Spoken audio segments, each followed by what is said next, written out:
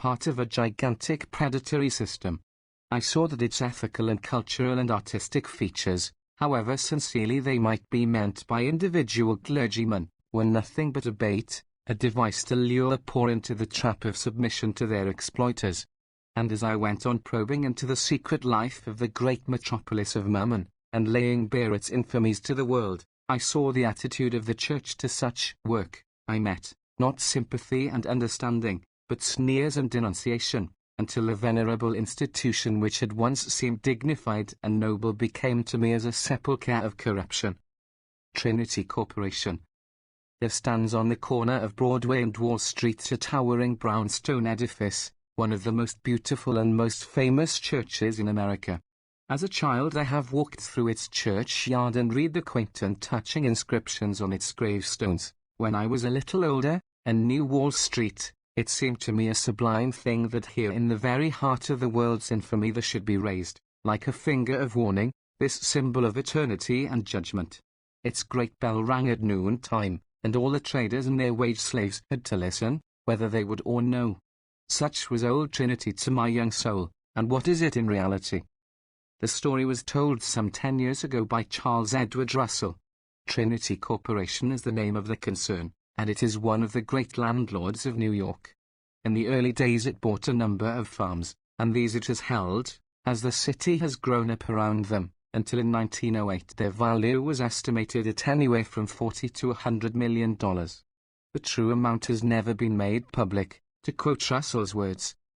The real owners of the property are the communicants of the church. For 94 years none of the owners has known the extent of the property, nor the amount of the revenue therefrom, nor what is done with the money. Every attempt to learn even the simplest fact about these matters has been baffled. The management is a self-perpetuating body, without responsibility and without supervision. And the writer goes on to describe the business policy of this great corporation, which is simply the English land system complete.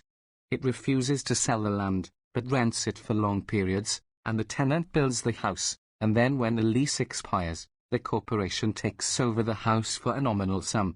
Thus it has purchased houses for as low as $200, and made them into tenements, and rented them to the swarming poor for a total of $50 a month. The houses were not built for tenements, they have no conveniences, they are not fit for the habitation of animals.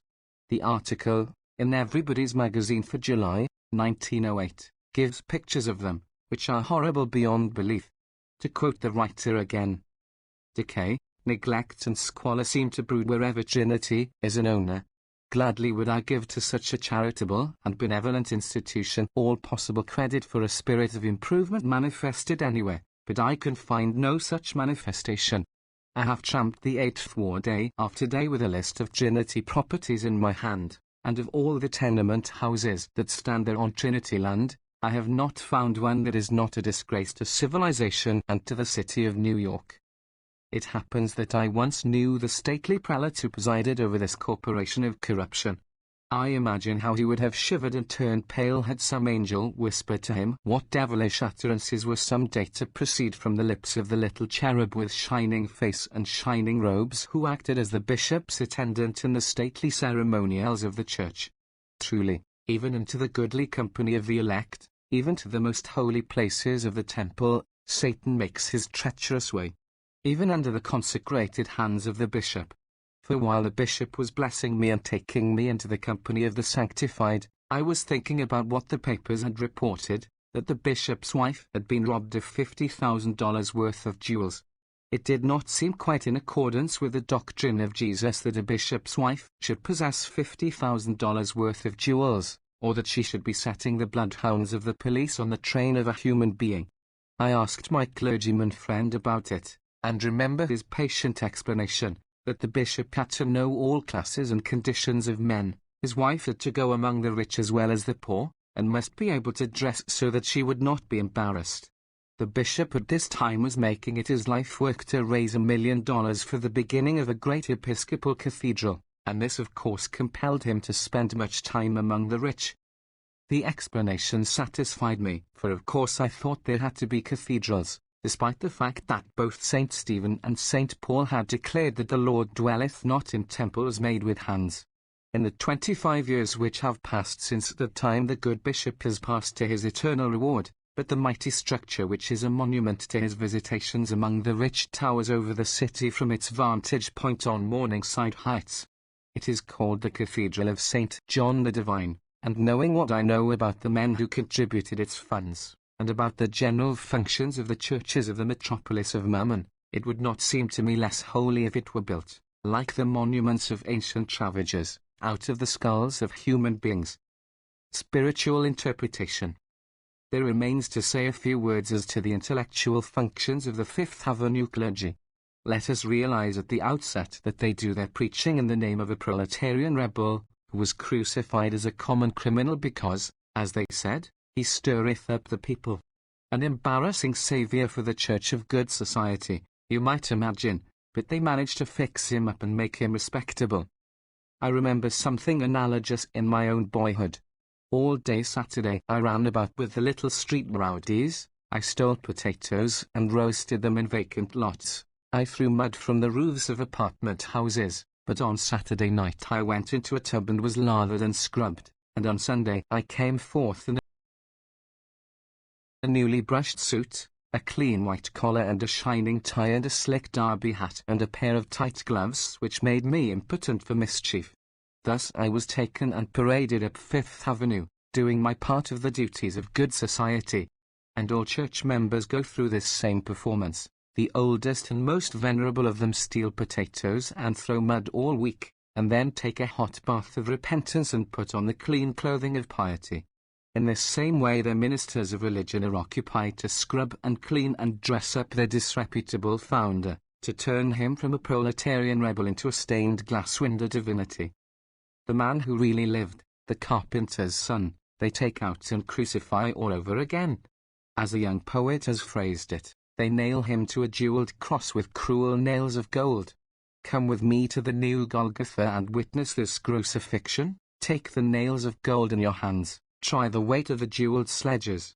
Here is a sledge, in the form of a dignified and scholarly volume, published by the exclusive house of Scribner, and written by the bishop of my boyhood, the bishop whose train I carried in the stately ceremonials, the citizen in his relation to the industrial situation, by the Right Reverend Henry Codman Potter, D.D. L. L. D.D. C. L. A course of lectures delivered before the sons of our predatory classes at Yale University, under the endowment of the millionaire mining king, founder of the Phelps Dodge Corporation, which the other day carried out the deportation from their homes of 1,000 striking miners at Bisbee, Arizona. Says my bishop, Christ did not denounce wealth any more than he denounced pauperism. He did not abhor money, he used it. He did not abhor the company of rich men, he sought it. He did not invariably scorn or even resent a certain profuseness of expenditure.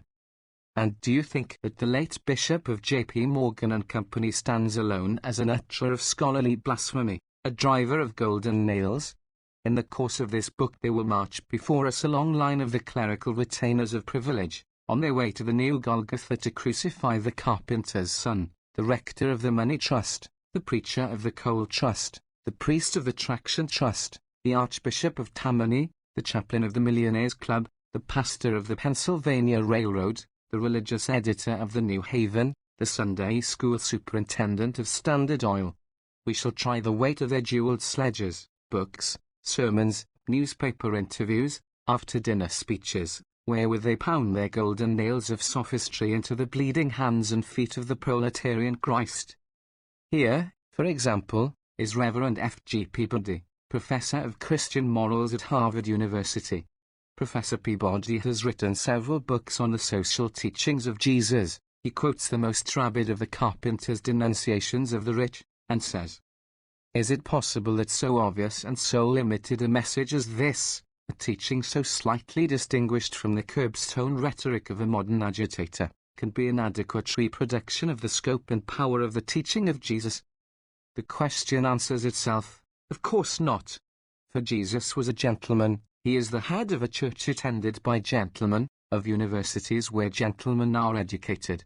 So the professor of Christian morals proceeds to make a subtle analysis of Jesus' actions, demonstrating therefrom that there are three proper uses to be made of great wealth. First, for almsgiving, the poor ye have always with you. Second, for beauty and culture, buying wine for wedding feasts, and ointment boxes and other objets de virtu. And third, stewardship, trusteeship, which in plain English is big business.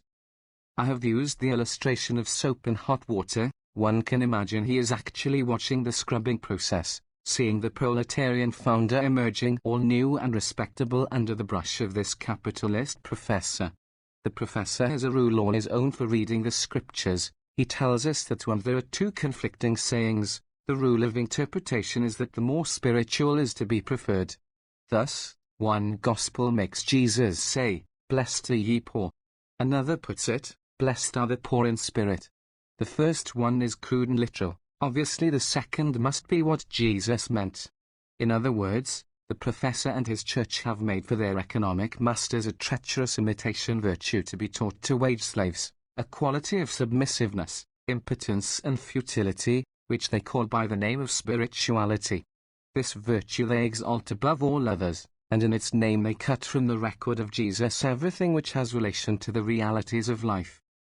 So here is our Professor Peabody, sitting in the Plummer chair at Harvard, writing on Jesus Christ and the social question, and explaining.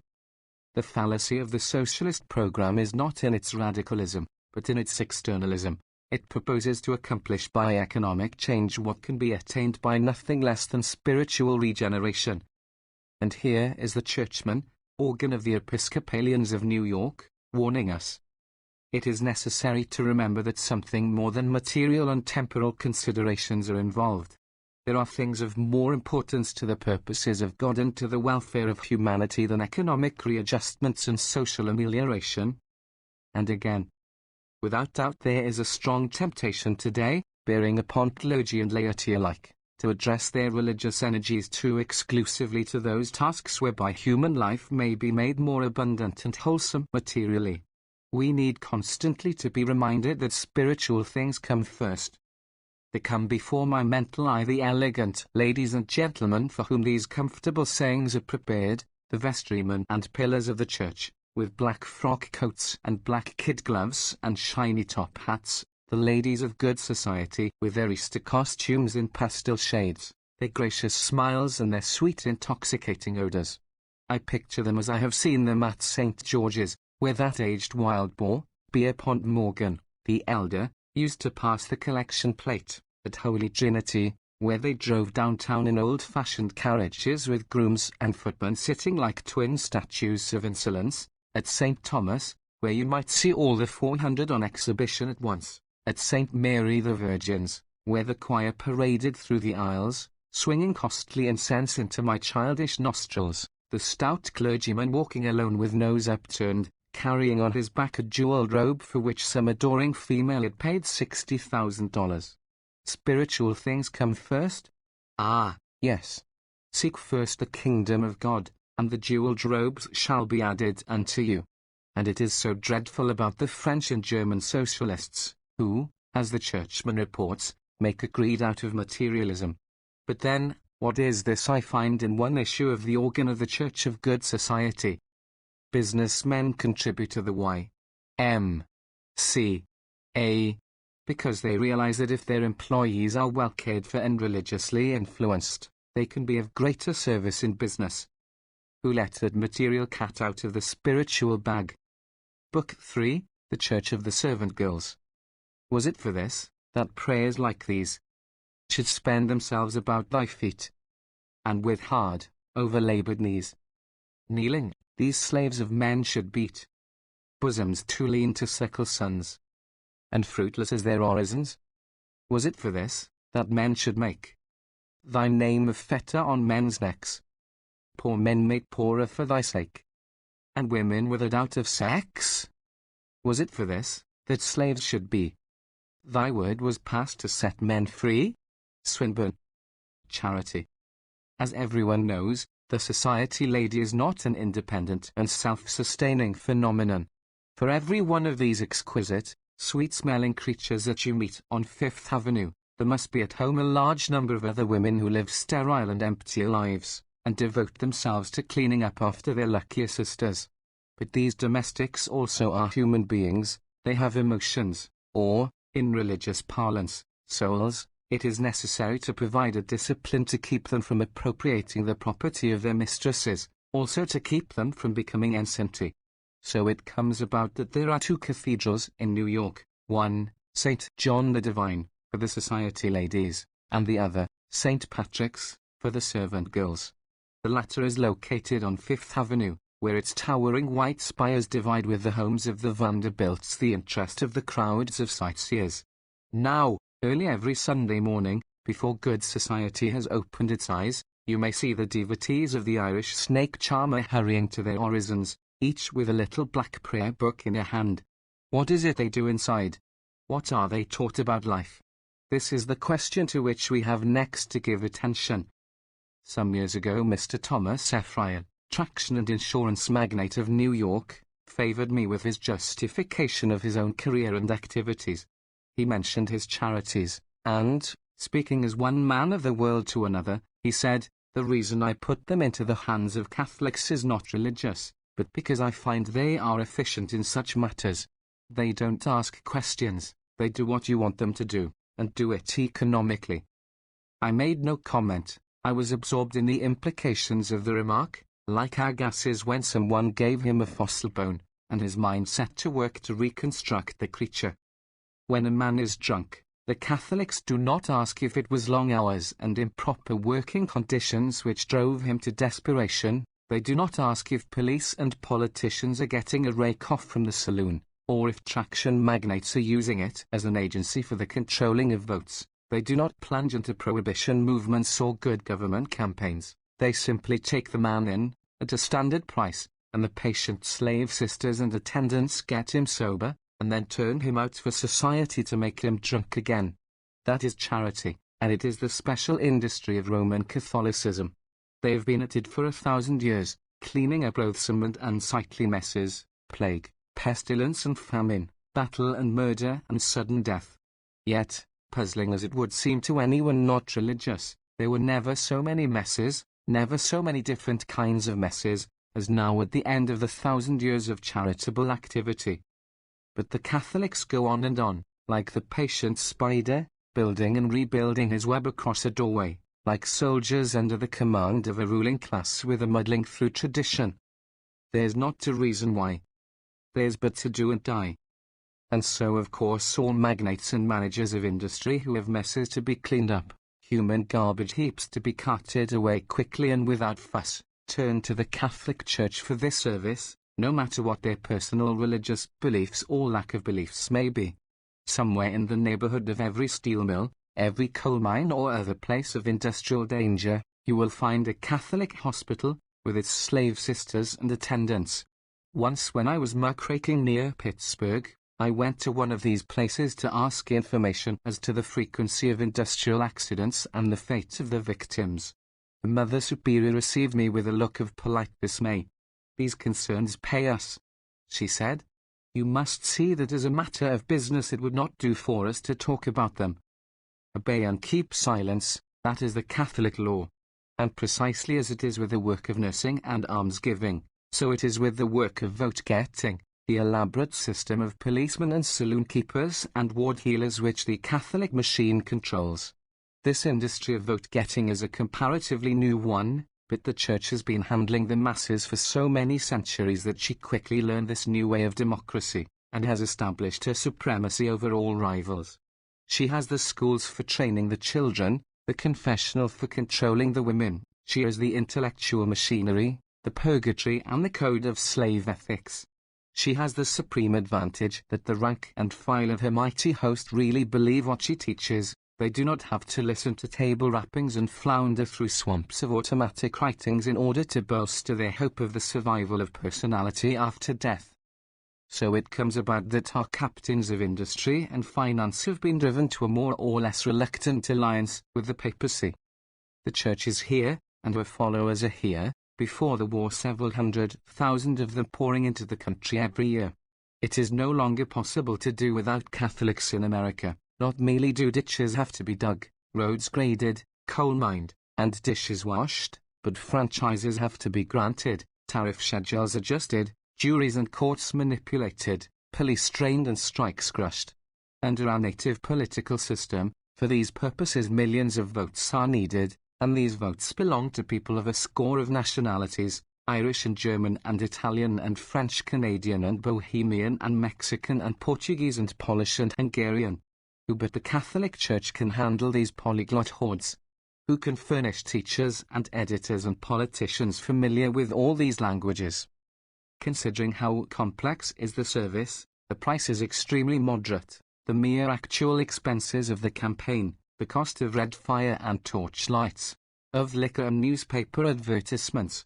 The rest may come out of the public till, in the form of exemption from taxation of church buildings and lands, a share of the public funds for charities and schools, the control of the police for saloon keepers and district leaders, the control of police courts and magistrates, of municipal administrations and boards of education, of legislatures and governors, with a few higher offices now and then, to flatter our sacred self-esteem, a senator or a justice on the Supreme Court bench, and on state occasions, to keep up our necessary prestige, some cabinet members and legislators and justices to attend high mass, and be blessed in public by Catholic prelates and dignitaries.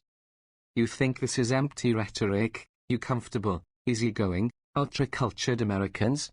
You professors in your classic shades, absorbed in the passionless pursuit of passionless intelligence while the world about you slides down into the pit. You ladies of good society, practicing your sweet little charities, pursuing your dear little ideals, raising your families of 1 or 2 lovely children, while Irish and French Canadians and Italians and Portuguese and Hungarians are breeding their dozens and scores, and preparing to turn you out of your country, God's armor. You remember Bishop Bluegraham's apology, Browning's study of the psychology of a modern Catholic ecclesiastic. He is not unaware of modern thought, this bishop. He is a man of culture, who wants to have beauty about him, to be a cabin passenger. There's power in me and will to dominate, which I must exercise. They hurt me, else. In many ways I need mankind's respect, obedience, and the love that's born of fear. He wishes that he had faith, faith in anything. He understands that faith is all important. Enthusiasm's the best thing, I repeat. But you cannot get faith just by wishing for it. But paint a fire, it will not therefore burn. He tries to imagine himself going on a crusade for truth, but he asks what there would be in it for him. State the facts. Read the text right, emancipate the world. The emancipated world enjoys itself with scarce a thank you. Bluegraham told it first. It could not owe a farthing common ought to him, more than St. Paul. So the bishop goes on with his role, but uneasily conscious of the contempt of intellectual people. I pine among my million imbeciles. You think, we're some dozen men of sense. I'm me and know me, whether I believe in the last winking virgin as I vow, and am a fool, or disbelieve in her, and am a knave. But, as he says, you have to keep a tight hold upon the chain of faith. That is what gives all the advantage, makes the difference. With the rough, purblind mass we seek to rule. We are their lords, or they are free of us. Just as we tighten or relax that hold. So he continues, but not with entire satisfaction, in his role of shepherd to those whom he calls King Bombers Lazzaroni, and ragamuffin saints. I wander into a Catholic bookstore and look to see what Bishop Bluegraham is doing with his Lazzaroni and his ragamuffin saints here in this new country of the far west. It is easy to acquire the information, for the saleswoman is polite and the prices fit my purse. America is going to war, and Catholic boys are being drafted to be trained for battle. So for 10 cents I obtain a firmly bound little pamphlet called God's Armor, a prayer book for soldiers. It is marked copyright by the G.R.C. Central Virin, and bears the Nihilibstat of the Censor Theolog, and the imprimatur of Johannes Josephus, Archiepiscopus Ludovici, which last you may at first fail to recognize as a well-known city on the Mississippi River. Do you not feel the spell of ancient things, the magic of the past creeping over you, as you read those Latin trademarks? such as the dead hand, and its cunning, which can make even St. Louis sound mysterious. In this booklet I get no information as to the commercial causes of war, nor about the part which the clerical vote may have played throughout Europe in supporting military systems. I do not even find anything about the sacred cause of democracy, the resolve of a self-governing people to put an end to feudal rule. Instead I discover a soldier boy who obeys and keeps silent, and who, in his inmost heart, is in the grip of terrors both of body and soul. Poor, pitiful soldier boy, marking yourself with crosses, performing genuflections, mumbling magic formulas in the trenches. How many billions of you have been led out to slaughter by the greeds and ambitions of your religious masters, since first this accursed Antichrist got its grip upon the hearts of men? I quote from this little book. Start this day well by lifting up your heart to God. Offer yourself to Him, and beg grace to spend a day without sin. Make the sign of the cross. Most Holy Trinity, Father, Son, and Holy Ghost, behold me in thy divine presence. I adore thee and give thee thanks. Grant that all I do this day be for thy glory, and for the salvation of my immortal soul. During the day lift your heart frequently to God. Your prayers need not be long nor read from a book. Learn a few of these short ejaculations by heart and frequently repeat them. They will serve to recall God to your heart and will strengthen you and comfort you. You remember a while back about the prayer wheels of the Tibetans. The Catholic religion was founded before the Tibetan, and is less progressive. It does not welcome mechanical devices for saving labor. You have to use your own vocal apparatus to keep yourself from hell, but the process has been made as economical as possible by kindly dispensations of the Pope. Thus, each time that you say my God and my all, you get 50 days indulgence, the same for my Jesus, mercy, and the same for Jesus, my God, I love thee above all things. For Jesus, Mary, Joseph, you get 300 days, which would seem by all odds the best investment of your spare breath. And then come prayers for all occasions, prayer before battle, prayer for a happy death, prayer in temptation, prayer before and after meals, prayer when on guard, prayer before a long march, prayer of resignation to death, prayer for those in their agony. I cannot bear to read them, hardly to list them. I remember standing in a cathedral somewhere in France during the celebration of some special big magic. There was brilliant white light, and a suffocating strange odor, and the thunder of a huge organ, and a clamor of voices, high, clear voices of young boys mounting to heaven, like the hands of men in a pit reaching up, trying to climb over the top of one another. It sent a shudder into the depths of my soul.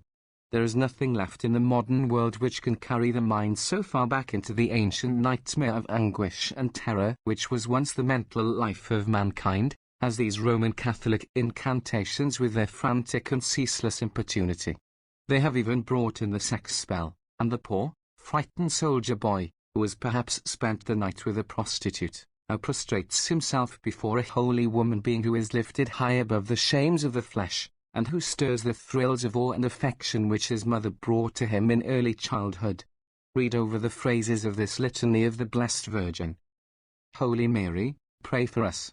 Holy Mother of God, Holy Virgin of Virgins, Mother of Christ, Mother of Divine Grace, Mother most pure, Mother most chaste, Mother inviolate, Mother undefiled, Mother most amiable, Mother most admirable, Mother of good counsel, Mother of our Creator, Mother of our Saviour, Virgin most prudent, Virgin most venerable, Virgin most renowned, Virgin most powerful, Virgin most merciful, Virgin most faithful, Mirror of justice, Seat of wisdom, Cause of our joy, Spiritual vessel, Vessel of honor, Singular vessel of devotion, Mystical rose, Tower of David, Tower of ivory, House of gold, Ark of the Covenant, Gate of heaven, Morning star, Health of the sick, Refuge of sinners, Comforter of the afflicted, Help of Christians, Queen of angels,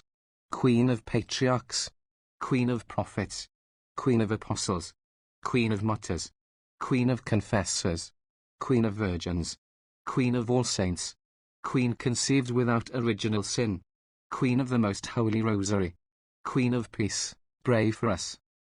Thanksgivings.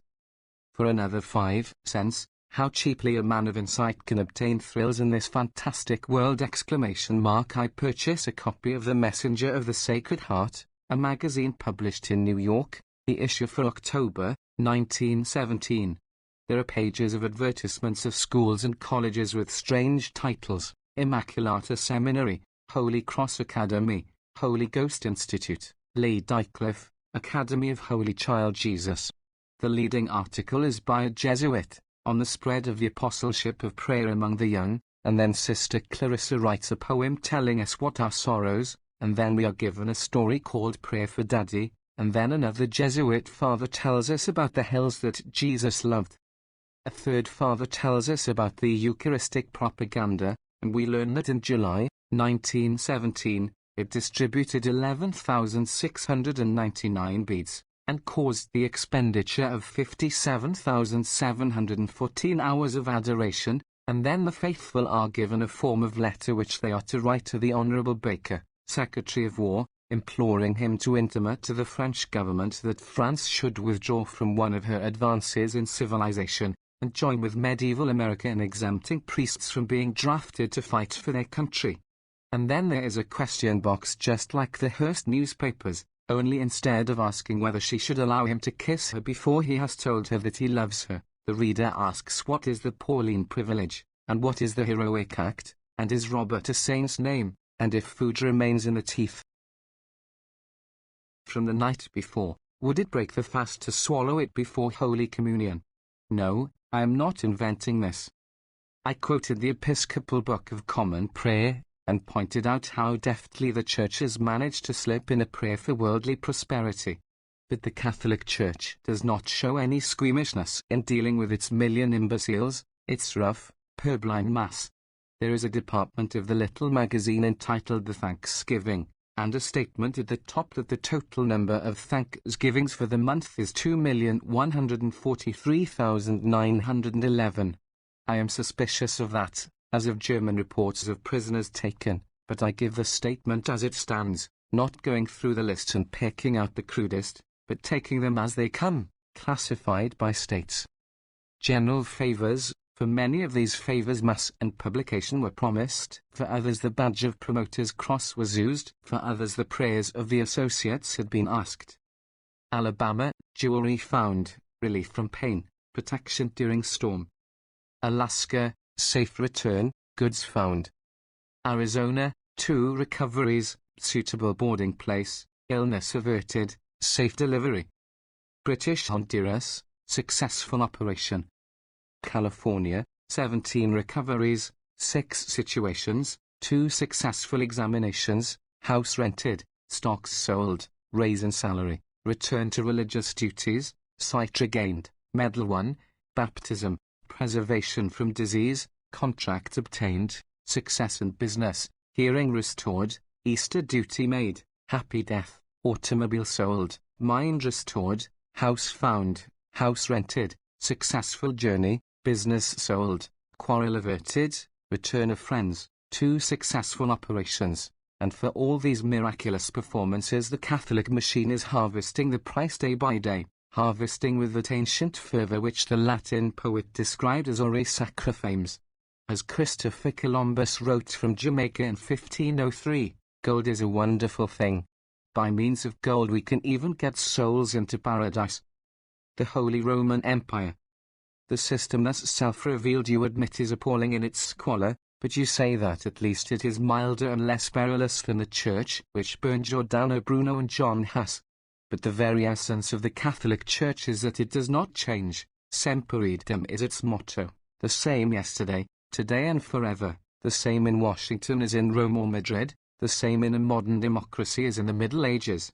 The Catholic Church is not primarily a religious organization. It is a political organization, and proclaims the fact, and defies those who would shut it up in the religious field. The Reverend S.B. Smith, a Catholic doctor of divinity, explains in his Elements of Ecclesiastical Law. Protestants contend that the entire power of the Church consists in the right to teach and exhort, but not in the right to command, rule, or govern, once they infer that she is not a perfect society or sovereign state. This theory is false, For the Church, as was seen, is vested jure divina with power, 1. To make laws, 2. To define and apply them, potestas judicialis, 3. To punish those who violate her laws, potestas coercitiva. And this is not one scholar's theory, but the formal and repeated proclamation of infallible popes.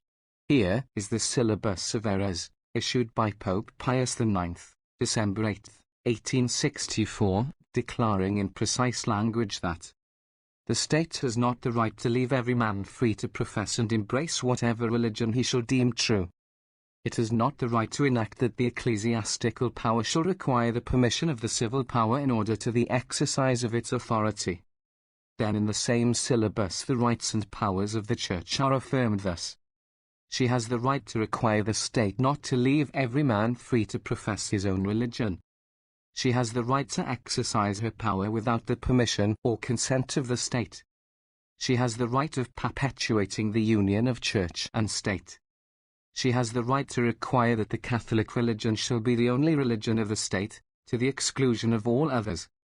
She has the right to prevent the state from granting the public exercise of their own worship to persons immigrating from it. She has the power of requiring the state not to permit free expression of opinion. You see, the Holy Office is unrepentant and unchastened. You, who think that liberty of conscience is the basis of civilization, ought at least to know what the Catholic Church has to say about the matter.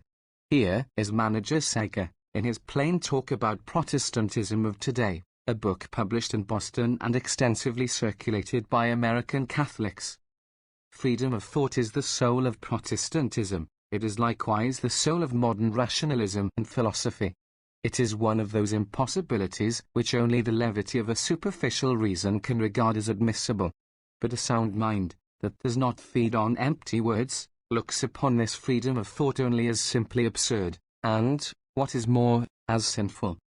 You take the liberty of thinking, nevertheless, you feel safe because the law will protect you. But do you imagine that this law applies to your Catholic neighbors? Do you imagine that they are bound by the restraints that bind you? Here is Pope Leo XIII, in his encyclical of 1890, and please remember that Leo XIII was the beau ideal of our capitalist statesmen and editors, as wise and kind and gentle souled a pope as ever roasted a heretic. He says, if the laws of the state are openly at variance with the laws of God, if they inflict injury upon the Church, or set at naught the authority of Jesus Christ which is vested in the Supreme Pontiff, then indeed it becomes a duty to resist them, a sin to render obedience. And consider how many fields there are in which the laws of a democratic state do and forever must contravene the laws of God as interpreted by the Catholic Church. Consider, for example, that the Pope, in his decree Nitamir, has declared that all persons who have been married by civil authorities or by Protestant clergymen are living in filthy concubinage. Consider, in the same way, the problems of education, burial, prison discipline, blasphemy, poor relief, incorporation, mortmain, religious endowments, vows of celibacy. To the above list, as given by Gladstone, one might add many issues, such as birth control, which have arisen since his time. What the Church means is to rule. Her literature is full of expressions of that intention, set forth in the boldest and haughtiest and most uncompromising manner. For example, Cardinal Manning, in the Pro-Cathedral at Kensington, speaking in the name of the Pope. I acknowledge no civil power, I am the subject of no prince, I claim more than this, I claim to be the supreme judge and director of the consciences of men, of the peasant that tills the field, and of the prince that sits upon the throne, of the household of privacy, and the legislator that makes laws for kingdoms. I am the sole, last supreme judge of what is right and wrong. Temporal power.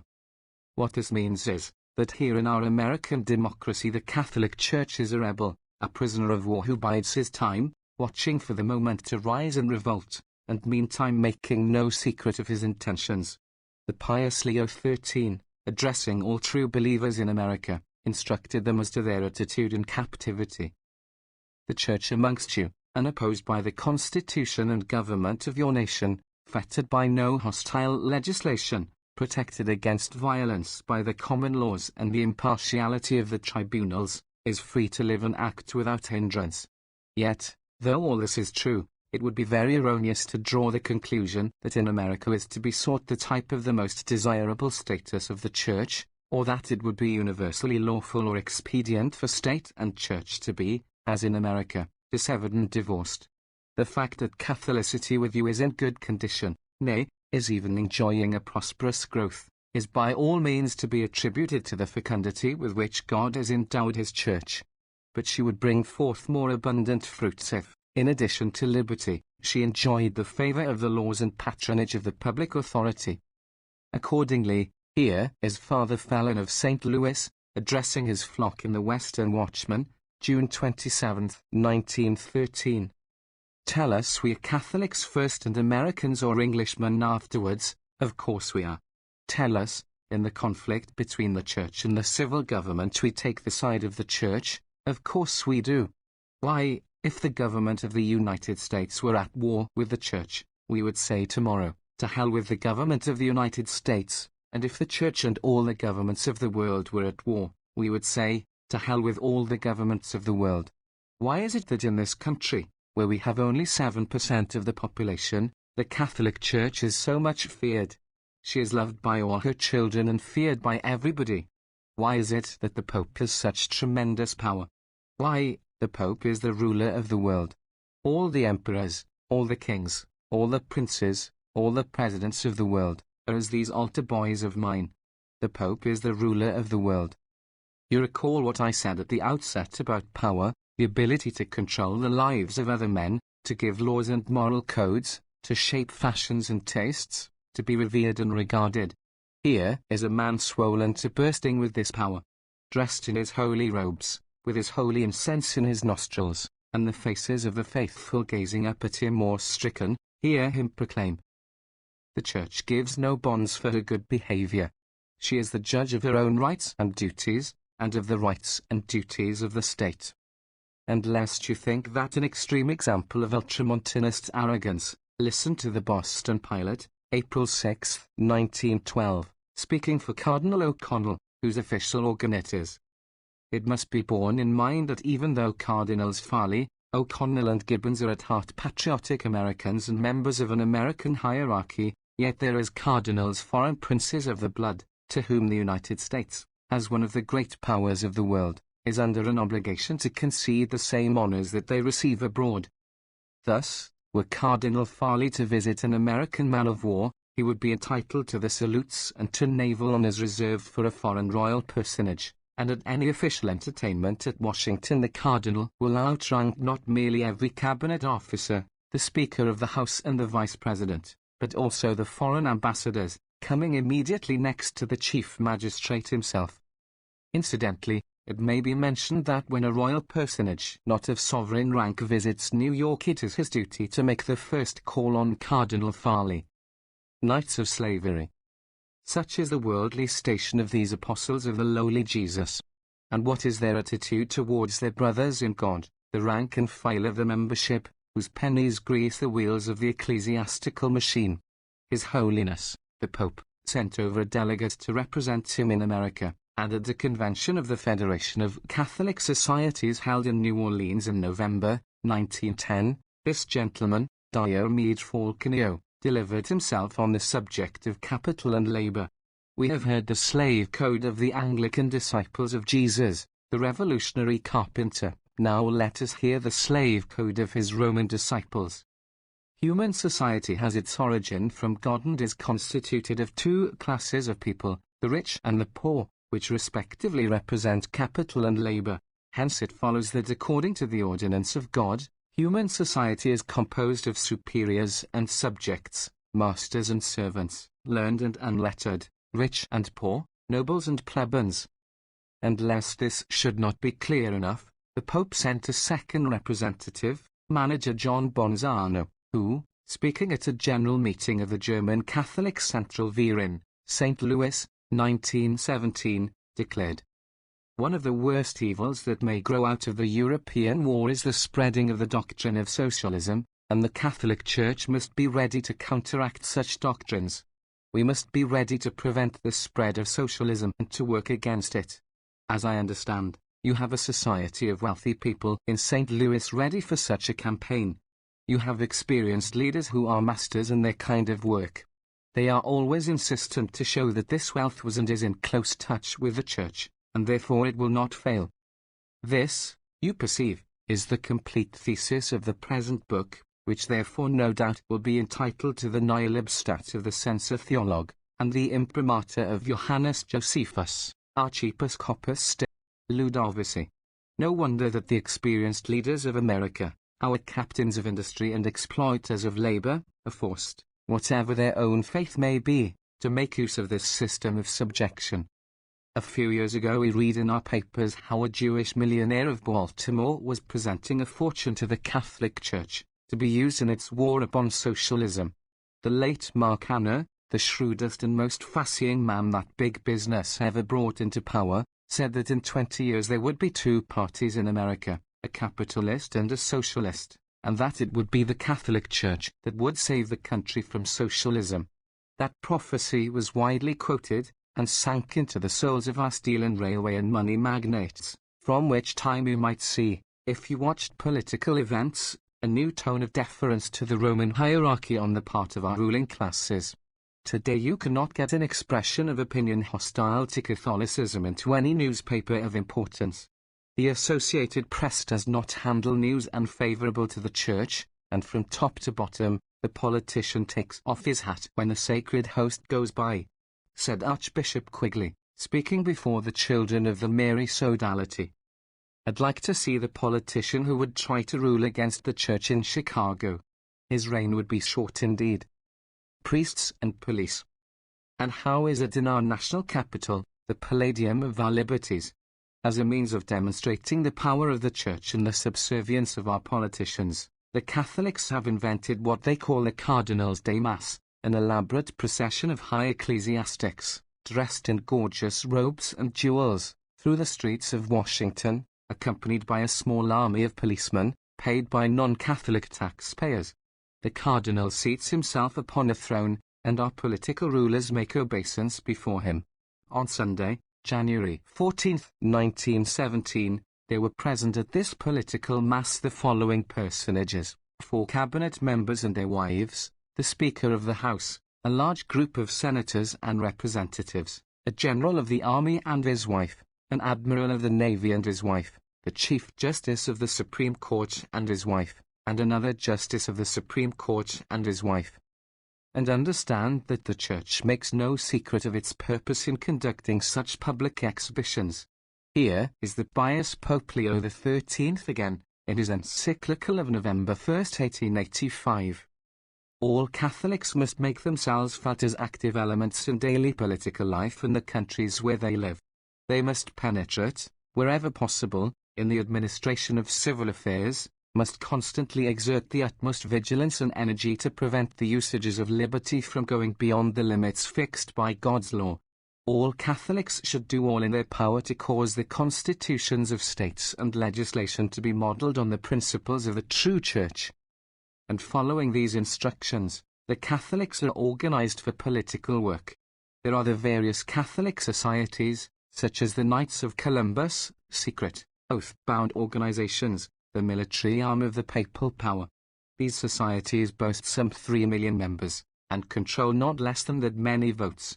The one thing that you can be certain about these votes is that on every public question, of whatever nature, they will be cast on the side of ignorance and reaction.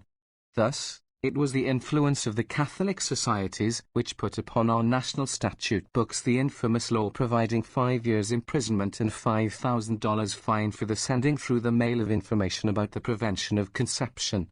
It is their influence which keeps upon the statute books of New York State the infamous law which permits divorce only for infidelity, and makes it collusion if both parties desire the divorce.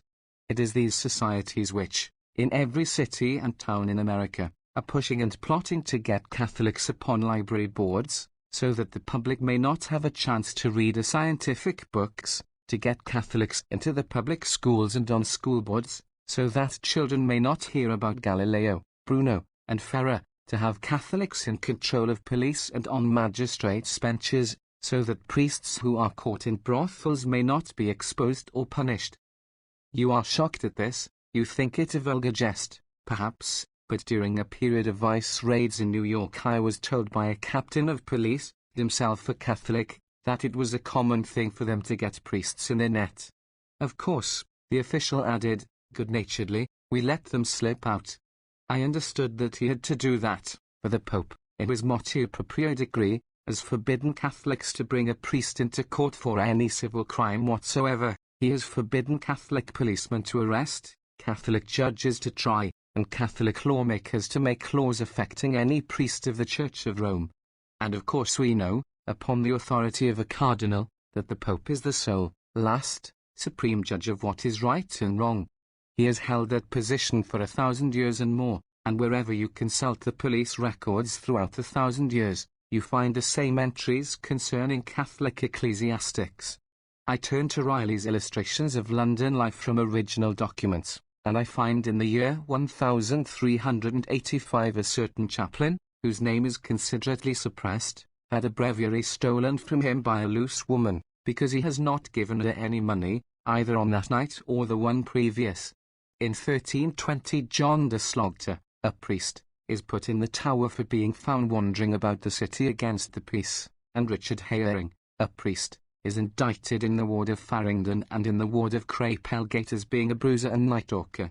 That this has been going on for 600 years is due, not to any special corruption of the Catholic heart, but to the practice of clerical celibacy, which is contrary to nature, a transgression of fundamental instinct.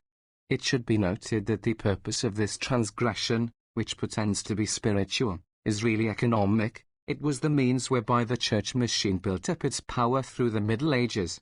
The priests had children then, as they have them today, but these children not being recognized, the church machine remained the sole heir of the property of its clergy. The church militant. Knowing what we know today, we marvel that it was possible for Germany to prepare through so many years for her assault on civilization, and for England to have slept through it all. In exactly the same way, the historian of a generation from now will marvel that America should have slept, while the new Inquisition was planning to strangle her. For we are told with the utmost explicitness precisely what is to be done. We are to see wiped out these gains of civilization for which our race has bled and agonized for many centuries. The very gains are to serve as the means of their own destruction. Have we not heard Pope Leo tell his faithful how to take advantage of what they find in America, our easygoing trust, our quiet certainty of liberty, our open-handed and open-homed and hail-fellow well-met democracy? We see the army being organized and drilled under our eyes, and we can read upon its banners its purpose proclaimed. Just as the Prussian military caste had its slogan Deutschland über alles, so the Knights of Slavery have their slogan, Make America Catholic. Their attitude to democratic institutions is attested by the fact that none of their conventions ever fails in its resolutions to deeply deplore the loss of the temporal power of our Father, the Pope. This subjection to priestly domination is indicated by such resolutions as this, bearing date of May 13, 1914. The Knights of Columbus of Texas, an annual convention assembled, prostrate at the feet of your holiness, present filial regards with assurances of loyalty and obedience to the Holy See and request the papal blessing. On June 10, 1912, one T.J. Carey of Palestine, Texas, wrote to Archbishop Bonzano, the apostolic delegate, "Must I, as a Catholic, surrender my political freedom to the Church? And by this I mean the right to vote for the Democratic, Socialist, or Republican parties when and where I please." The answer was, you should submit to the decisions of the Church, even at the cost of sacrificing political principles. And to the same effect Manager Preston, in New York City, January 1, 1888, the man who says, "I will take my faith from Peter, but I will not take my politics from Peter," is not a true Catholic.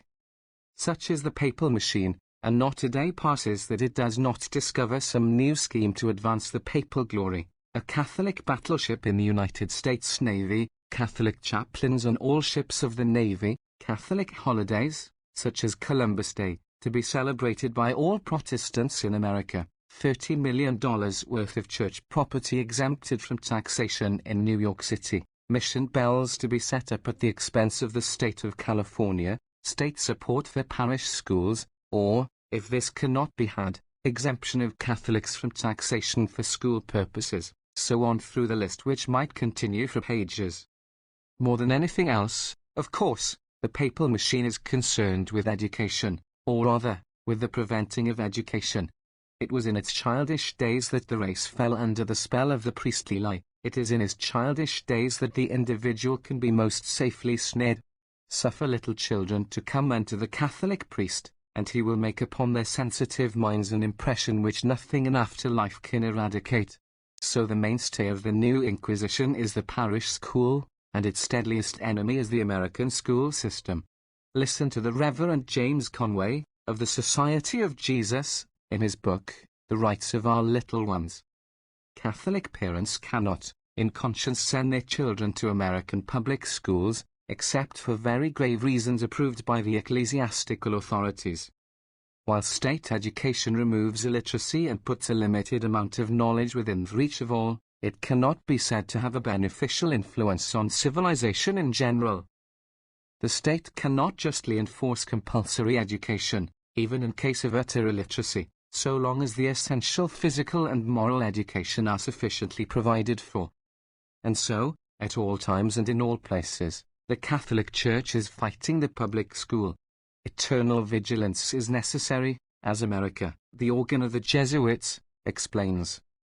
Sometimes it is a new building code, or an attempt at taxing the school buildings, which creates hardships to the parochial and other private schools.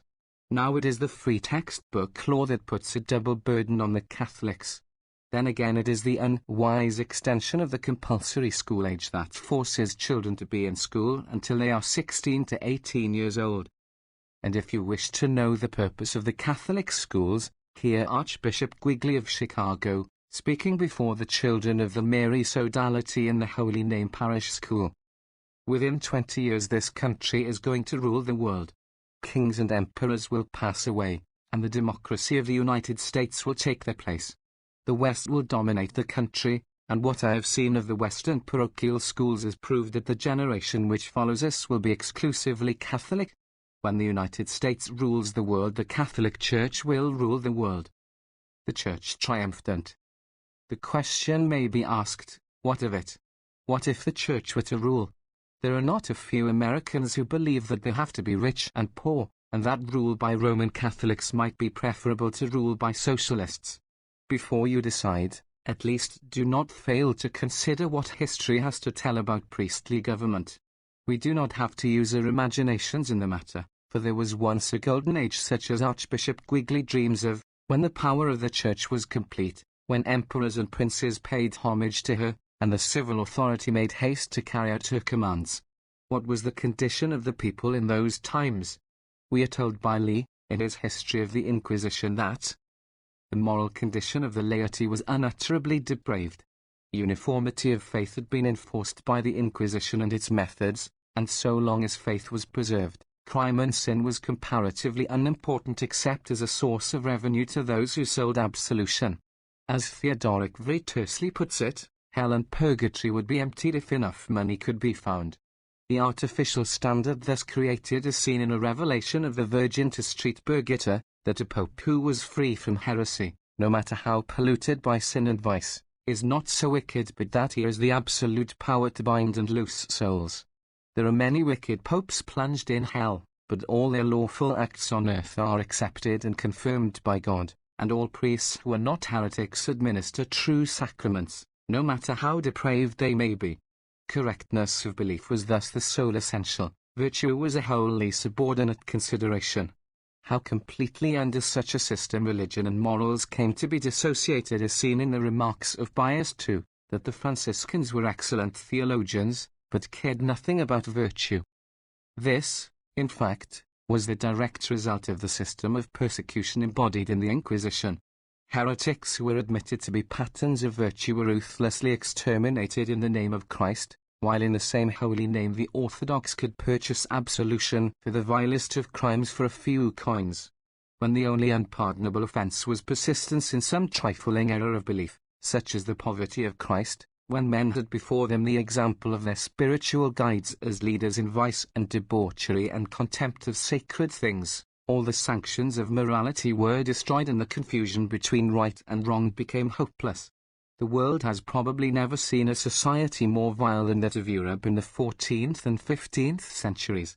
The brilliant pages of Froissart fascinate us with their pictures of the artificial courtesies of chivalry. The mystic reveries of Rusbroek and of Toller show us that spiritual life survived in some rare souls, but the mass of the population was plunged into the depths of sensuality and the most brutal oblivion of the moral law. For this Alvaro Pelayo tells us that the priesthood were accountable, and that, in comparison with them, the laity were holy. What was that state of comparative holiness he proceeds to describe, blushing as he writes, for the benefit of confessors, giving a terrible sketch of universal immorality which nothing could purify but fire and brimstone from heaven. The chroniclers do not often pause in their narrations to dwell on the moral aspects of the times, but Meyer, in his Annals of Flanders, under date of 1379, tells us that it would be impossible to describe the prevalence everywhere of perjuries, blasphemies, adulteries, hatreds, quarrels, brawls, murder, rapine, thievery, robbery, gambling, whoredom, debauchery, avarice, oppression of the poor, rape, drunkenness, and similar vices, and he illustrates his statement with the fact that in the territory of Ghent, within the space of 10 months, there occurred no less than 1,400 murders committed in the bagnios, brothels, gambling houses, taverns, and other similar places. When, in 1396, Jean Sanspre led his crusaders to destruction at Mykopolis, their crimes and cynical debauchery scandalized even the Turks, and led to the stern rebuke of Bajazet himself, who as the monk of Saint Denis admits was much better than his Christian foes. The same writer, moralizing over the disaster at Agincourt, attributes it to the general corruption of the nation. Sexual relations, he says, were an alternation of disorderly lust and of incest. Commerce was naught but fraud and treachery, avarice withheld from the church the tithes, and ordinary conversation was a succession of blasphemies. The church, set up by God as a model and protector of the people, was false to all its obligations. The bishops, through the basest and most criminal of motives, were habitual acceptors of persons. They anointed themselves with the last essence extracted from their flocks, and there was in them nothing of holy, of pure, of wise, or even of decent. God in the schools. But that, you may say, was a long time ago. If so, let us take a modern country in which the Catholic Church has worked its will. Until recently, Spain was such a country. Now the people are turning against the clerical machine, and if you ask why, turn to Raphael Shaw's Spain from Within. On every side the people see the baleful hand of the Church, interfering or trying to interfere in their domestic life, ordering the conditions of employment, draining them of their hard-won livelihood by trusts and monopolies established and maintained in the interest of the religious orders, placing obstacles in the way of their children's education, hindering them in the exercise of their constitutional rights, and deliberately ruining those of them who are bold enough to run counter to priestly dictation. Riots suddenly break out in Barcelona. They are instigated by the Jesuits. The country goes to war in Morocco. It is dragged into it solely in defense of the mines owned, actually, if not ostensibly, by the Jesuits. The consumers cannot be abolished because the Jesuits are financially interested in their continuance. We have read the statement of a Jesuit father, that the state cannot justly enforce compulsory education, even in case of utter illiteracy. How is that doctrine worked out in Spain? There was an official investigation of school conditions, the report appearing in the Herald de Madrid for November, 1909. In 1857 there had been passed a law requiring a certain number of schools in each of the 79 provinces, this requirement being below the very low standards prevailing at that time in other European countries. Yet in 1909 it was found that only 4 provinces had the required number of elementary schools, and at the rate of increase then prevailing it would have taken 150 years to catch up. 75% of the population were wholly illiterate, and 30,000 towns and villages had no government schools at all. The government owed nearly $1.5 million in unpaid salaries to the teachers. The private schools were nearly all nuns' schools, which taught only needlework and catechism. The punishments prevailing in them were cruel and disgusting. As to the location of the schools, a report of the Minister of Education to the Cortes, the Parliament of Spain, sets forth as follows. More than 10,000 schools are on hired premises, and many of these are absolutely destitute of hygienic conditions. There are schools mixed up with hospitals, with cemeteries, with slaughterhouses, with stables. One school forms the entrance to a cemetery, and the corpses are placed on the master's table while the last responses are being said. There is a school into which the children cannot enter until the animals have been sent out to pasture. Some are so small that as soon as the warm weather begins the boys faint for want of air and ventilation. One school is a manure heap in process of fermentation, and one of the local authorities has said that in this way the children are warmer in winter. One school in Catalonia joins the prison. Another, in Andalusia, is turned into an enclosure for the bulls when there is a bullfight in the town. These conditions excited the indignation of a Spanish educator by the name of Francisco Ferrer. He founded what he called a modern school, in which the pupils should be taught science and common sense. He drew, of course, the bitter hatred of the Catholic hierarchy, which saw in the spread of his principles the end of their mastery of the people. When the Barcelona insurrection took place, they had Ferrer seized upon a charge of having been its instigator. They had him tried in secret before a military tribunal, convicted upon forged documents, and shot beneath the walls of the fortress of Montjuich. The case was thoroughly investigated by William Archer, one of England's leading critics, a man of scrupulous rectitude of mind. His conclusion is that Ferrer was absolutely innocent of the charges against him, and that his execution was the result of a clerical plot. Of Ferrer's character Archer writes, "Fragmentary though they be, the utterances which I have quoted form a pretty complete revelation. From first to last we see in him an ardent, uncompromising, incorruptible idealist. His ideals are narrow, and his devotion to them fanatical, but it is devoid, if not of egoism, at any rate of self-interest and self-seeking. As he shrank from applying the money entrusted him to ends of personal luxury, so also he shrank from making his ideas and convictions subserve any personal ambition or vanity." The menace. There are, of course, many people in America who will not rest idle while their country falls into the condition of Spain. There are anti-Catholic propaganda societies, which send out lecturers to discuss the Church and its records, and this is exasperating to devout believers, who regard the Church as holy, and any criticism of it as blasphemy. So we have opportunity to observe the working out of the doctrine that the Church is superior to the civil law. On June 12, 1913, there came to the little town of Elwyn, Iowa, a former priest of the Catholic Church, named Jeremiah J. Crowley, to deliver a lecture exposing the papal propaganda. The Catholics of the town made efforts to intimidate the owner of the place in which the lecture was to be given. The priest of the town, Father O'Connor, preached a sermon furiously denouncing the lecturer, and after the lecture the unfortunate Crowley was surrounded by a mob of men, women and boys, and although he was 6 feet 3 in size, he was beaten almost to death. At the trial which followed it developed that Father O'Connor and also his brother, a judge on the superior bench, were accessories before the fact. Nor is this a solitary instance. The Catholic military societies, with their uniforms and their armories, are not maintained for nothing. As Archbishop Quigley declared before the German Catholic Central Verein, we have well-ordered and efficient organizations, all at the beck and nod of the hierarchy and ready to do what the church authorities tell them to do. With these bodies of loyal Catholics ready to step into the breach at any time and present an unbroken front to the enemy, we may feel secure. And so, on the evening of April 15, 1914, a group of Catholics entered the Pierce Hotel in Denver, Colorado, overpowered a police guard and seized the Reverend Otis L. Spurgeon, an anti-Catholic lecturer. They bound and gagged him, took him to a lonely woods, and beat him to insensibility. The same thing happened to the Reverend Augustus Barnett, at Buffalo. The Reverend William Black was killed at Marshall, Texas.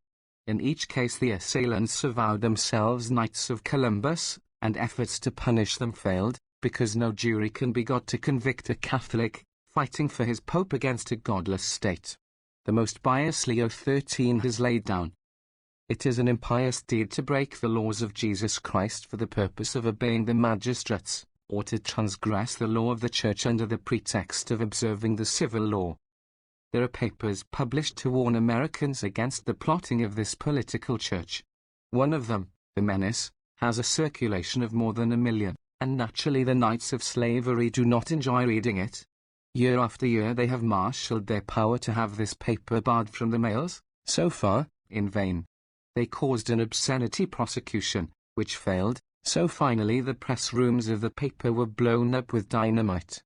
At the present time there is a Catholic Truth Society with a publication called Truth, to oppose the anti-Catholic campaign, and that is all right, of course, except when the agents who collect the $2 subscriptions to this publication make use of untruth in their labors, promising absolution and salvation to the families, dead and living, of those who come across with subscriptions.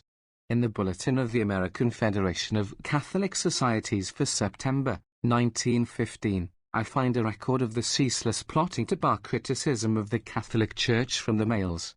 Fitzgerald, a Tammany Catholic congressman, proposes a bill in Washington, and Judge St. Paul, of New Orleans, a member of the Federation's Law Committee, points out the difficulties in the way of such legislation. You cannot pass a law against ridiculing religion, because the Catholics want to ridicule Christian Science, Mormonism, and the Holy Ghost and Death Society.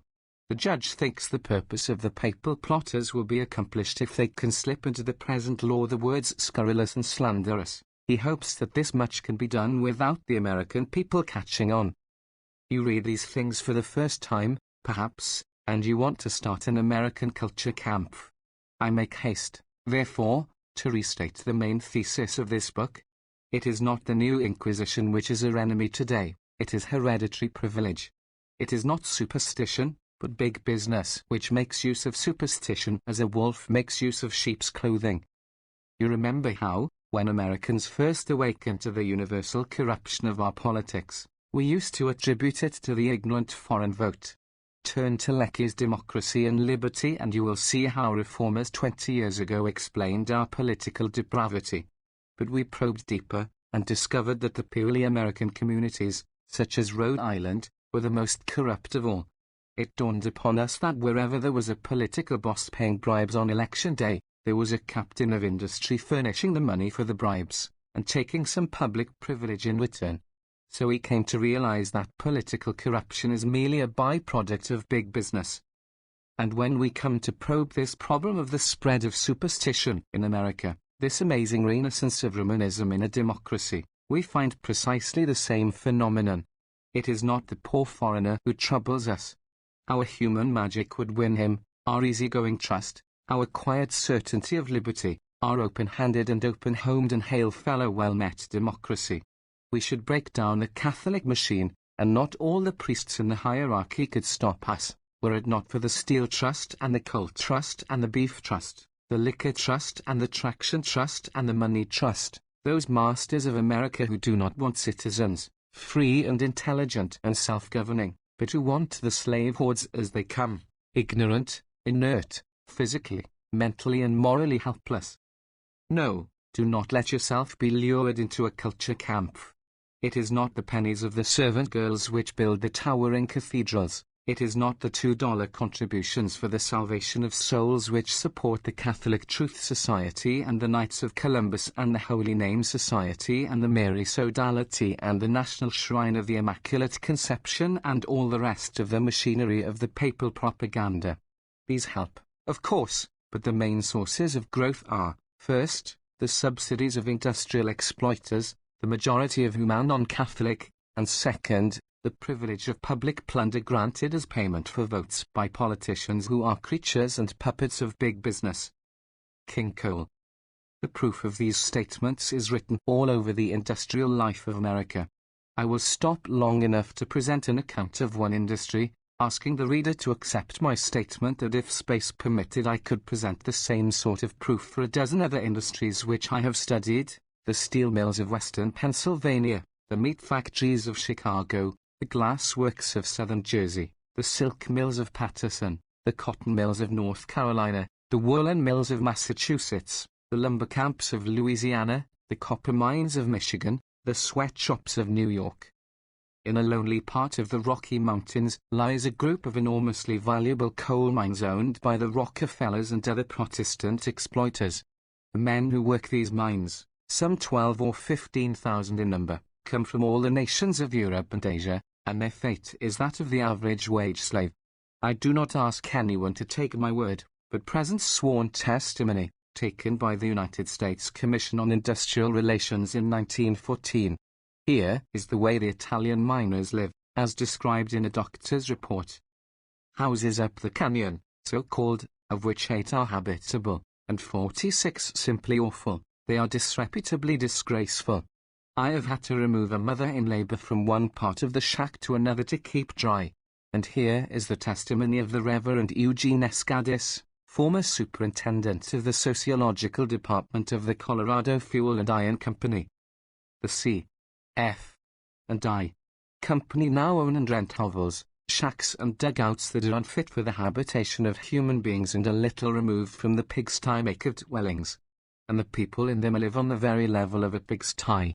Frequently the population is so congested that whole families are crowded into one room. 8 persons in one small room was reported during the year. And here is what this same clergyman has to say about the bosses whom the Rockefellers employ. The camp superintendents as a whole impressed me as most uncouth, ignorant, immoral, and in many instances, the most brutal set of men that I have ever met. Blasphemous bullies. Sometimes the miner grows tired of being robbed of his weights, and applies for the protection which the law of the state allows him. What happens then? When a man asked for a check weighman, in the language of the super he was getting too smart.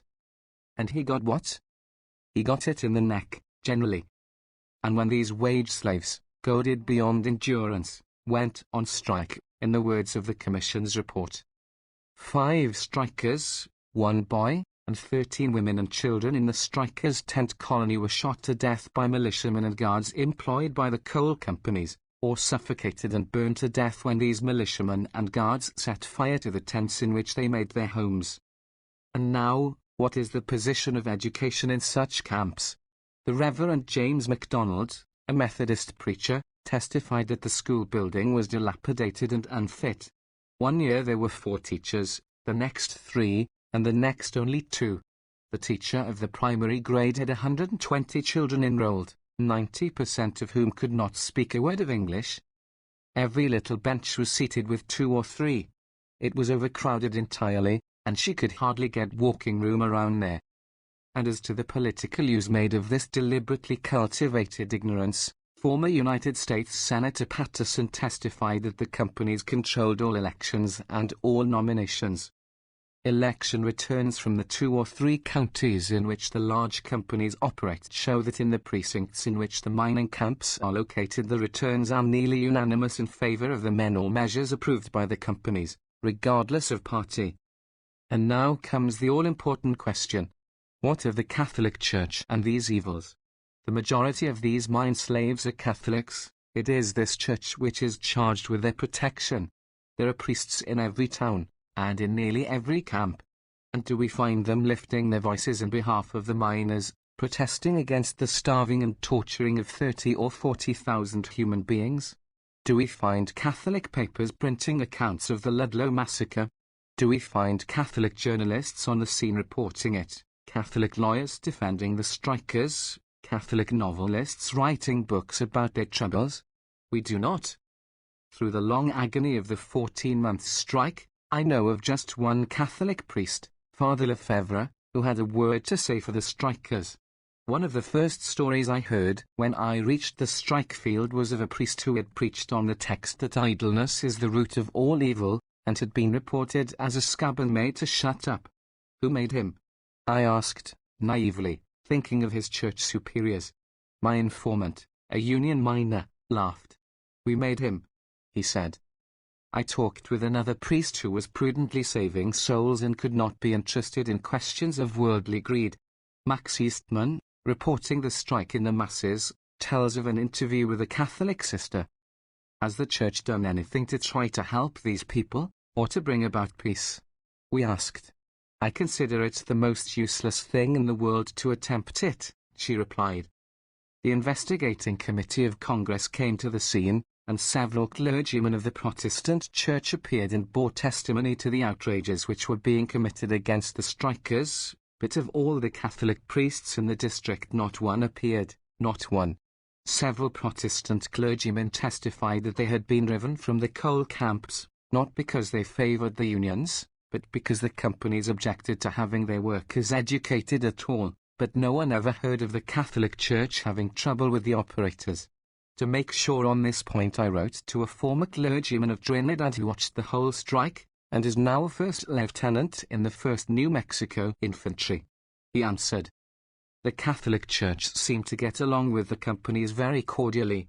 The church was permitted in all the camps. The impression was abroad that this was due to favoritism.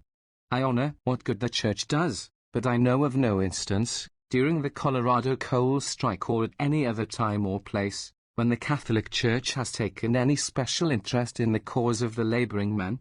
Many Catholics, especially the men, quit the church during the coal strike." The Unholy Alliance. Everywhere throughout America today, the ultimate source of all power, political, social, and religious, is economic exploitation.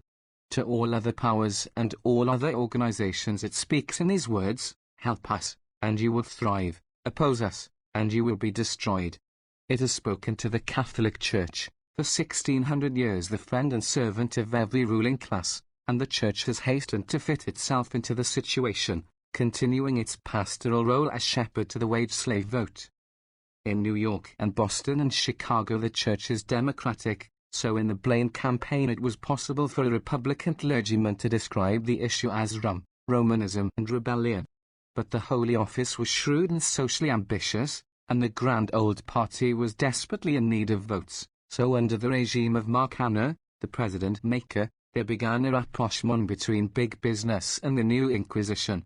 Under Hanna the Catholic Church got representation in the cabinet. Under him the Cardinals' Mass became a government institution, a Catholic college came to the fore in Washington, and Catholic prelates were introduced in the role of eminent publicists, their reactionary opinions on important questions being quoted with grave solemnity by a prostitute press.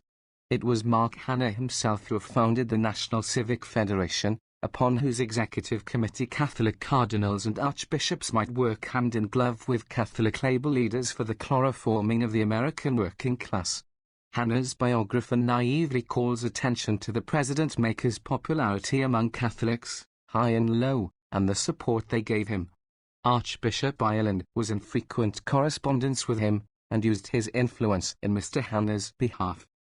And this tradition, begun under Hanna, was continued under Roosevelt, and reached its finest flower in the days of Taft, the most pliant tool of the forces of evil who has occupied the White House since the days of the slave power. President Taft was himself a Unitarian, yet it was under his administration that the Catholic Church achieved one of its dearest ambitions, and broke into the Supreme Court. Why not? We can imagine the powers of the time in conference. It is desired to pack the court against the possibility of progress. It is desired to find men who will stand like a rock against change, and who better than those who have been trained from childhood in the idea of a divine sanction for doctrine and morals. After all, what is it that hereditary privilege wants in America? A Roman Catholic code of property rights, with a supreme tribunal to play the part of an infallible pope. Under this Taft administration the country was governed by the strangest legislative alliance our history ever saw, a combination of the old guard of the Republican Party with the leaders of the Tammany Democracy of New York. Bloody Shirt Foraker, senator from Ohio, voting with the sons of those Irish Catholic mob leaders whom the federal troops shot down in the draft riots. By this unholy combination a pledge to reduce the tariff was carried out by a bill which greatly increased its burdens. By this combination the public lands and resources of the country were fed to a gang of vultures by a thievish Secretary of the Interior. And of course under such an administration the cause of religion made tremendous strides. Catholic officials were appointed to public office, Catholic ecclesiastics were accorded public honors, and Catholic favor became a means to political advancement. You might see a hard-swearing old political pirate like Uncle Joe Cannon, taking his cigar out of the corner of his blasphemous mouth and betaking himself to the Cardinal's Day Mass, to bend his stiff knees and bow his hoary and repentant head before a jeweled prelate on a throne. You might see an emissary of the United States government proceeding to Rome, prostrating himself before the Pope, and paying over $7 million of our taxes for lands which the filthy and sensual friars of the Philippine Islands had filched from the wretched serfs of that country and which the wretched serfs had won back by their blood in a revolution. Secret Service. This Taft administration, urged on by the Catholic intrigue, made the most determined efforts to prevent the spread of radical thought. Because the popular magazines were opposing the plundering of the country, a bill was introduced into Congress to put them out of business by a prohibitive postal tax. The President himself devoted all his power to forcing the passage of this bill. At the same time, the socialist press was handicapped by every sort of persecution.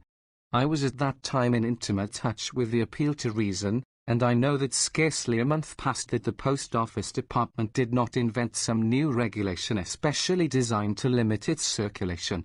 I recall one occasion when I met the editor on his way to Washington with a trunk full of letters from subscribers who complained that their postmasters refused to deliver the paper to them, and later on this same editor was prosecuted by a Catholic attorney general and sentenced to prison for seeking to awaken the people concerning the Moa Hayward case. From my personal knowledge I can say that under the administration of President Taft the Roman Catholic Church and the Secret Service of the federal government worked hand in hand for the undermining of the radical movement in America. Catholic lecturers toured the country, pouring into the ears of the public vile slanders about the private morality of socialists, while at the same time government detectives, paid out of public funds, spent their time seeking evidence for these Catholic lecturers to use. I know one man, a radical labor leader, whose morals happened to approach those of the average capitalist politician, and who was prevented by threats of exposure and scandal from accepting the socialist nomination for president. I know a dozen others who were shadowed and spied upon. I know one case, myself, a man who was asking a divorce from his wife, and whose mail was open for months. This subject is one on which I naturally speak with extreme reluctance. I will only say that my opponent in the suit made no charge of misconduct against me, but those in control of our political police evidently thought it likely that a man who was not living with his wife might have something to hide, so for months my every move was watched and all my mail intercepted. In such a case one might at first suspect one's private opponent, but it soon became evident that this net was cast too wide for any private agency. Not merely was my own mail opened, but the mail of all my relatives and friends, people residing in places as far apart as California and Florida. I recall the bland smile of a government official to whom I complained about this matter. If you have nothing to hide, you have nothing to fear. My answer was that a study of many labor cases had taught me the methods of the agent provocateur. He is quite willing to take real evidence if he can find it, but if not, he has familiarized himself with the affairs of his victim, and can make evidence which will be convincing when exploited by the yellow press. In my own case, the matter was not brought to a test, for I went abroad to live. When I made my next attack on big business, the Taft administration had been repudiated at the polls, and the Secret Service of the government was no longer at the disposal of the Catholic machine. Tax exemption. Today the Catholic Church is firmly established and everywhere recognized as one of the main pillars of American capitalism. It has some 15,000 churches, 14 million communicants, and property valued at $500 million. Upon this property it pays no taxes, municipal, state or national, which means, quite obviously, that you and I, who do not go to church, but who do pay taxes, furnish the public costs of Catholicism. We pay to have streets paved and lighted and cleaned in front of Catholic churches, we pay to have thieves kept away from them, fires put out in them, records preserved for them, all the services of civilization given to them gratis, and this in a land whose constitution provides that Congress, which includes all state and municipal legislative bodies, shall make no law respecting a religious establishment. When war is declared, and our sons are drafted to defend the country. All Catholic monks and friars, priests and dignitaries are exempted. They are ministers of religion, whereas we socialists may not even have the status of conscientious objectors. We do not teach religion, we only teach justice and humanity, decency and truth. In defense of this tax exemption graft, the stock answer is that the property is being used for purposes of education or charity. It is a school, in which children are being taught that liberty of conscience is a most pestiferous error, from which arises revolution, corruption, contempt of sacred things, holy institutions, and laws. Bias 9. It is a house of refuge, to which wayward girls are committed by Catholic magistrates, and in which they are worked 12 hours a day in a laundry or a clothing sweatshop. Or it is a parish house, in which a celibate priest lives under the care of an attractive young housekeeper. Or it is a nunnery, in which young girls are held against their will and fed upon the scraps from their sisters' plates to teach them humility, and taught to lie before the altar, prostrate in the form of a cross, while their superiors walk upon their bodies to impress the religious virtues. I was a teacher in the Catholic schools up to a very recent period, writes the woman friend who tells me of these customs, and I know about the whole awful system which endeavors to throttle every genuine impulse of the human will. Concerning a large part of this church property, the claim of religious use has not even the shadow of justification. In every large city of America you will find acres of land owned by the Catholic machine, and supposed to be the future site of some institution, but as time goes on and property values increase, the church decides to build on a cheaper site, and proceeds to cash in the profits of its investment, precisely as does any other real estate speculator. Everywhere you turn in the history of Romanism you find it at this same game, doing business under the cloak of philanthropy and in the holy name of Christ. Read the letter which the Catholic Bishop of Mexico sent to the Pope in 1647, complaining of the Jesuit fathers and their boundless graft. In McCabe's candid history of the Jesuits appears a summary. A remarkable account is given of the worldly property of the fathers. They hold, it seems, the greater part of the wealth of Mexico. 2 of their colleges own 300,000 sheep, besides cattle and other property. They own 6 large sugar refineries, worth from $500,000 to £1,000,000 crowns each, and making an annual profit of 100,000 crowns each, while all the other monks and clergy of Mexico together own only 3 small refineries. They have immense farms, rich silver mines, large shops and butcheries, and do a vast trade. Yet they continually intrigue for legacies. A woman has recently left them 70,000 crowns, and they refuse to pay the appointed tithe on them. It is piquant to add to this authoritative description that the Jesuit congregation at Rome was still periodically forbidding the fathers to engage in commerce, and Jesuit writers still gravely maintain that the society never engaged in commerce. It should be added that the missionaries were still heavily subsidized by the King of Spain, that there were, the bishop says, only 5 or 6 Jesuits to each of their establishments, and that they conducted only 10 colleges. Holy history. And if you think this tax exemption privilege should be taken away from the church grafters, let me suggest a course of procedure. Write a letter about it to your daily newspaper, and if the letter is not published, go and see the editor and ask why, so you will learn something about the partnership between superstition and big business. It is not too much to say that today no daily newspaper in any large American city dares to attack the emoluments of the Catholic Church, or to advocate restrictions upon the ecclesiastical machine. As I write, they are making a new Catholic bishop in Los Angeles, and all the newspapers of that graft-ridden city herald it as an important social event. Each paper has the picture of the new prelate, with his shepherd's crook upraised, his empty face crowned with a rhomboidal fool's cap, and enough upholstery on him to outfit a grand opera company. The Los Angeles Examiner, the only paper in the city with a pretense to radicalism, turns loose its star writer, one of those journalist virtuosos who will describe you a Wild West rodeo one day, and a society elopement the next, and a G.O.P. convention the next, and always with his picture, 1 inch square, at the head of his effusion. He takes in the Catholic festivity, And does it faze him? It does not. He is a newspaperman, and if his city editor sent him to hell, he would take the assignment and write like the devil.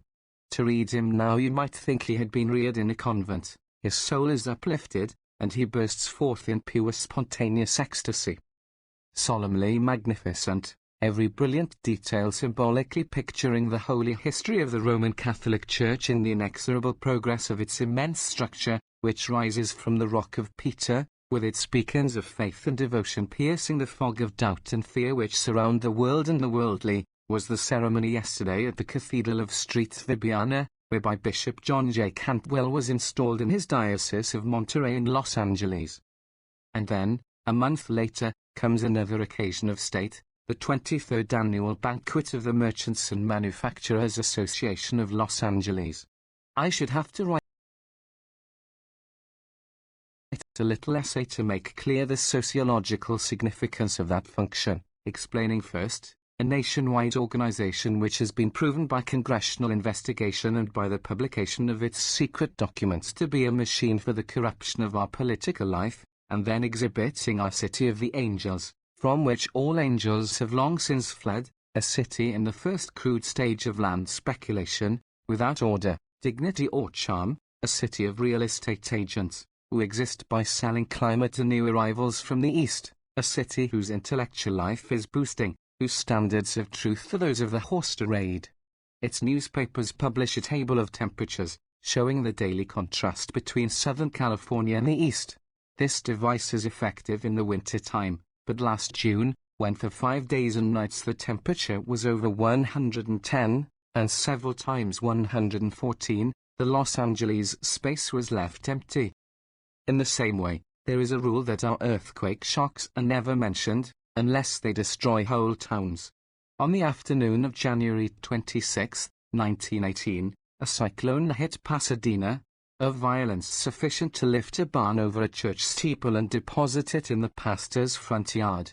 That evening a friend of mine in Los Angeles called up the office of the Times to make inquiry, and although they are only 13 miles away, and have a branch office and a special correspondent in Pasadena, the answer was that they had heard nothing about the cyclone. And next morning I made a careful search of their columns. On the front page I read, "Fourth blizzard of season raging in East." Also, another earthquake in Guatemala.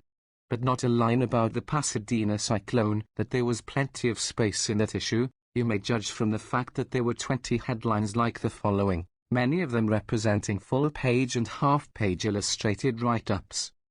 Where spring is January, wealth waits in California, the bright side of Sunshine Land, come to California, Southland's arms outstretched in cordial invitation to the East. Flower stands make gay city streets, Southland a climate big manufacturing factor, joy of life demonstrated in Los Angeles beautiful homes, nymphs knit and bathe at ocean sunny beach, etc.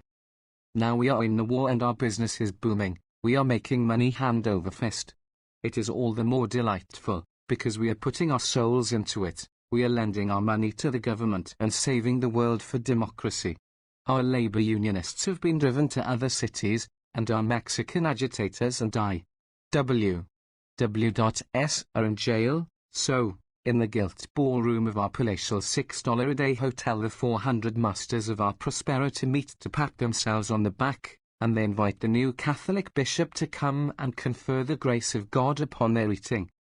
The bishop comes, and I take up the Times, the labor-hating, labor-baiting, fire and slaughter-breathing Times, and here is the episcopal picture on the front page, the arms stretched 4 columns wide in oratorical beneficence. How the shepherd of Jesus does love the merchants and manufacturers. How his eloquence is poured out upon them. You represent, gentlemen, the largest and the most civilizing secular body in the country. You are the pioneers of American civilization. I am glad to be among you, glad that my lines have fallen in this glorious land by the sunset sea, and honored to meet in intimate acquaintance the big men who have raised here in a few years a city of metropolitan proportions. And then, bearing in mind his responsibilities as guardian of exploitation, the bishop goes on to tell them about the coming class war. On the one side a statesman preaching patience and respect for vested rights, strict observance of public faith, On the other are demagogues speaking about the tyranny of capitalists and usurers. And then, of course, the inevitable religious tag: how will men obey you, if they believe not in God, who is the author of all authority? At which, according to the Times, prolonged applause and cheers from the merchants and manufacturers.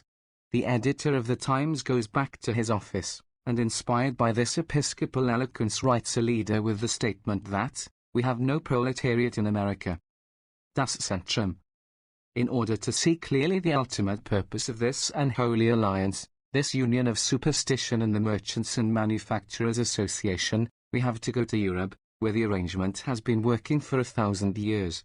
In Europe today we see the whole world in conflict with a band of criminals who have been able to master the minds and lives of 100 million highly civilized people. As I write, the Junker aristocracy is at bay, and soon to have its throat cut, but there comes a Holy Father to its rescue, with the cross of Jesus uplifted, and a series of pleas for mercy, written in Vienna, edited in Berlin, and sent out from Rome. The Holy Father loves all mankind with a tender and touching love. His heart bleeds at the sight of bloodshed and suffering, and he pleads the sacred cause of peace on earth and goodwill toward men. But what was the Holy Father doing through the 43 years that the Potsdam gang were preparing for their assault on the world? How was the Holy Father manifesting his love of peace and goodwill? He is, you understand, the sole, last, supreme judge of what is right and wrong, and his followers obey him with the utmost promptness and devotion. They express themselves as prostrate at his feet. And when the masters of Prussia came to him and said, "Give us the power to turn this nation into the world's greatest military empire," what did the Roman Church answer? Did it speak boldly for the gentle Jesus, and the cause of peace on earth and goodwill towards men? No, it did not. To Bismarck in Germany it said, precisely as it said to Mark Hanna in America, "Give us honors and prestige. Give us power over the minds of the young, so that we may plunder the poor and build our cathedrals and feed fat our greed, and in return we will furnish you with votes, so that you may rule the state and do what you will." You think there is exaggeration in that statement? Why, we know the very names of the prelates with whom the master cynic of the Junkertham made his deal. He had tried the method of the Kulturkampf, and had failed, but before he repealed the anti-Catholic laws, he made sure that the Church had learned its lesson, and would neither more oppose the Prussian ruling caste. We know how this bargain was carried out. We have the record of the Centrum, the Catholic Party of Germany, whose 100 deputies were the solid rock upon which the military regime of Prussia was erected. Not a battleship nor a zeppelin was built for which the Black Terror did not vote the funds. Not a schoolchild was beaten in Posen or Alsace that the new Inquisition did not shout its hock. The writer sat in the visitors' gallery of the Reichstag when the socialists were protesting against the torturing of miserable Herreros in Africa, and he heard the deputies of the Holy Father's political party screaming their rage like jaguars in a jungle night. All over Europe the Catholic Church organized fake labor unions, the Yellows, as they were called, to scab upon the workers and undermine the revolutionary movement.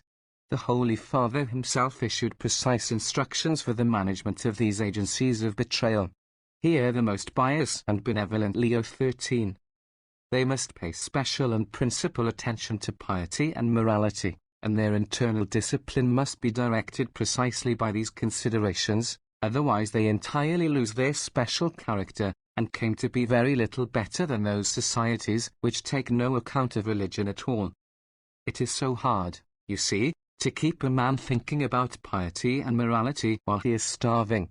I am quoting from the encyclical Letter on the Condition of Labor, issued in 1891, and addressed to our venerable brethren, all patriarchs, primates, archbishops and bishops of the Catholic world in grace and communion with the Apostolic See. The purpose of the letter is to refute false teaching, and the substance of its message is: this great labor question cannot be solved except by assuming as a principle that private property must be held sacred and inviolable. And again, the purpose of churches proclaimed in language as frank as any used in the present book. The chief thing to be secured is the safeguarding, by legal enactment and policy, of private property. Most of all it is essential in these times of covetous greed, to keep the multitude within the line of duty. For if all may justly strive to benefit their condition, yet neither justice nor the common good allows anyone to seize that which belongs to another, or, under the pretext of futile and ridiculous equality, to lay hands on other people's fortunes. And this, you understand, in lands where rapine and conquest, class tyranny and priestly domination have been the custom since the dawn of history, in which no property right can possibly trace back to any other basis than force. In Austria, for example, Austria, the leader and guardian of the Holy Alliance, Austria, which had no Reformation, no revolution, no Kulturkampf, Austria, in which the income of the Catholic primate is $625,000 a year. In other words, Austria is still to a large extent a priestly empire, and it was Austria which began the war, began it in a religious quarrel, with a Slav people which does not acknowledge the Holy Father as the ruler of the world, but persists in adhering to the Eastern Church. So of course today, when Austria is learning the bitter lesson that they who draw the sword shall perish by the sword, the heart of the Holy Father is wrung with grief, and he sends out these eloquent peace notes, written in Vienna and edited in Berlin. And at the same time his private chaplain is convicted and sentenced to prison for life as Austria's master spy in Rome. It is a curious thing to observe, the natural instinct which, all over the world, draws superstition and exploitation together. This war, which is hailed as a war against autocracy, might almost as accurately be described as a war against the clerical system. Wherever in the world you find the papal power strong, there you find sympathy with the Prussian infamy and there you find German intrigue. In Spain, for example, in Ireland and Quebec, and in the Argentine, the treatment of Belgium was a little too raw. Too many priests were shot at the outset, and so Cardinal Mercier denounces the Germans, but you notice that he pleads in vain with the Vatican, which stands firm by its beloved Austria, and against the godless kingdom of Italy. The Kaiser allows the hope of restoration of the temporal power at the peace settlement, and meantime the law forbidding the presence of the Jesuits in Germany has been repealed, and all over the world the propagandists of this order are working for the Kaiser. Sir Roger Casement was raised a Catholic, and so also Jim Larkin, the Irish Labour leader who is touring America denouncing the Allies. The Catholic Bishop of Melbourne opposed and beat conscription in Australia, and it was Catholic propaganda of treachery among the ignorant peasant soldiers from Sicily which caused the breaking of the Italian line at Tolmino. So deeply has this instinct worked that, in the fall of 1917, while the Socialist Party in New York was campaigning for immediate peace, the Catholic Irish suddenly forgot their ancient horrors. The Catholic Freeman's Journal published 9 articles favouring socialism in a single issue, while even the Tablet, the diocesan paper, began to discover that the socialists were not such bad fellows after all. The same Tablet which a few years ago allowed Father Belford to declare that socialists were mad dogs who should be stopped with a bullet. Note to second edition, since the above was written, the war fervour has swept America, including even the rank and file of the Catholics, and what has here been said might seem unfair to persons who have forgotten the attitude of the Church during the early part of the conflict, and the struggle it cost to bring the hierarchy into line. It is one of the ironies of history that the most reactionary organization in the world should be lending its aid to the destruction of the second most reactionary. When the Catholic Church marches forth to war for democracy, it is not drawing America down into the pit, but is letting America pull it out of the pit, at least for a time, and the spectacle is one in which all lovers of progress will rejoice. Book 4, The Church of the Slavers. See, underneath the crown of thorn. The eyeballs fierce, the features grim. And merrily from night to morn, we chaunt his praise and worship him. Great Christus Jingo, at whose feet Christian and Jew and atheist meet. A wondrous God, most fit for those who cheat on change, then creep to pray. Blood on his heavenly altar flows. Hell's burning incense fills the air, and death attests in street and lane the hideous glory of his reign. Face of Caesar. The thesis of this book is the effect of fixed dogma in producing mental paralysis, and the use of this mental paralysis by economic exploitation. From that standpoint, the various Protestant sects are better than the Catholic, but not much better. The Catholics stand upon tradition, the Protestants upon an inspired word, but since this word is the entire literary product, history and biography, science and legislation, poetry, drama and fiction of a whole people for something like 1,000 years, it is possible by judicious selection of texts to prove anything you wish to prove and to justify anything you wish to do. The Holy Book being full of polygamy, slavery, rape and wholesale murder, committed by priests and rulers under the direct orders of God, it was a very simple matter for the Protestant Slavers to construct a Bible defense of their system. They get poor Jesus because he was given to irony, that most dangerous form of utterance. If he could come back to life, and see what men have done with his little joke about the face of Caesar on the Roman coin, I think he would drop dead. As for Paul, he was a Roman bureaucrat, with no nonsense in his makeup. When he ordered, "Servants, obey your masters," he meant exactly what he said. The Roman official stamp which he put upon the gospel of Jesus has been the salvation of the Slavers from the Reformation on. In the time of Martin Luther, the peasants of Germany were suffering the most atrocious and awful misery. Luther himself knew about it. He had denounced the princely robbers and the priestly land exploiters with that picturesque violence of which he was a master. But nothing had been done about it, nothing ever is done about it, until at last the miserable peasants attempted to organize and win their own rights. Their demands do not seem to us so very criminal as we read them today: the privilege of electing their own pastors, the abolition of villeinage, the right to hunt and fish and cut wood in the forest, the reduction of exorbitant rents, extra payment for extra labor, and that universal cry of peasant communes, whether in Russia, England, Mexico or 16th century Germany, the restoration to the village of lands taken by fraud. But Luther would hear nothing of slaves asserting their own rights, and took refuge in the Pauline sociology. If they really wished to follow Christ, they would drop the sword and resort to prayer. The gospel has to do with spiritual, not temporal, affairs. Earthly society cannot exist without inequalities, etc. And when the peasants went on in spite of this, he turned upon them and denounced them to the princes. He issued proclamations which might have been the instructions of Mr. John Wanamaker to the police force of his city of brotherly love. One cannot answer a rebel with reason, but the best answer is to hit him with the fist until blood flows from the nose. He issued a letter against the murderous and thieving mob of peasants, which might have come from the Reverend Wolfkin, Fifth Avenue pastor of Standard Oil. The ass needs to be beaten, and the populace needs to be controlled with a strong hand. God knew this well, and therefore he gave the rulers, not a fox's tail, but a sword. He implored these rulers, after the fashion of Methodist Chancellor Day of the University of Syracuse, do not be troubled about the severity of their oppression, for it will save many souls. With such pious exhortations in their ears, the princes set to work, and slaughtered 100,000 of the miserable wretches. They completely aborted the social hopes of the Reformation, and cast humanity into the pit of wage slavery and militarism for 4 centuries.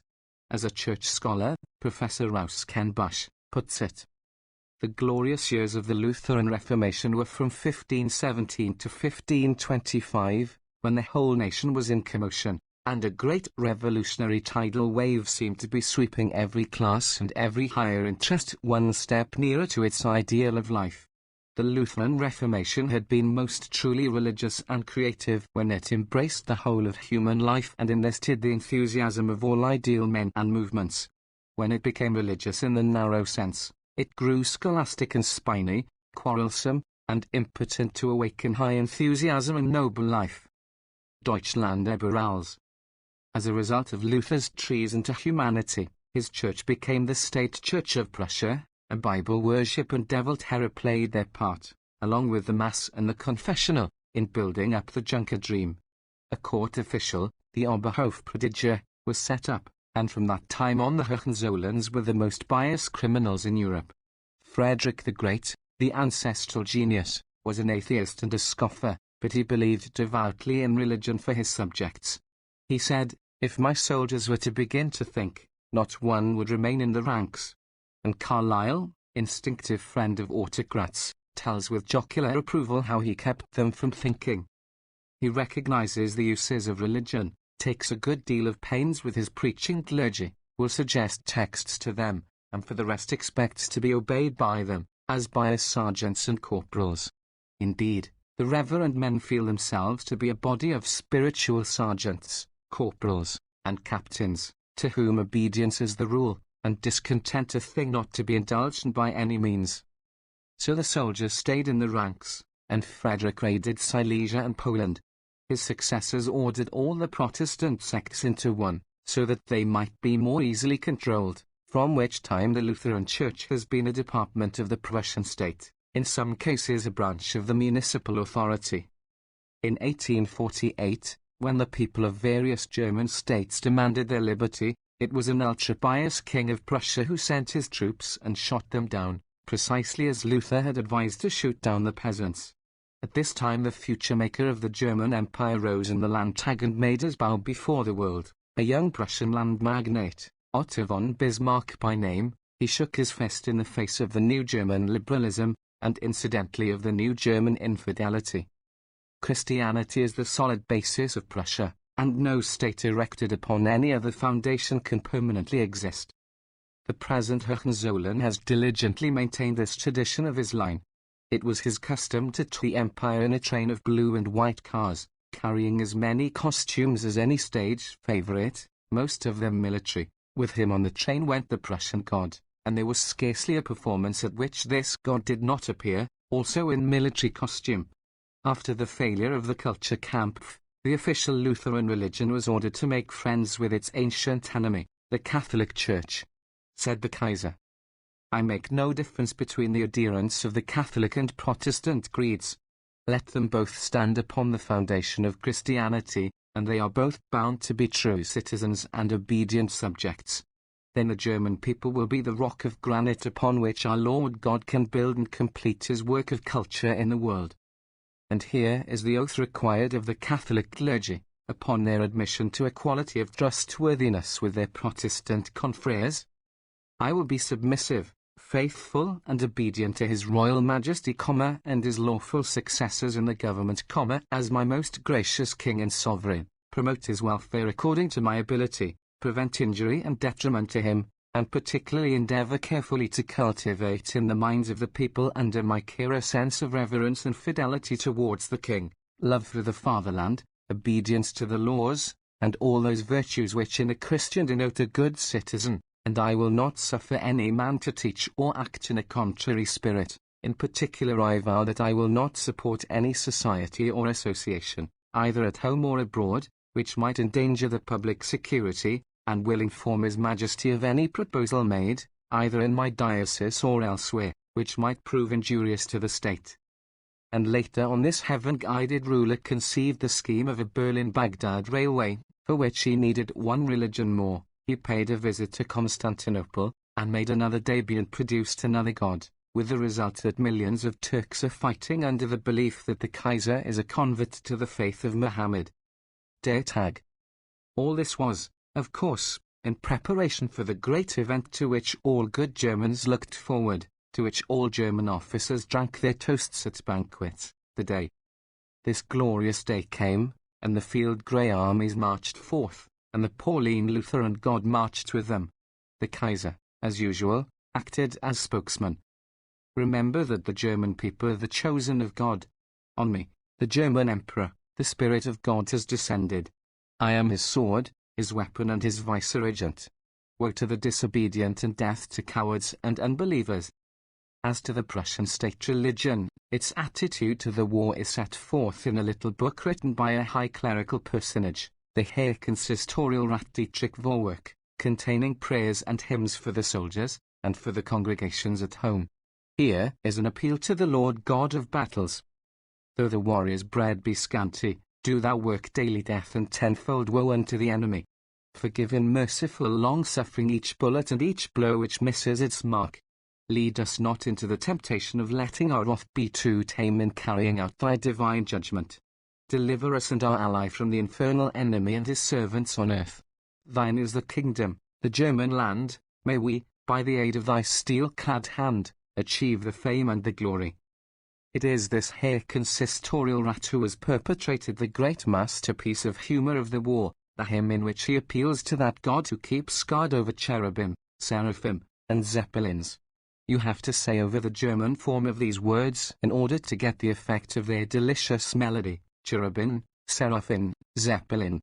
And lest you think that this too musical clergyman is a rara avis, turn to the little book which has been published in English under the same title as Have All Works Hurrah and Hallelujah.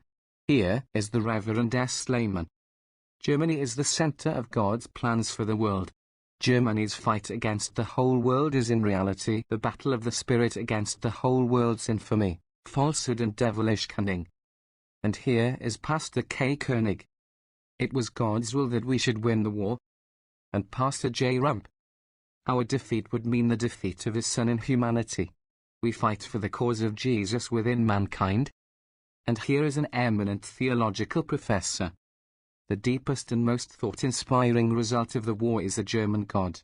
Not the national God such as the lower nations worship, but our God, who was not ashamed of belonging to us, the peculiar requirement of our heart. King Cotton.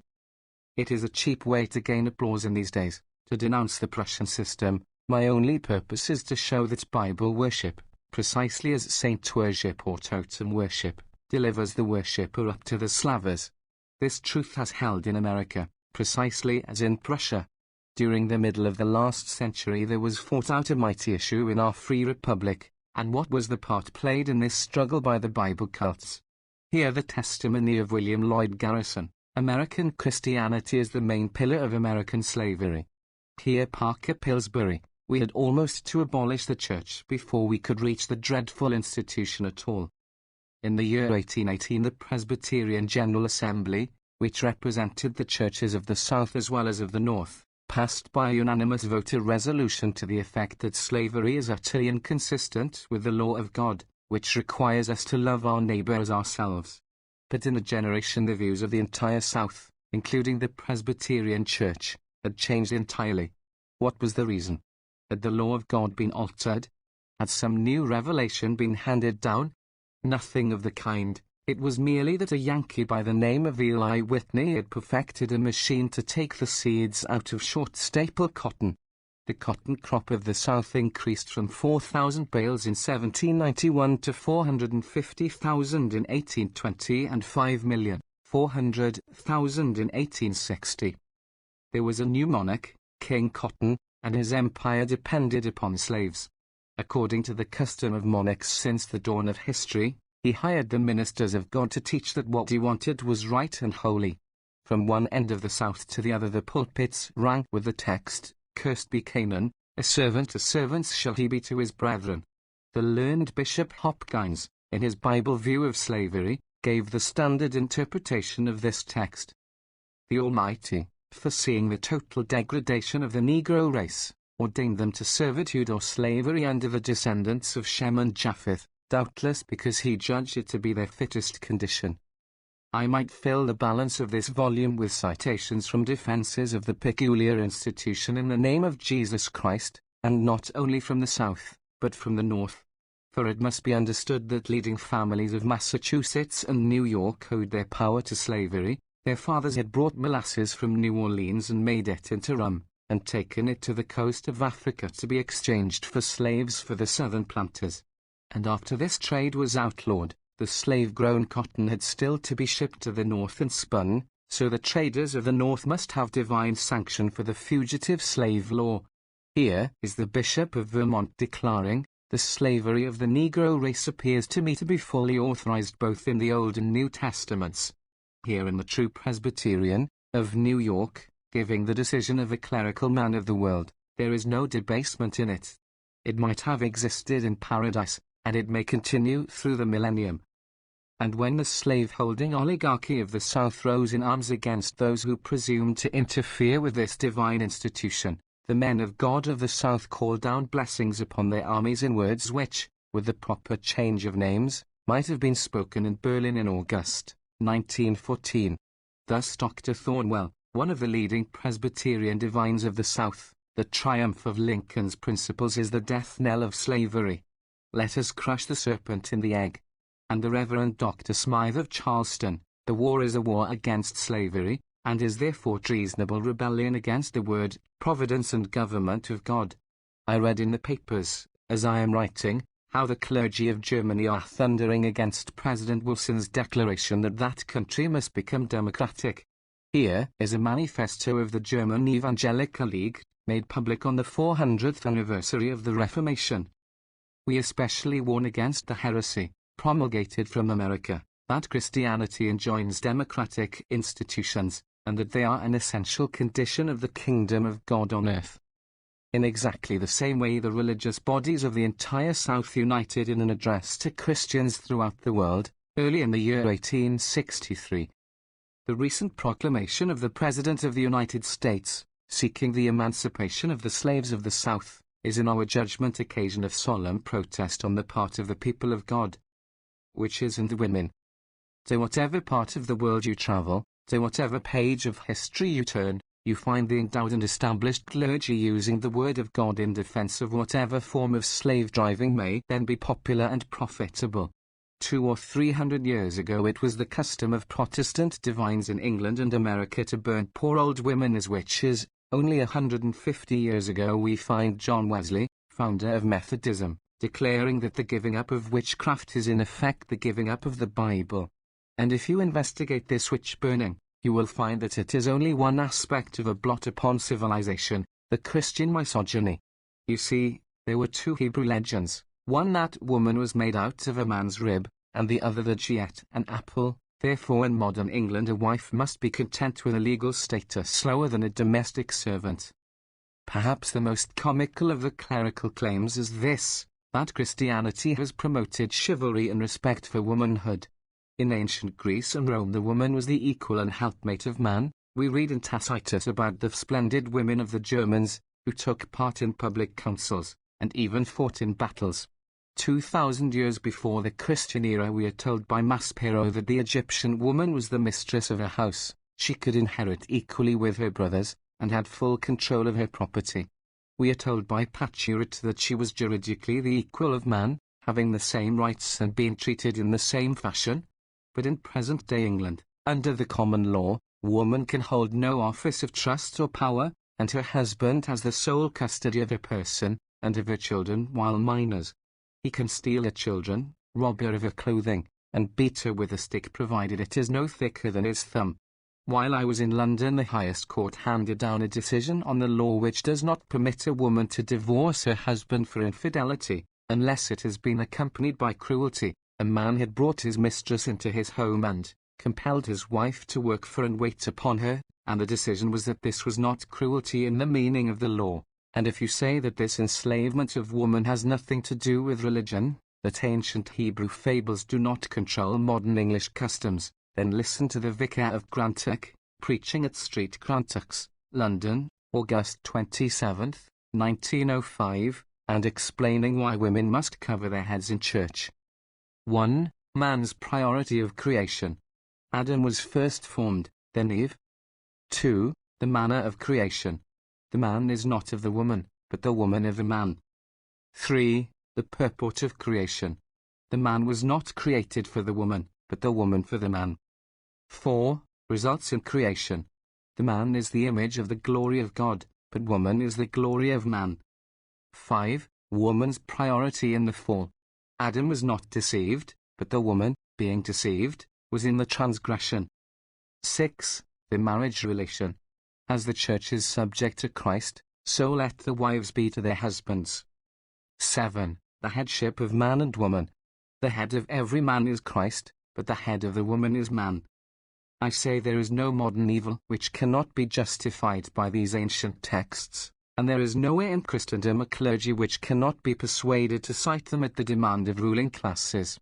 In the city where I write, 3 clergymen are being sent to jail for 6 months for protesting against the use of the name of Jesus in the wholesale slaughter of men. Now, I am backing this war. I know that it has to be fought, and I want to see it fought as hard as possible, but I want to leave Jesus out of it, for I know that Jesus did not believe in war, and never could have been brought to support a war. I object to clerical cant on this subject, and I note that an eminent theological authority, Billy Sunday, appears to agree with me, for I find him on the front page of my morning paper, assailing the 3 pacifist clergymen, and making his appeal not to Jesus, but to the bloodthirsty tribal deity of the ancient Hebrews. I suppose they think they know more than God Almighty, who commanded the sun to stand still while Joshua won the battle for the Lord, more than the God who made Samson strong so he could slay thousands of his nation's enemies in a righteous cause. Right you are, Billy. And if the capitalist system continues to develop unchecked, we shall someday see it dawn upon the masters of the world how wasteful it is to permit the superannuated workers to perish by slow starvation. So much more sensible to make use of them. So we shall have a Bible defense of cannibalism, we shall hear our evangelists quoting Leviticus, they shall eat the flesh of their own sons and daughters. Or perhaps some of our leisure-class ladies might make the discovery that the flesh of working-class babies is relished by Pomeranians and poodles. If so, the Billy Sundays of the 21st century may discover the text, "Happy shall be he that taketh and dasheth thy little ones against the stones." Moth and Rust. It is especially interesting to notice what happens when the Bible texts work against the interests of the slavers and their clerical retainers. Then they are null and void, and no matter how precise and explicit and unmistakable they may be. Take for example the Sabbath injunction, 6 days shalt thou labor and do all that thou hast to do. Karl Marx records of the pious England of his time that occasionally in rural districts a day laborer is condemned to imprisonment for desecrating the Sabbath by working in his front garden. The same laborer is punished for breach of contract if he remains away from his metal, paper or glass works on the Sunday, even if it be from a religious whim. The Orthodox Parliament will hear nothing of Sabbath breaking if it occurs in the process of expanding capital. Or consider the attitude of the Church in the matter of usury. Throughout ancient Hebrew history the moneylender was an outcast, both the law and the prophets denounced him without mercy, and it was made perfectly clear that what was meant was, not the taking of high interest, but the taking of any interest whatsoever. The early church fathers were explicit, and the Catholic Church for 1,000 years consigned moneylenders unhesitatingly to hell. But then came the modern commercial system, and the moneylenders became the masters of the world.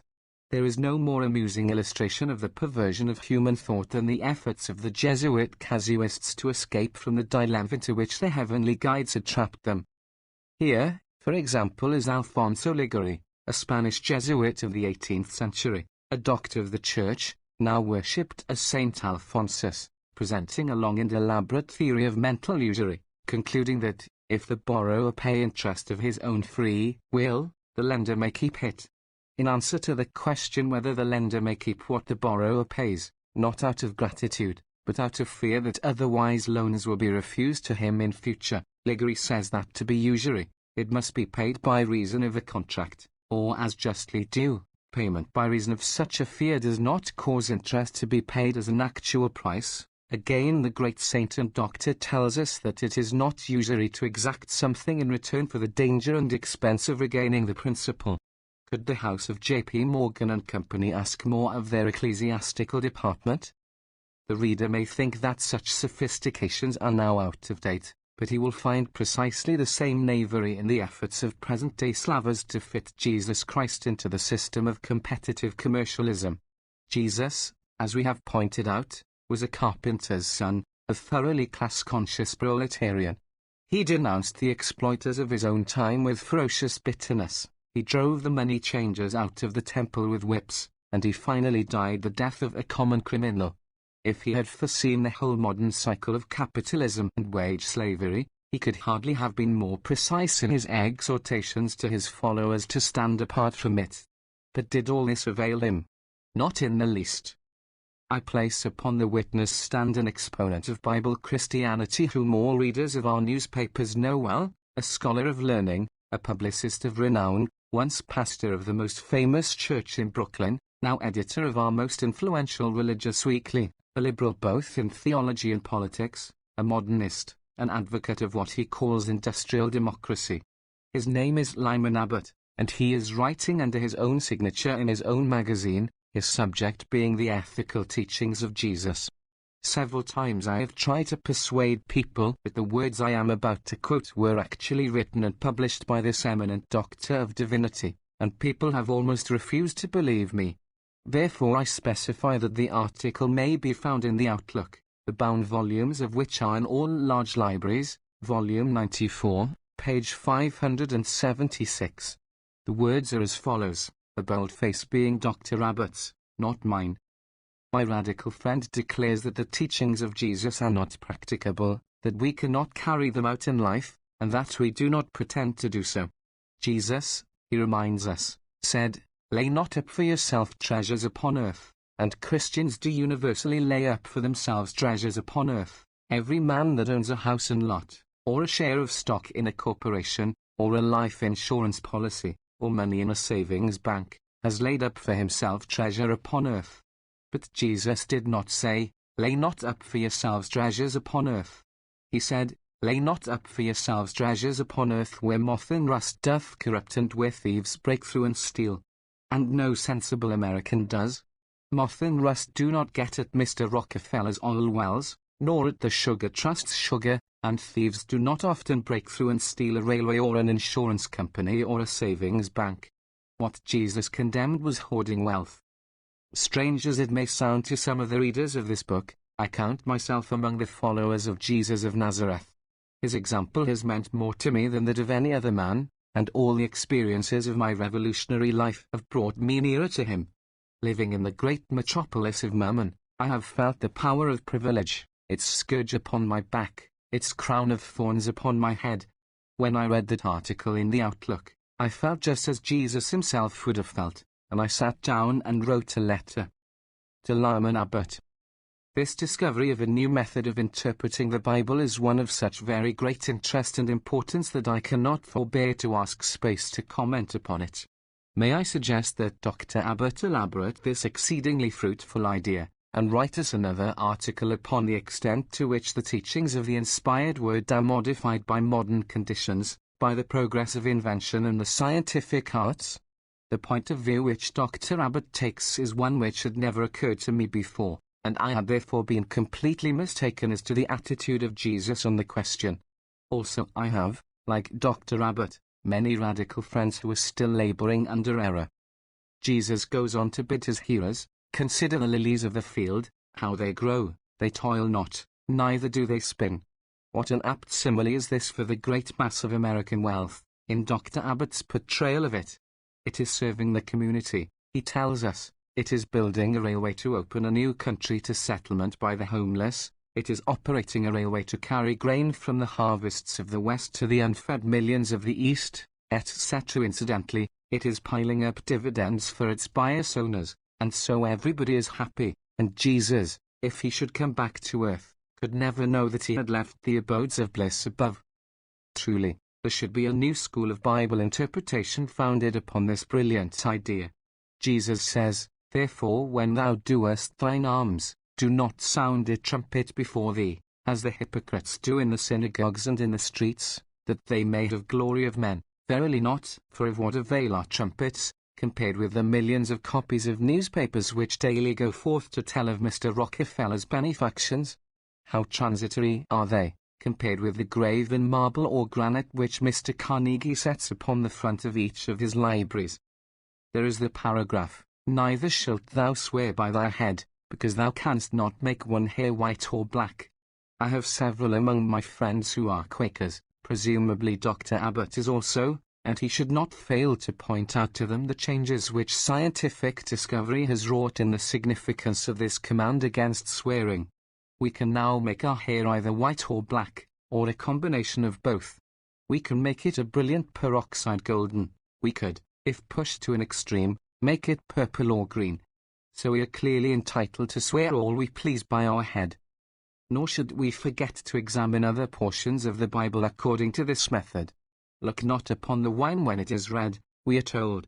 Thanks to the activities of that capitalism which Dr. Abbott praises so eloquently, we now make our beverages in the chemical laboratory, and their color is a matter of choice. Also, it should be pointed out that we have a number of pleasant drinks which are not wine at all, highballs and gin rickeys and peppered punches, also vermouth and creme de menthe and absinthe, which I believe, are green in hue, and therefore entirely safe. Then there are the 10 Commandments. Thou shalt not make unto thee any graven image. See how completely our understanding of this command is changed, so soon as we realize that we are free to make images of molten metal, and that we may with impunity bow down to them and worship them and serve them, even, for instance, a golden calf. The seventh day is the Sabbath of the Lord thy God. In it thou shalt not do any work, thou, nor thy son, nor thy daughter, thy manservant, nor thy maidservant, nor thy cattle, nor the stranger that is within thy gates. This, again, it will be noted, is open to new interpretations. It specifies maidservants, but does not prevent one's employing as many married women as he pleases. It also says nothing about the various kinds of labor-saving machinery which we have now taught to work for us, sailboats, naphtha launches, yachts, automobiles, and private cars, all of which may be busily occupied during the seventh day of the week. The men who run these machines, the guides, boatmen, stokers, pilots, chauffeurs, and engineers, would all indignantly resent being regarded as servants, and so they do not come under the prohibition any more than the machines. Thou shalt not covet thy neighbor's house, thou shalt not covet thy neighbor's wife, nor his manservant, nor his maidservant, nor his ox, nor his ass, nor anything that is thy neighbor's. I read this paragraph over for the first time in quite a while, and I came with a jolt to its last words. I had been intending to point out that it said nothing about a neighbor's automobile, nor a neighbor's oil wells, sugar trusts, insurance companies and savings banks. The last words, however, stop one off abruptly. One is almost tempted to imagine that the divine intelligence must have foreseen Dr. Abbott's ingenious method of interpretation, and taken this precaution against him. And this was a great surprise to me, for, truly, I had not supposed it possible that such an interpretation could have been foreseen, even by omniscience itself. I will conclude this communication by venturing the assertion that it could not have been foreseen by any other person or thing, in the heavens above, on the earth beneath, or the waters under the earth. Dr. Abbott may accept my congratulations upon having achieved the most ingenious and masterful exhibition of casuistical legerdemain that it has ever been my fortune to encounter in my readings in the literatures of some 30 centuries and 7 different languages. And I will also add that I respectfully challenge Dr. Abbott to publish this letter, and I announce to him in advance that if he refuses to publish it, I will cause it to be published upon the first page of the Appeal to Reason, where it will be read by some 500,000 socialists, and by them set before several million followers of Jesus Christ, the world's first and greatest revolutionist, whom Dr. Lyman Abbott has traduced and betrayed by the most amazing piece of theological knavery that it has ever been my fortune to encounter. The Octopus. Dr. Lyman Abbott published this letter. In his editorial comment thereon he said that he did not know which of 2 biblical injunctions to follow: answer not a fool according to his folly, lest thou be thought like unto him, or answer a fool according to his folly, lest he be wise in his own conceit.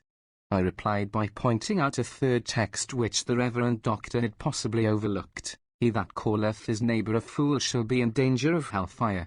But the Reverend Doctor took refuge in his dignity, and I bided my time and waited for the revenge which comes sooner or later to us muckrakers. In this case it came speedily. The story is such a perfect illustration of the functions of religion as oil to the machinery of graft that I ask the reader's permission to recite it at length. For a couple of decades the political and financial life of New England has been dominated by a gigantic aggregation of capital, the New York, New Haven and Hartford Railroad.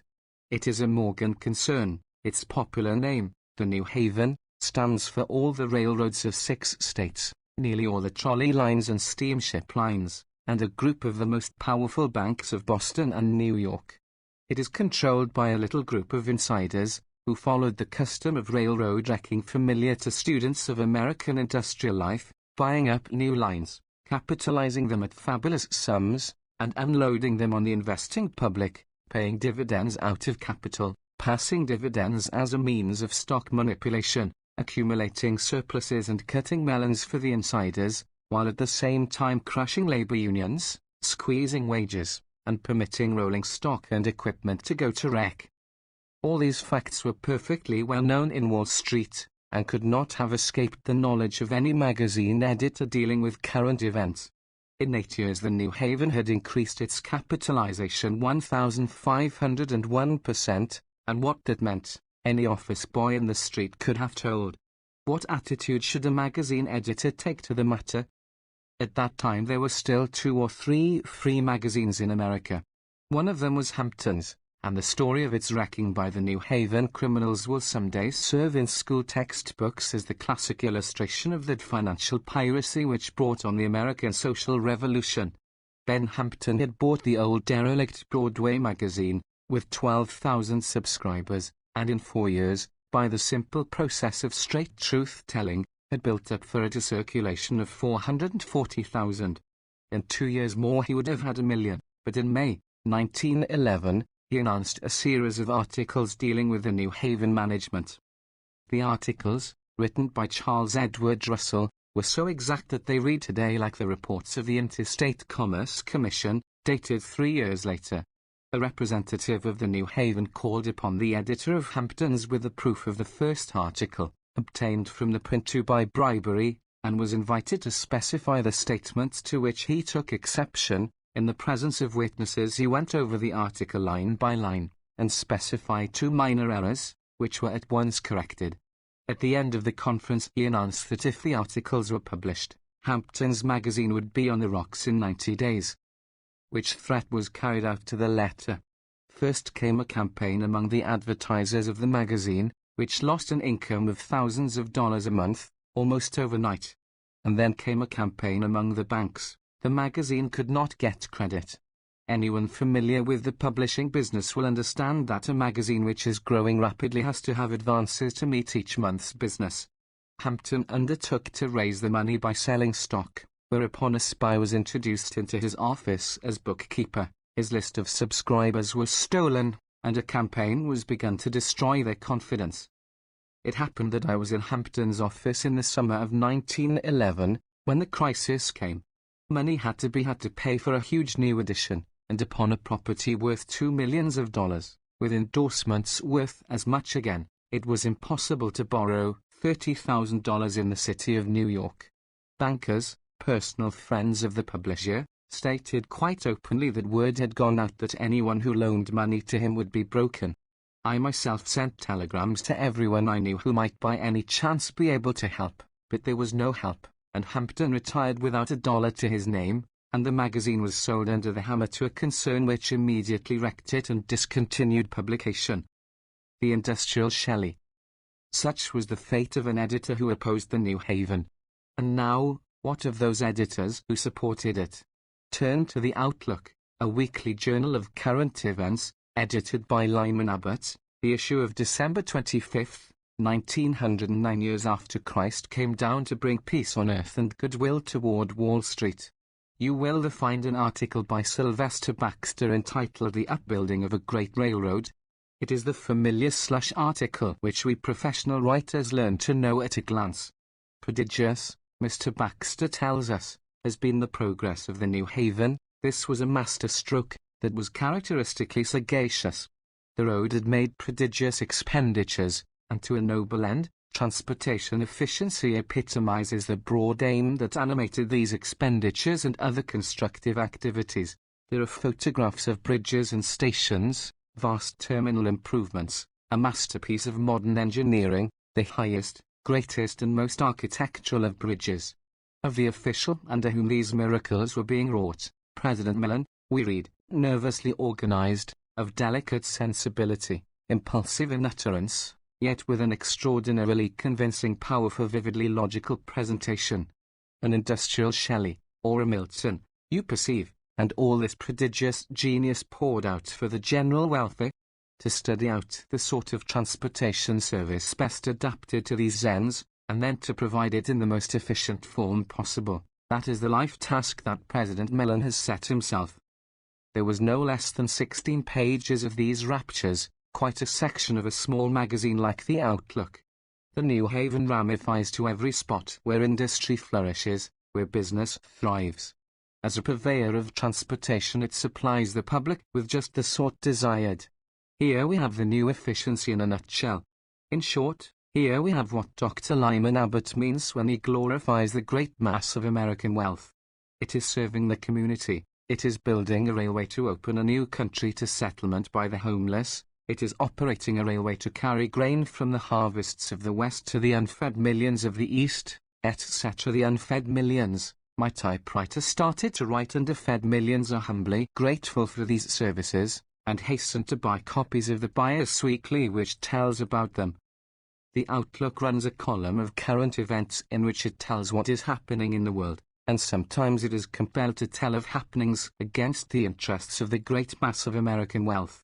The cynical reader will find amusement in following its narrative of the affairs of the New Haven during the 5 years subsequent to the publication of the Baxter article. First came the collapse of the roads service, a series of accidents so frightful that they roused even clergymen and chambers of commerce to protest. A number of the Outlook's subscribers are New Haven commuters, and the magazine could not fail to refer to their troubles. In the issue of January 4, 1913, 3 years and 10 days after the Baxter Rhapsody, we read, "The most numerous accidents on a single road since the last fiscal year have been, we believe, those on the New Haven. In the opinion of the Connecticut Commission, the Westport wreck would not have occurred if the railway company had followed the recommendation of the Chief Inspector of Safety Appliances of the Interstate Commerce Commission in its report on a similar accident at Bridgeport a year ago." And by June 28, matters had gone farther yet. We find the Outlook reporting, "Within a few hours of the collision at Stamford, the wrecked Pullman car was taken away and burned. Is this criminal destruction of evidence?"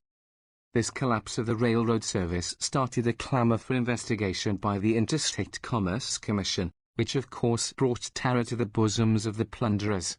On December 20, 1913, we find the Outlook putting the soft pedal in the public indignation. It must not be forgotten that such a road as the New Haven is, in fact if not in terms, a national possession, and as it goes down or up, public interests go down or up with it. But in spite of all pious admonitions, the Interstate Commerce Commission yielded to the public clamor, and an investigation was made, revealing such conditions of rottenness as to shock even the clerical retainers of privilege. Securities were inflated, debt was heaped upon debt, reports the horrified Outlook, and when its hero, Mr. Millen, its industrial Shelley, nervously organized, of delicate sensibility admitted that he had no authority as to the finances of the road and no understanding of them, but had taken all his orders from Morgan, the Outlook remarks, "Deeply wounded, a pitiable position for the president of a great railway to assume." A little later, when things got hot yet, we read, "In the search for truth the commissioners had to overcome many obstacles, such as the burning of books, letters and documents, and the obstinacy of witnesses, who declined to testify until criminal proceedings were begun. The New Haven system has more than 300 subsidiary corporations in a web of entangling alliances, many of which were seemingly planned, created and manipulated by lawyers expressly retained for the purpose of concealment or deception. But do you imagine even that would sicken the pious jackals of their offal?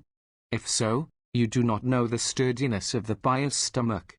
A compromise was patched up between the government and the thieves who were too big to be prosecuted. This bargain was not kept by the thieves, and President Wilson declared in a public statement that the New Haven administration had broken an agreement deliberately and solemnly entered into, in a manner to the president inexplicable and entirely without justification, which, of course, seemed to the Outlook dreadfully impolite language to be used concerning a national possession. It hastened to rebuke President Wilson, whose statement was too severe and drastic.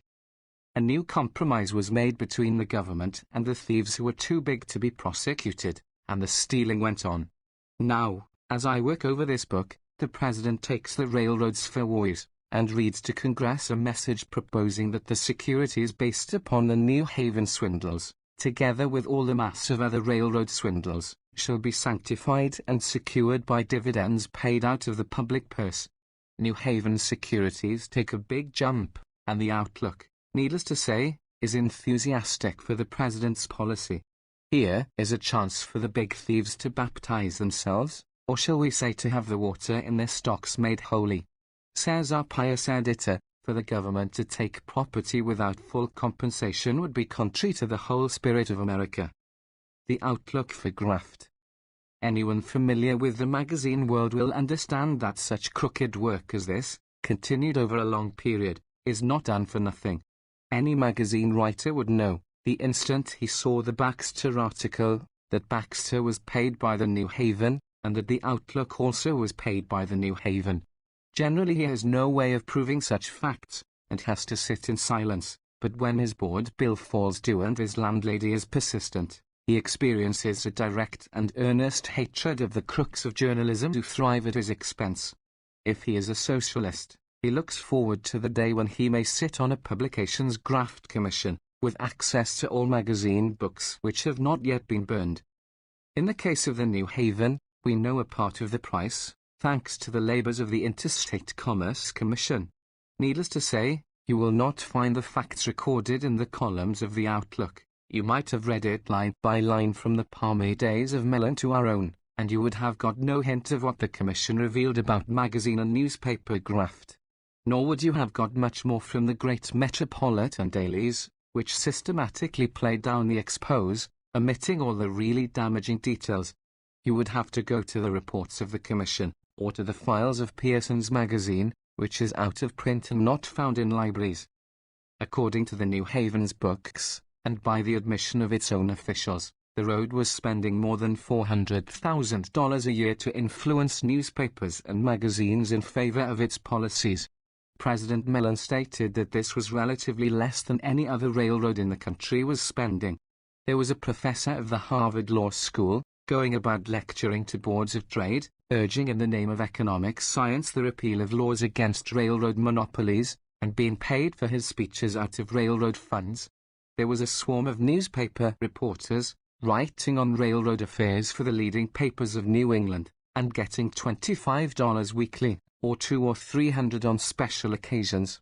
Sums had been paid directly to more than 1,000 newspapers, $3,000 to the Boston Republic, and when the question was asked why, the answer was, that is Mayor Fitzgerald's paper.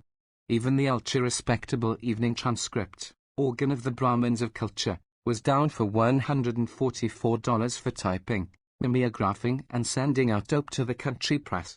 There was an item of $381 for 15,000 prayers, and when asked about that President Mellon explained that it referred to a pamphlet called Prayers from the Hills, embodying the yearnings of the backcountry people for trolley franchises to be issued to the New Haven. Asked why the pamphlet was called Prayers, Mr. Mellon explained that there was lots of biblical language in it. And now we come to the Outlook. After 5 years of waiting, we catch our pious editors with the goods on them. There appears on the payroll of the New Haven, as one of its regular press agents, getting sums like $500 now and then. Would you think it possible? Sylvester Baxter. And worse yet, there appears an item of $938.64 to the Outlook, for a total of 9,716 copies of its issue of December 25, 1909, years after Christ came to bring peace on earth and goodwill towards Wall Street. The writer makes a specialty of fair play, even when dealing with those who have never practiced it towards him. He wrote a letter to the editor of the Outlook, asking what the magazine might have to say upon this matter.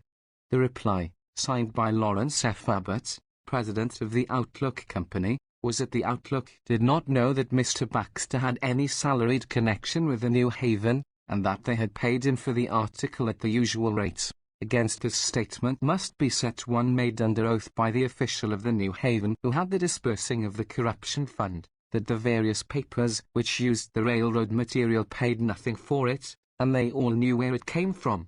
Mr. Lawrence Abbott states that the New Haven Railroad bought copies of the Outlook without any previous understanding or arrangement, as anybody is entitled to buy copies of the Outlook. I might point out that this does not really say as much as it seems to, for the president of every magazine company in America knows without any previous understanding or arrangement that any time he cares to print an article such as Mr. Baxter's, dealing with the affairs of a great corporation, he can sell 10,000 copies to that corporation. The late and lamented Albert Hubbard wrote a defense of the Rockefeller slaughter of coal miners, published it in the FRA, and came down to New York and unloaded several tons at 26 Broadway. He did the same thing in the case of the copper strike in Michigan, and again in the case of the jungle, and all this without the slightest claim to divine inspiration or authority. Mr. Abbott answers another question: we certainly did not return the amount to the railroad company. Well, a sturdy conscience must be a comfort to its possessor. The president of the Outlook is in the position of a pawnbroker caught with stolen goods in his establishment. He had no idea they were stolen, and we might believe it, if the thief were obscure. But when the thief is the most notorious in the city, when his picture has been in the paper 1,000 times, and when the thief swears that the broker knew him, and when the broker's shop is full of other suspicious goods, why did the Outlook practically take back Mr. Sparr's revelations concerning the powder barony of Delaware? Why did it support so vigorously the Standard Oil ticket for the control of the Mutual Life Insurance Company, and with James Stillman, one of the heads of Standard Oil, president of Standard Oil's big bank in New York, secretly one of its biggest stockholders? Also, why does the magazine refuse to give its readers a chance to judge its conduct?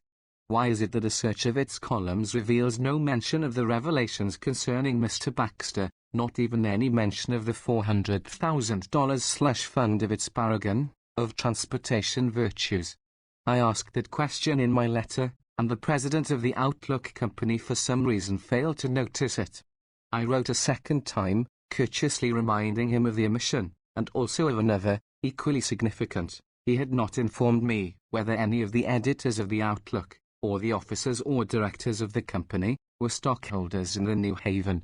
His final reply was that the questions seemed to him wholly unimportant. He does not know whether the Outlook published anything about the Baxter revelations, nor does he know whether any of the editors or officers or directors of the Outlook Company are or ever have been stockholders of the New York, New Haven and Hartford Railroad Company. The fact would not in the slightest degree affect either favorably or unfavorably our editorial treatment of that corporation. Caesar's wife, it appears, is above suspicion, even when she is caught in a brothel. Clerical camouflage. I have seen a photograph from somewhere in France, showing a wayside shrine with a statue of the Virgin Mary, innocent and loving, with her babe in her arms.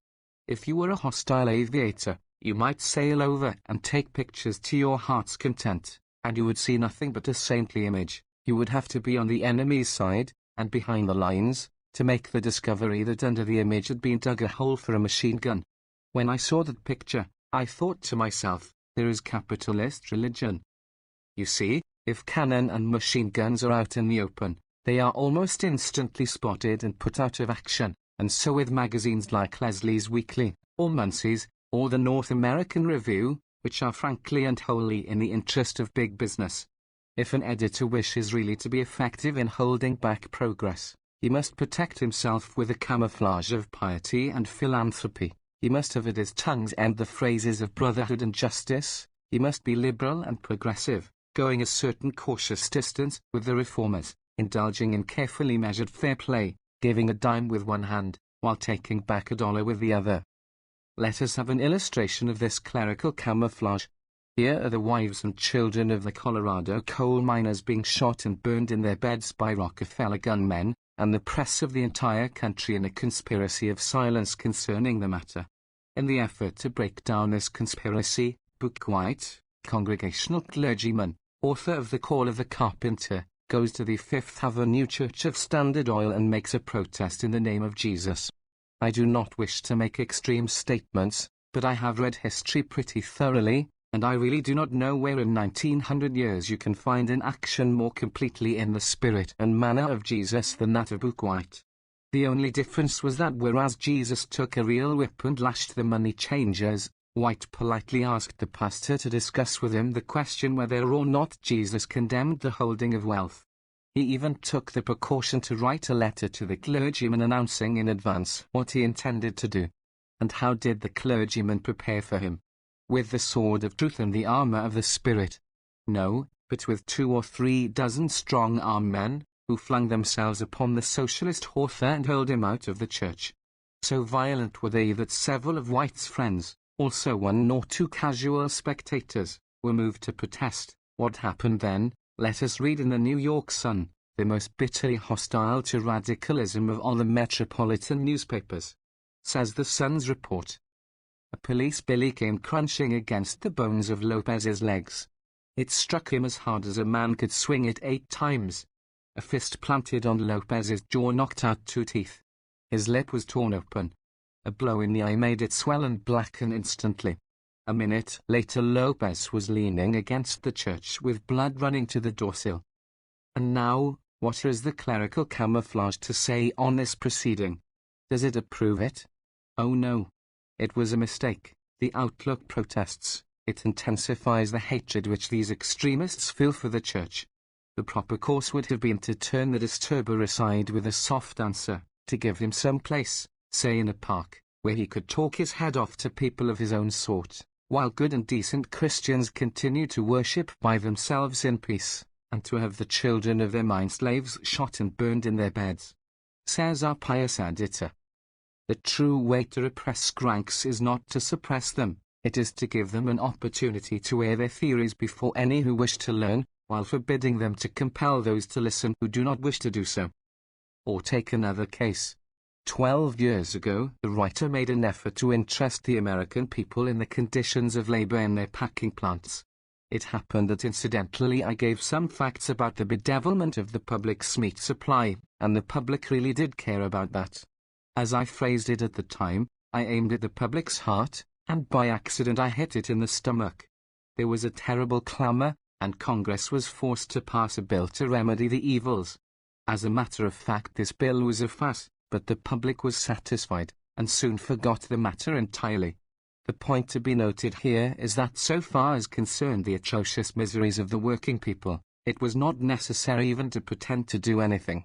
The slaves of Packingtown went on living and working as they were described as doing in the jungle, and nobody gave a further thought to them.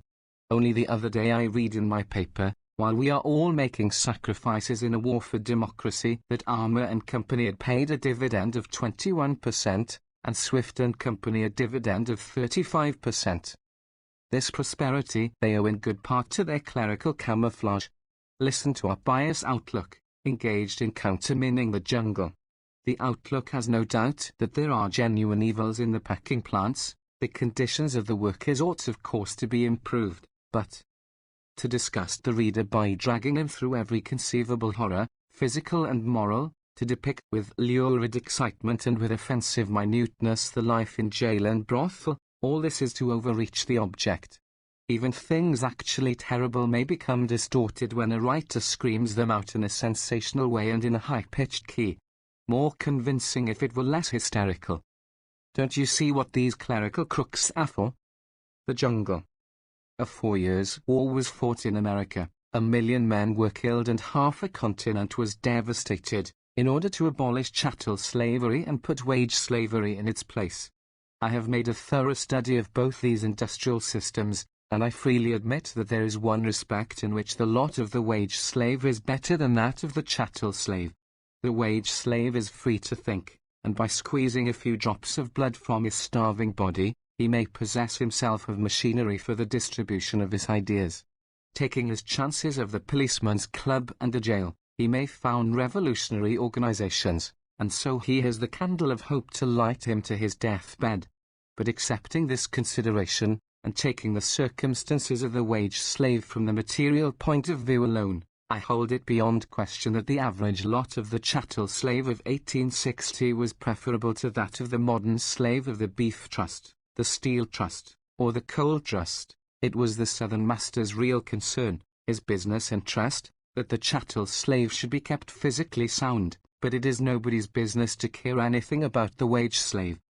The children of the chattel slave were valuable property, and so they got plenty to eat, and a happy outdoor life, and medical attention if they fell ill. But the children of the sweatshop or the cotton mill or the canning factory are raised in a city slum, and never know what it is to have enough to eat, never know a feeling of security or rest. We are weary in our cradles.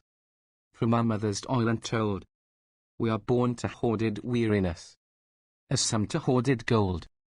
the system of competitive commercialism, of large-scale capitalist industry in its final flowering. I quote from The Jungle. Here in the city tonight, 10,000 women are shut up in foul pens, and driven by hunger to sell their bodies to live. Tonight in Chicago there are 10,000 men, homeless and wretched, willing to work and begging for a chance, yet starving, and fronting with terror the awful winter cold. Tonight in Chicago there are 100,000 children wearing out their strength and blasting their lives in the effort to earn their bread. There are 100,000 mothers who are living in misery and squalor, struggling to earn enough to feed their little ones. There are 100,000 old people, cast off and helpless, waiting for death to take them from their torments. There are 1 million people, men and women and children, who share the curse of the wage slave, who toil every hour they can stand and see, for just enough to keep them alive, who are condemned till the end of their days to monotony and weariness, to hunger and misery, to heat and cold, to dirt and disease, to ignorance and drunkenness and vice. And then turn over the page with me, and gaze upon the other side of the picture. There are 1,000, 10,000, maybe, who are the masters of these slaves, who own their toil. They do nothing to earn what they receive, they do not even have to ask for it, it comes to them of itself, their only care is to dispose of it. They live in palaces, they riot in luxury and extravagance, such as no words can describe, as makes the imagination reel and stagger, makes the soul grow sick and faint. They spend hundreds of dollars for a pair of shoes, a handkerchief, a garter. They spend millions for horses and automobiles and yachts, for palaces and banquets, for little shiny stones with which to deck their bodies. Their life is a contest among themselves for supremacy in ostentation and recklessness, in the destroying of useful and necessary things, in the wasting of the labor and the lives of their fellow creatures, the toil and anguish of the nations, the sweat and tears and blood of the human race. It is all theirs, it comes to them, just as all the springs pour into streamlets, and the streamlets into rivers, and the rivers into the ocean, so, automatically and inevitably, all the wealth of society comes to them. The farmer tills the soil, the miner digs in the earth, the weaver tends the loom, the mason carves the stone, the clever man invents, the shrewd man directs, the wise man studies, the inspired man sings, and all the results, the products of the labor of brain and muscle, are gathered into one stupendous stream and poured into their laps. This is the system. It is the crown and culmination of all the wrongs of the ages, and in proportion to the magnitude of its exploitation, is the hypocrisy and knavery of the clerical camouflage which has been organized in its behalf. Beyond all question, the supreme irony of history is the use which has been made of Jesus of Nazareth as the head god of this bloodthirsty system. It is a cruelty beyond all language, a blasphemy beyond the power of art to express. Read the man's words, furious as those of any modern agitator that I have heard in 20 years of revolutionary experience. Lay not up for yourselves treasures on earth! Sell that ye have and give alms! Blessed are ye poor, for yours is the kingdom of heaven! Woe unto you that are rich, for ye have received your consolation! Verily, I say unto you, that a rich man shall hardly enter into the kingdom of heaven! Woe unto you also, you lawyers! Ye serpents, ye generation of vipers, how can ye escape the damnation of hell? And this man I quote from The Jungle again, they have made into the high priest of property and smug respectability, a divine sanction of all the horrors and abominations of modern commercial civilization. Jeweled images are made of him, sensual priests burn incense to him, and modern pirates of industry bring their dollars, wrung from the toil of helpless women and children, and build temples to him, and sit in cushioned seats and listen to his teachings expounded by doctors of dusty divinity. Book 5, The Church of the Merchants. Mammon led them on. Mammon, the least directed spirit that fell from heaven, for even in heaven his looks and thoughts were always downward bent, admiring more the riches of heaven's pavement, trodden gold, than aught divine or holy else enjoyed. In vision beatific, let none admire that riches grow in hell, that soil may best deserve the precious Spain. Milton, the head merchant.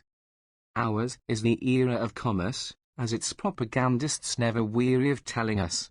Business is the basis of our material lives, and consequently of our culture. Businessmen control our politics and dictate our laws. Businessmen own our newspapers and direct their policy. Businessmen sit on our school boards, and endow and manage our universities. The Reformation was a revolt of the newly developing merchant classes against the tyrannies and abuses of feudal clericalism, so in all Protestant Christianity one finds the spirit, ideals, and language of trade.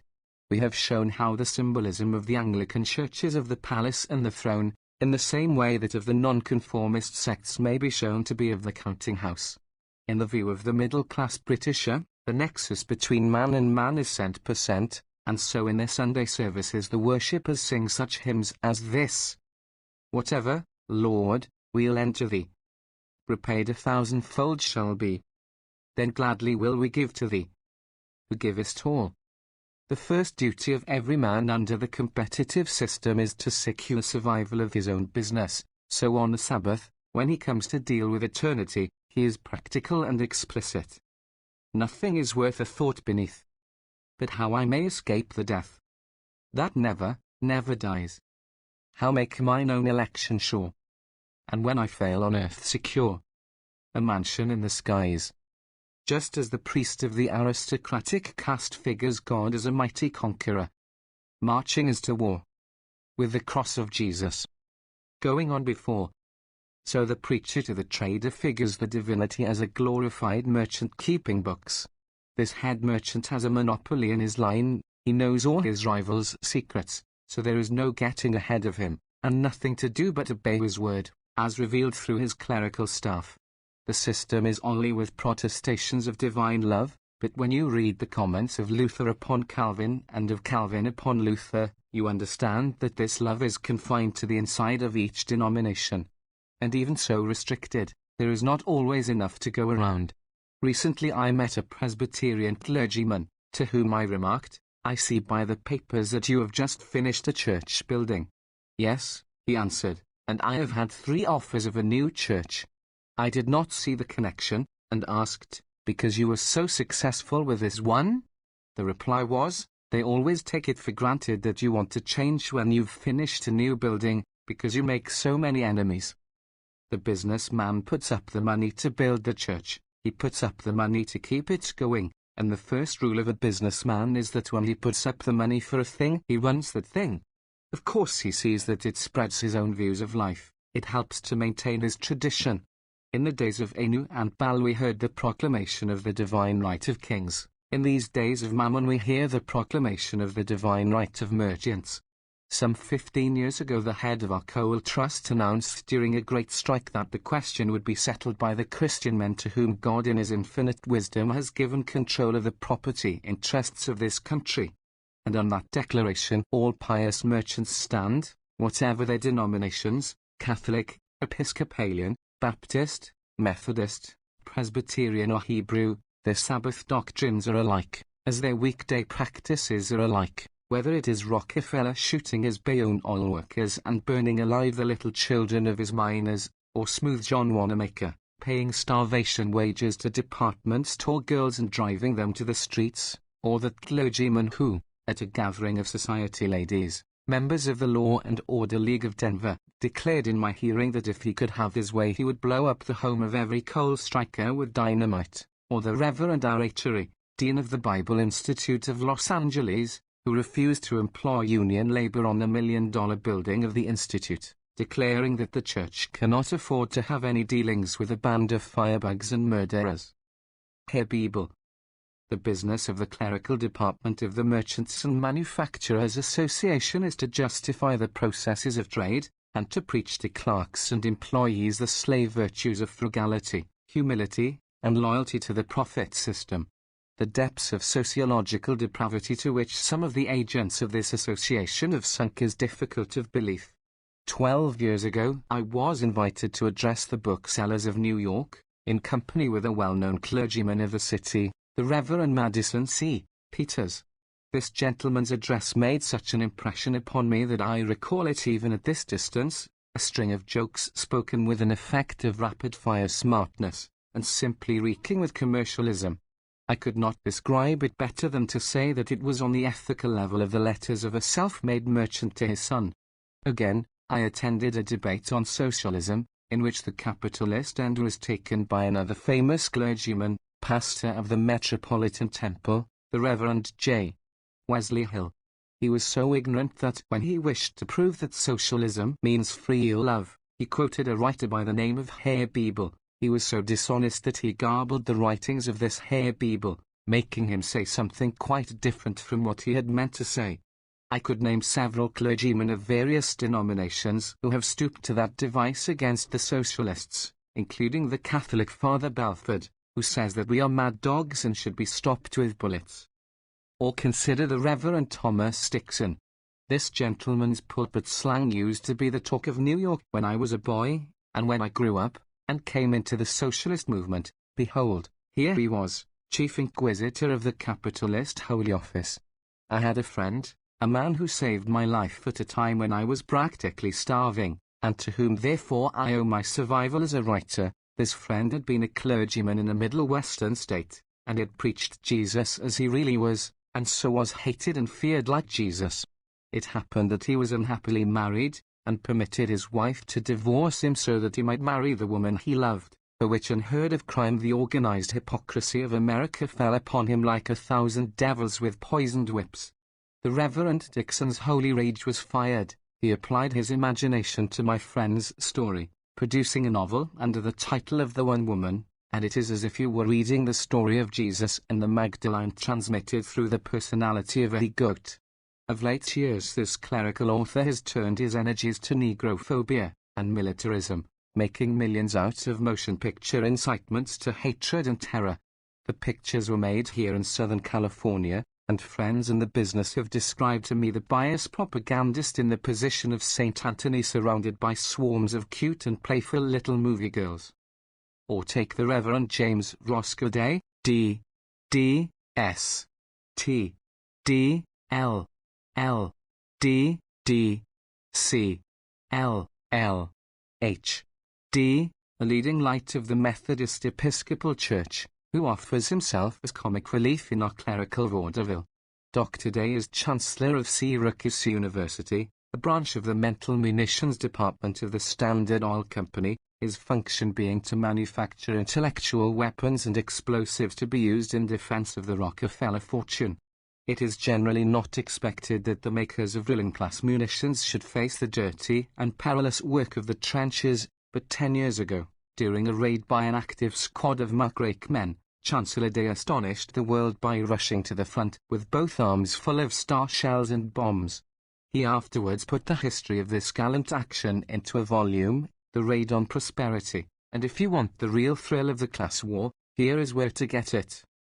The Chancellor is a quaint and touching figure, an enthusiast and dreamer, idealist and martyr, in whom the ordinary human virtues have been fused, absorbed, transformed and sublimated into a new supreme virtue of loyalty to exploitation, patriotism for profiteering. He began life as a working man, he tells us, in the good old American fashion of hustle for yourself, but he differed from other Americans in that he had an instant, intuitive recognition of the intellectual and moral excellence of plutocracy. The first time he met a rich man, he quivered with rapture, he burst into a hymn of appreciation.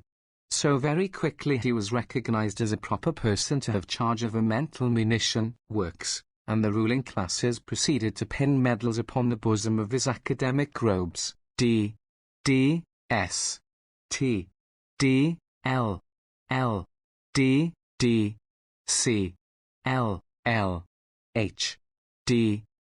The Chancellor knows the masters of our profit system, those consummate geniuses of manufacture and trade by which the earth has yielded up her infinite treasures. And having been at the same time in intimate daily communion with the Almighty, he can tell us the Almighty's attitude towards these prodigies. God has made the rich of this world to serve him. He has shown them a way to have this world's goods and to be rich towards God. God wants the rich men.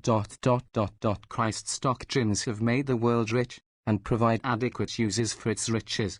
Also the Chancellor knows our great corporations, and gives us the Almighty's views about them. They mean that the forces with which God built the universe have been put into the hands of man. Likewise, by divine authority, we learn that the sympathy given to socialism is appalling. It is insanity. We learn that the income tax is a doctrine suited to the Dark Ages. Only no age ever has been dark enough. Somebody raises the issue of tainted money, and the Chancellor disposes of this matter also. As a deputy of divinity, he settles it by Holy Writ. Paul permitted meat offered to idols to be eaten in the fear of God. And then, to make assurance doubly sure, he settles it with plain human logic, and you are astonished to see how simple, under his handling, the complex problem becomes. How clear and clean-cut is the distinction he draws for you. Every boy knows that one cannot take stolen goods without being a partaker with a thief. But the proceeds of recognized business are quite a different thing. Holy oil. And here is Billy Sunday, most conspicuous phenomenon of Protestant Christianity at the beginning of the 20th century. For the benefit of posterity, I explain that Billy is a baseball player turned evangelist, who has brought to the cause of God the crowds and uproar of the diamond, also the commercial spirit of America's most popular institution. He travels like a circus, with all the press agent work and newspaper hurrah. He conducts what are called revivals, in an enormous tabernacle built especially for him in each city. I cannot better describe the Billy Sunday circus than in the words of a certain Sidney C. Tapp, who brought suit against the evangelist for $100,000 damages for the theft of the ideas of a book.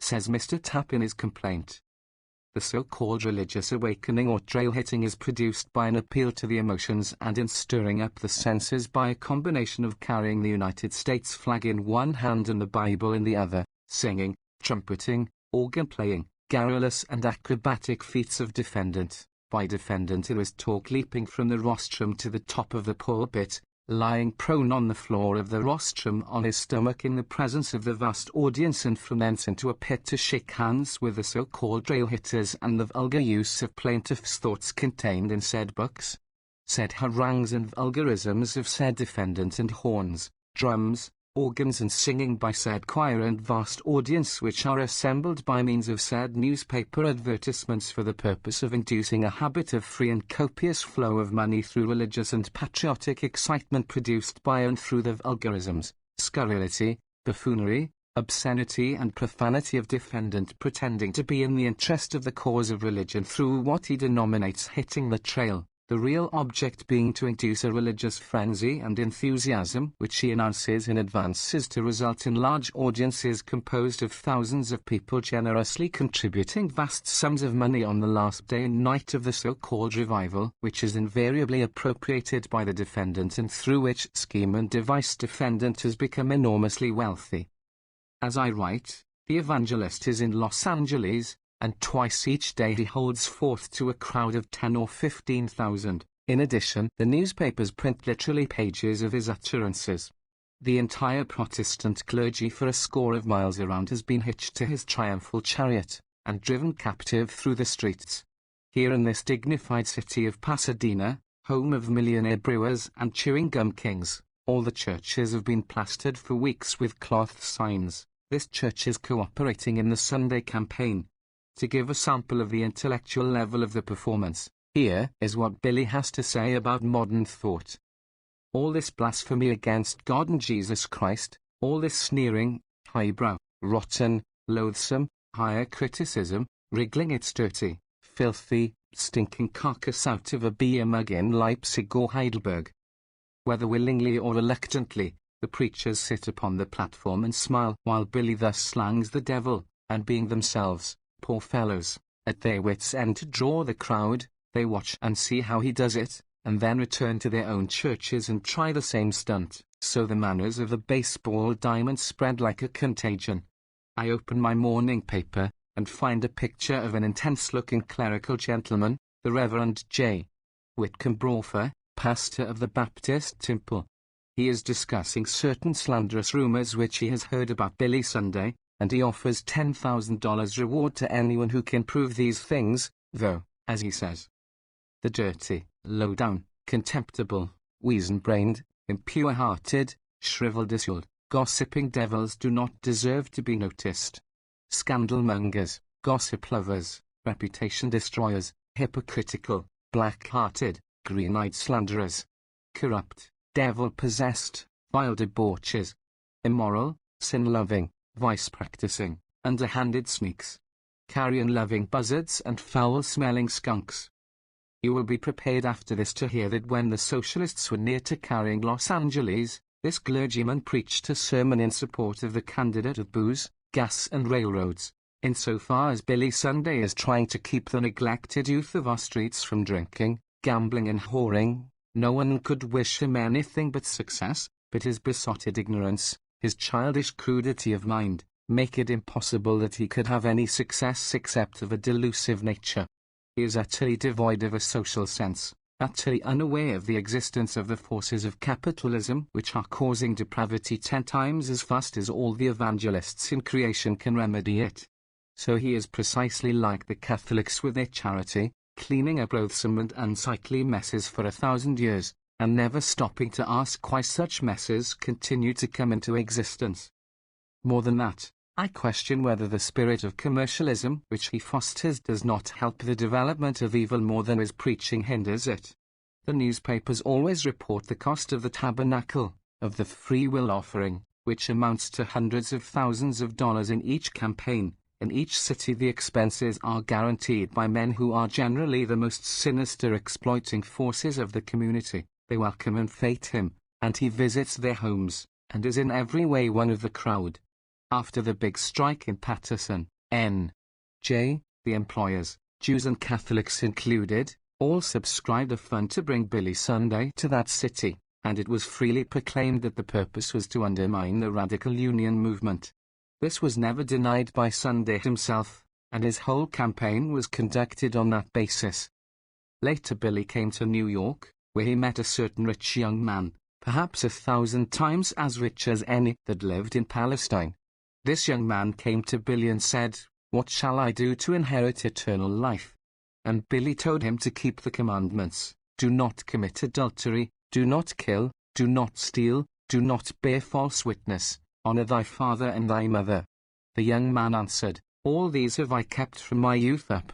And Billy said, "Yet lackest thou one thing, sell all that thou hast and distribute unto the poor, and thou shalt have treasure in heaven, and come follow me." And when he heard this he was very sorrowful, for he was very rich. No, I have got the story mixed up. That is what happened in Palestine.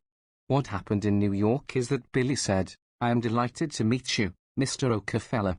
And Mr. Rockefeller said, "Come be my guest at my palace in the Pocantico Hills, and then we will go together and you may preach submission to my wage slaves in the oil factories at Bayonne and elsewhere."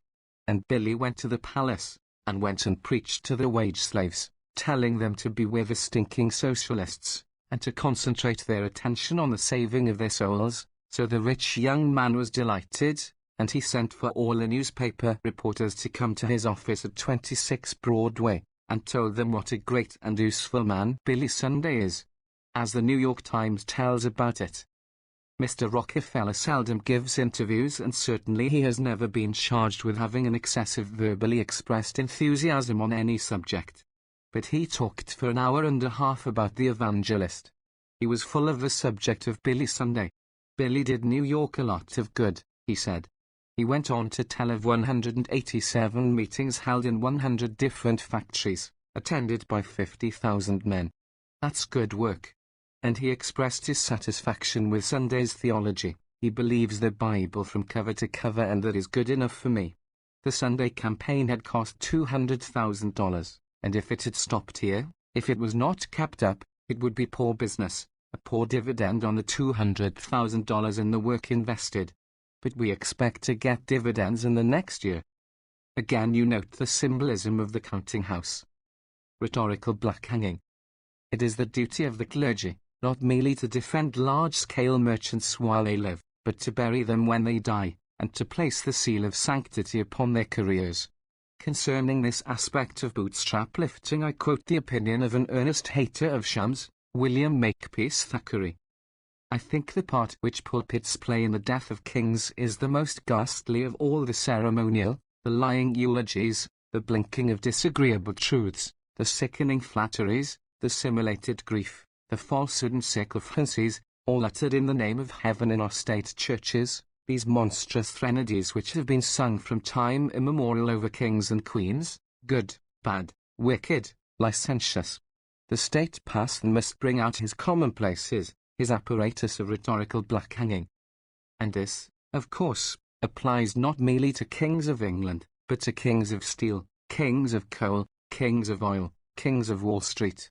When a certain king of Western railroads died, a Methodist clergyman, afterwards bishop, likened his heir to the boy Christ, a statement which requires for its appreciation a mention of the fact that this heir died of syphilis.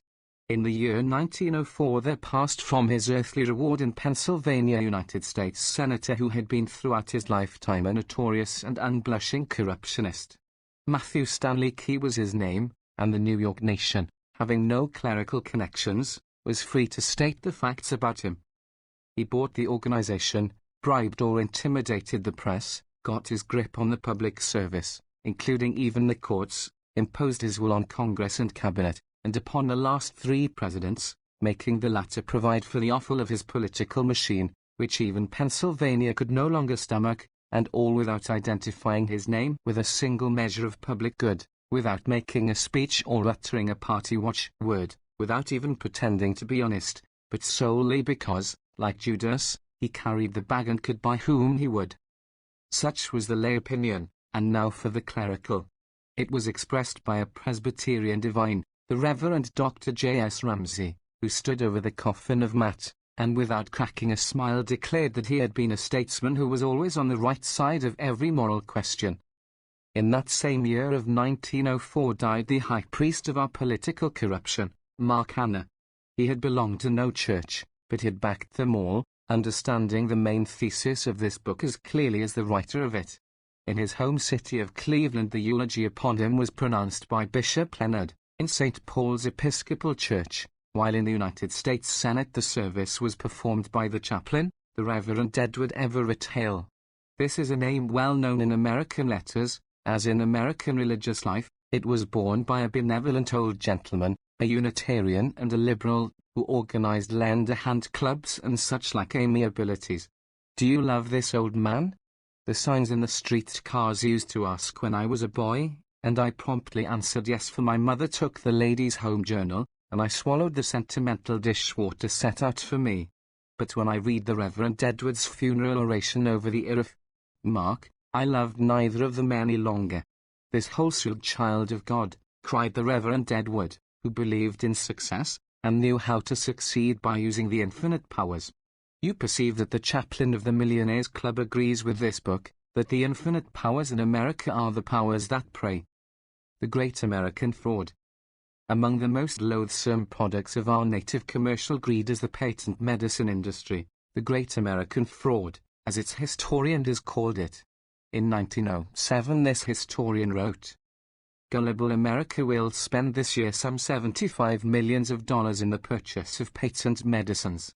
In consideration of this sum it will swallow huge quantities of alcohol, an appalling amount of opiates and narcotics, a wide assortment of varied drugs ranging from powerful and dangerous heart depressants to insidious liver stimulants, and, far in excess of all other ingredients, undiluted fraud. The fraud, exploited by the skillfullest of advertising buncomen, is the basis of the trade." One by one Mr. Adams tells about these medical fakes, habit-forming laxatives, headache powders full of acinilide, soothing syrups and catarrh cures full of opium and cocaine, cocktails subtly disguised as bitters, sarsaparillas, and tonics. He shows how the fake testimonials are made up and exploited, how the confidential letters, telling the secret troubles of men and women, are collected by tens and hundreds of thousands and advertised and sold, so that the victim, as he begins to lose faith in one fake, finds another at hand, fully informed as to his weakness.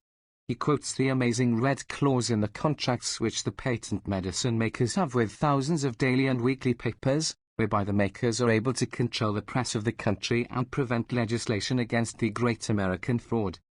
There are 1,000 religious papers in America, weekly and monthly, and what is their attitude on this question? Mr. Adams tells us. Whether because church-going people are more trusting, and therefore more easily be fooled than others, or from some more obscure reason, many of the religious papers fairly reek with patent medicine fakes.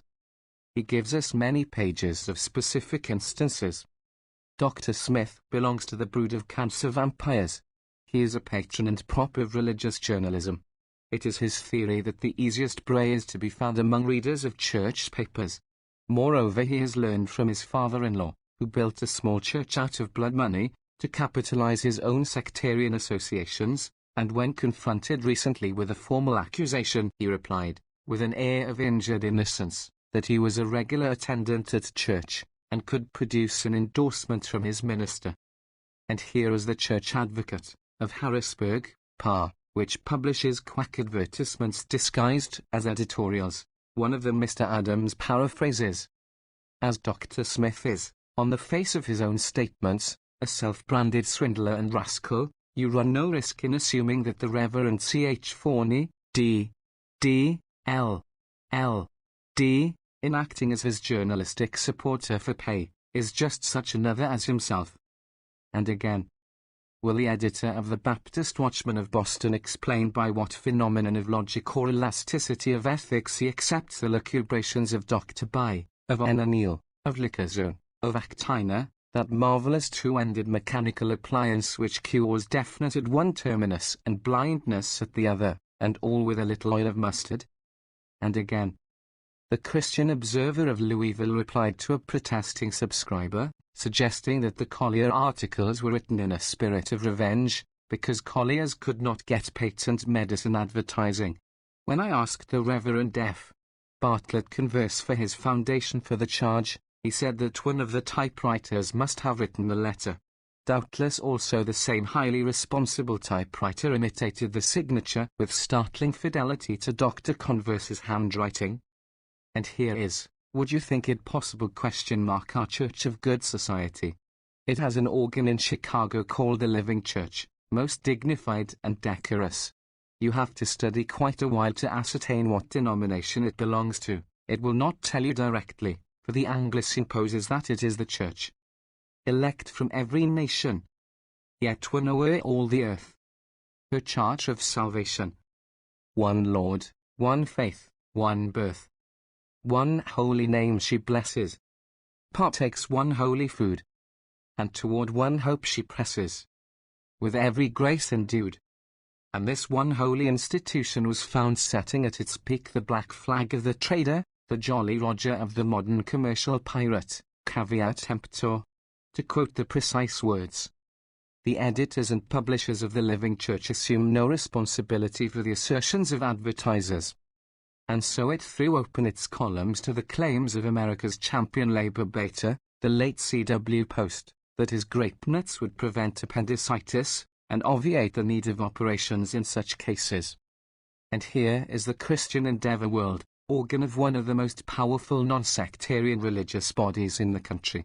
Someone wrote complaining of its medical advertising, and the answer was, to the best of our knowledge and belief, we are not publishing any fraudulent or unworthy medical advertising. Trusting that you will be able to understand that we are acting according to our best and sincerest judgment, I remain, yours very truly, the Golden Rule Company, George W. Coleman, Business Manager. Whereupon the historian of the great American fraud remarks, assuming that the business management of the Christian Endeavor world represents normal intelligence, I would like to ask whether it accepts the statement that a pair of magic foot drafts applied to the soles of the feet will cure any and every kind of rheumatism in any part of the body? Further, if the advertising department is genuinely interested in declining fraudulent and unworthy copy, I would call their attention to the ridiculous claims of Dr. Shoop's medicines, which cure almost every disease, to 2 hair removers, one an Indian secret, the other an accidental discovery, both either fakes or dangerous, to the lying claims of Hall's catarrh cure, that it is a positive cure for catarrh, in all its stages, to syrup of figs, which is not a fig syrup, but a preparation of senna, to Dr. Kilmer's swamp root, of which the principal medical constituent is alcohol, and, finally, to Dr. Bai's oil cure for cancer, a particularly cruel swindle on unfortunates suffering from an incurable malady. All of these, with other matter, which for the sake of decency I do not care to detail in these columns, appear in recent issues of the Christian Endeavor World. Riches in Glory. There came recently to Los Angeles a world-famous evangelist, known as Gypsy Smith. There was a shirtwaist strike at the time, and the girls were starving, and they sent a delegation to this evangelist to ask for help. They told him how they were mistreated, exposed to insults, driven to sell their virtue because their wage would not support life, and to their plea he made answer, "Get Jesus in your hearts, and these questions will take care of themselves." So we see the most important of the many services which the churches perform for the merchants, taking the revolutionary hope of Jesus for a kingdom of heaven upon earth, and perverting it into a dream of a golden harp in an uncertain future. To appreciate the fullness of this betrayal, take the prayer which Jesus dictated, so simple, direct and practical, "Give us this day our daily bread," and put it beside the hymns which the slave congregations are trained to sing. In my neighborhood is a one-room building with a plate glass front, upon which I observe a painter inscribing in red, white and blue letters the sign Glory Mission. I approach him, and he drops his work and welcomes me with eager cordiality. Am I living in grace? I answer that I am. I have to shout the good tidings into his ear, as he is very deaf. He presents me with his card, which shows that he bears the title of Reverend, also the sobriquet of Mountain Missionary. I ask him to permit me to examine the hymn book which he uses in his work, and with touching eagerness he presses upon me a well-worn volume bearing the title Waves of Glory. I seat myself and note down a few of the baits it sets out for hungry wage slaves. Oh, there's a plenty, oh, there's a plenty. There's a plenty in my Father's bank above. Riches in glory, riches in glory. Royal supply our wants exceed. Feasting, I'm feasting. I'm feasting with my Lord. Beautiful robes, beautiful robes. Beautiful robes we then shall wear. Jerusalem the golden, with milk and honey blessed. Yes, I'll meet you in the city of the New Jerusalem. I will be there, I will be there. Blessed Canaan land, bright Canaan land. I love to be in Canaan land. Oh, Beulah land, sweet Beulah land. As on the highest mount I stand, I look away across the sea, where mansions are prepared for me. In the sweet by and by, we shall meet on that beautiful shore. I stopped there, being reminded of Joe Hill, poet of the I.W.W., who was hanged 3 or 4 years ago in Utah, and who used this tune in his little red book of revolutionary chants. You will eat, by and by, in the glorious land above the sky. Work and pray, live on hay. You'll get by in the sky when you die. Captivating ideals. In one of the writer's earlier novels, Prince Hagen, the hero, is a Nibelung out of Wagner's Ringald, who leaves his diggings in the bowels of the earth, and comes up to look into our superior civilization. The thing that impresses him most is what he calls the immortality idea. The person who got that up was a world genius, he exclaims. If you can once get a man to believing in immortality, there is no more left for you to desire. You can take everything he owns, you can skin him alive if it pleases you, and he will bear it all with perfect good humor. And is it merely the spiritual deficiency of a Nibelung, or the effort of a young author to be smart? Would you like to hear that view of the most vital of Christian doctrines set forth in the language of scholarship and culture? Would you like to know how an ecclesiastical authority, equipped with every tool of modern learning, would set about voicing the idea that the function of the teaching of heaven is to chloroform the poor, so that the rich may continue to rob them in security? Here under my hand is a volume in the newest dress of scholarship, dated 1912, and written by Professor Georges Chatterton Hill, of the University of Geneva. Its title is The Sociological Value of Christianity, and from cover to cover it is a warning to the rich of the danger they run in giving up their religion and ceasing to support its priests. It explains how the genius of Christianity has succeeded in making the individual suffering, the individual sacrifices, which are indispensable for the welfare of the collectivity, appear as indispensable for the individual welfare. The learned professor makes plain just what he means by individual suffering, individual sacrifices. He means all the horrors of capitalism, And the advantage of Christianity is that it makes you think that by submitting to these horrors, you are profiting your own soul. By making individual salvation depend on the acceptance of suffering, on the voluntary sacrifice of egotistical interests, Christianity adapts the individual to society. And this, as the professor explains, is not an easy thing to do, in a world in which so many people are thinking for themselves. The only means of causing the rationalized individual to consent to the sacrifice is to captivate him with a sufficiently powerful idea. And the professor shows how beautifully Jesus can be used for this purpose. Jesus, the so-called humanitarian, never ceased to insist on the necessity of suffering, the desirableness of suffering, of that suffering which a weak and sickly humanitarianism would fain suppress if it could. You get this, you blanket stiff, you husky, or what, or whatever you are, you disinherited of the earth, you proletarians who have only your labor power to sell, you weak and sickly ones who are condemned to elimination. There has come, let us say, a period of overproduction. You have raised too much food, and therefore you are starving. You have woven too much cloth, and therefore you are naked. You have finished the world for your masters, and it is time for you to move out of the way. As the sociologist from Geneva phrases it, your suppression imposes itself as an imperious necessity, and the function of the Christian religion is to make you enjoy the process, by captivating you with a sufficiently powerful ideal. The priest will fill your nostrils with incense, your eyes with candlelights and images, your ears with sweet music and soothing words, and so you will perish without raising a finger. Here, reflects the professor, we see how magnificently the teaching of Jesus applies to all classes of society.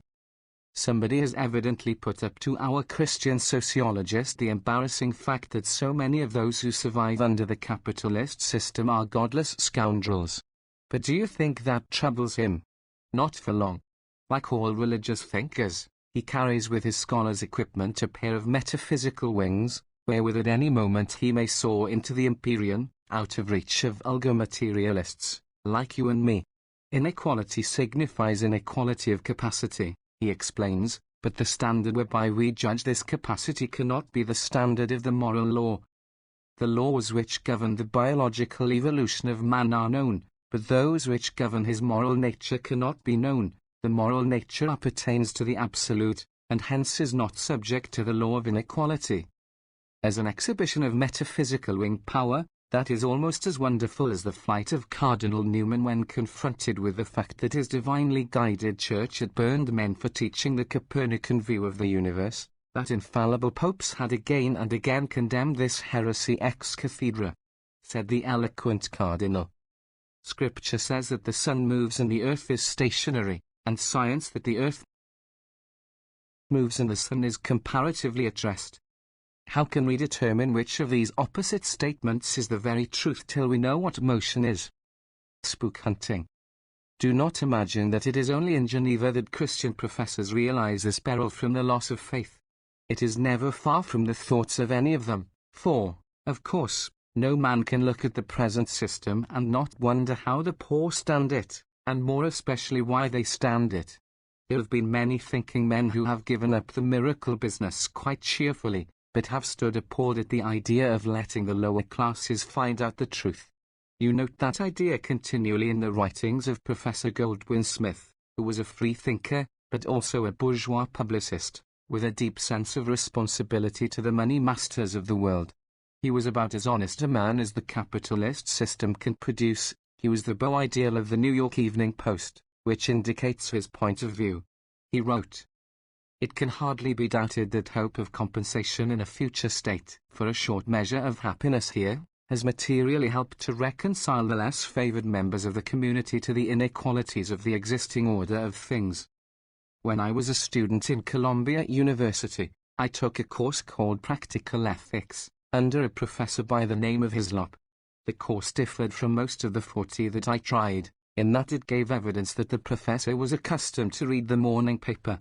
He had learned that American politics were rotten. His idea of practical ethics was to outline in elaborate detail a complete scheme of constitutional changes which would make it impossible for the boss to control the government. I think I must have been born with a charm against bourgeois thought, for the good professor never fooled me an instant, I remember I used to smile at the idea of how quickly the boss would brush through his constitutional cobwebs. The reforms required an elaborate campaign of publicity, and of course long before they could be put into practice, the politicians would be ready with devices to make them of no effect. Soon after this, my ethical professor resigned and went to hunting spooks. I don't want to be unfair to him. I know that he is a determined and courageous man, and it seems possible that he may really have bagged some spooks. All I wish to point out here is the method he uses in seeking to persuade the heedless rich to support the spook hunting industry. The very same argument as we got from the University of Geneva and the University of Toronto. Says our head spook hunter. There has been no belief that exercised so much power upon the poor as that in a future life. The politicians, men of the world, have known this so well as to postpone the day of political judgment by it for many years. And again, the Church, having lost all its battles with science, and having abandoned a strenuous intellectual defense of its fundamental beliefs, has lost its power over the poor and the laboring classes. The spiritual ideal of life has gone out of the masses as well as the classes, and nothing is left but a venture on a struggle with wealth. And again, more menacingly yet, the rich will learn in the dangers of a social revolution that the poor will not sacrifice both wealth and immortality. What is to be done about this?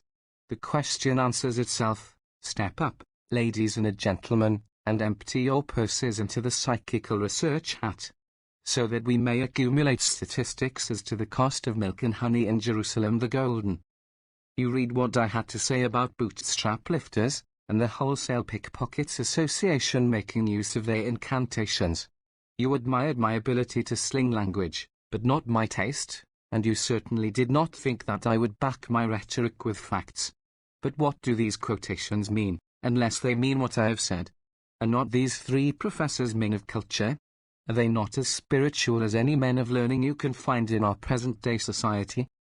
And now stop for a moment and put yourself in the position of the young student of the working class, who goes to these books and discovers that truth is not truth, but only a bait for a snare, who discovers that professors of ethics, practical or impractical, are not interested in justice among men, but only in collecting funds for their specialty, that in order to get funds, they are willing to teach the rich how to paralyze the minds of the poor. Do you wonder that such young students conclude that bourgeois thinkers do not know what honesty is, but are prostitutes, retainers and lackeys, to be kicked out of the temple of truth? Running the rapids. And now, can you form to yourselves a clear concept of what it means to society that practically all its moral teaching should be in the hands of men who are incapable of clean, straight thinking? That all the intellectual prestige of the Church should be lent to the support of vagueness, futility, and deliberate evasion? Here we are, all of us, caught in the most terrific social crisis of history. I search for a metaphor to picture our position, and I recall a canoe trip in the wilds of Ontario, hundreds of miles down a long swift river. You sit in the bow of the canoe, your partner in the stern, watching ahead, and there comes a slide of smooth green water, and you go over it, and into a torrent of foaming white, which seizes you and rushes you along with the speed of a racehorse. With every sense alert, you watch for the rocks, and when you see one, you dip your paddle in one side or the other and with a quick motion draw the canoe clear of the danger. If by any chance you fail to do it, over you go, and your partner with you, and all your belongings go downstream, and maybe you are sucked into a whirlpool, and not seen for several hours afterwards. Precisely like this is the voyage of life, for the whole of society and for every individual. The paddle which would save us from the rocks is experimental science, but in most of our canoes we put a man who has no paddle, but a holy book, and he casts up his eyes and murmurs words in ancient Greek and Hebrew, and now and then, when he sees an especially formidable obstruction, a war, or the gonococcus, or the I.W. He casts a holy wafer upon the foaming torrent. And mind you, it isn't as if I could save myself and you could save yourself. We are all in the same canoe, and we all go overboard together. You, perhaps, have a son who is drafted into the trenches in winter time, and drowned in blood and mud, because in Europe the Catholic Party supported militarism, and kept aristocratic criminals in control of states. or you find yourself involved in a marital tragedy, and in order to free yourself from unendurable misery, you are obliged to go to law courts dominated by the tradition of Paul, the Roman bureaucrat, who despised women, and regarded marriage as the means of gratifying an unclean animal desire. It is better to marry than to burn, he said, with unmatchable brutality, and so of course those who think him a voice of God can form no conception of the dignity and grace of love, and if you want sound and wholesome sex conventions, you will be as apt to find them among the Ashantis or the Kamkadals as among the followers of the Apostle to the Gentiles. You go to a so-called divorce court, which is dominated by this Christian taboo, and exists for the purpose of barring you from a second chance at the gratification of your unclean animal desire. You are not permitted to tell your own story, for that would be collusion. You listen while your intimate friends recite the pitiful and shameful details of your domestic misfortune, under the cross-questioning of lawyers who have suppressed for the time whatever decent instincts they may possess, and follow blindly the details of a prescribed procedure, at the cost of all sincerity, humanity and truth. The next morning you find that the privacy guaranteed you by law has been taken from you by corrupt court officials, who have sold copies of the testimony to the newspapers, so that all the intimate details of where you slept and where your wife slept and what you saw your wife doing have been thrown out to journalistic jackals, who scream with glee as they rend the carcass of your dead love, and in the end, perhaps, you find that you have gone through this horror for nothing. The august court with its Roman Catholic judge throws out your petition, its suspicions having been excited by the fact that when you discovered your domestic tragedy, you sought to behave like a civilized person, with pity and self-restraint, instead of like a sultan in Turkey, or a basso in an Italian grand opera. Birth control. I assert that the control of our thinking on ethical questions by minds enslaved to tradition and priestcraft is an unmitigated curse to the race. The armory of science is full of weapons which might be used to slay the monsters of disease and vice, but these weapons are not allowed to be employed, sometimes not even to be mentioned. Consider the misery which is piling itself up in the slums of our great cities, the degenerate, the defective, the insane, who are multiplying as never before in history. There exists a perfectly harmless and painless method of sterilizing the hopelessly unfit, so that they cannot reproduce their hopeless unfitness, but religion objects to this operation, and so the law does not make use of this knowledge. There exists a simple, entirely harmless, and practically costless method of preventing conception, which would enable us to check the blind and futile fecundity of nature, and to multiply as gods instead of as animals.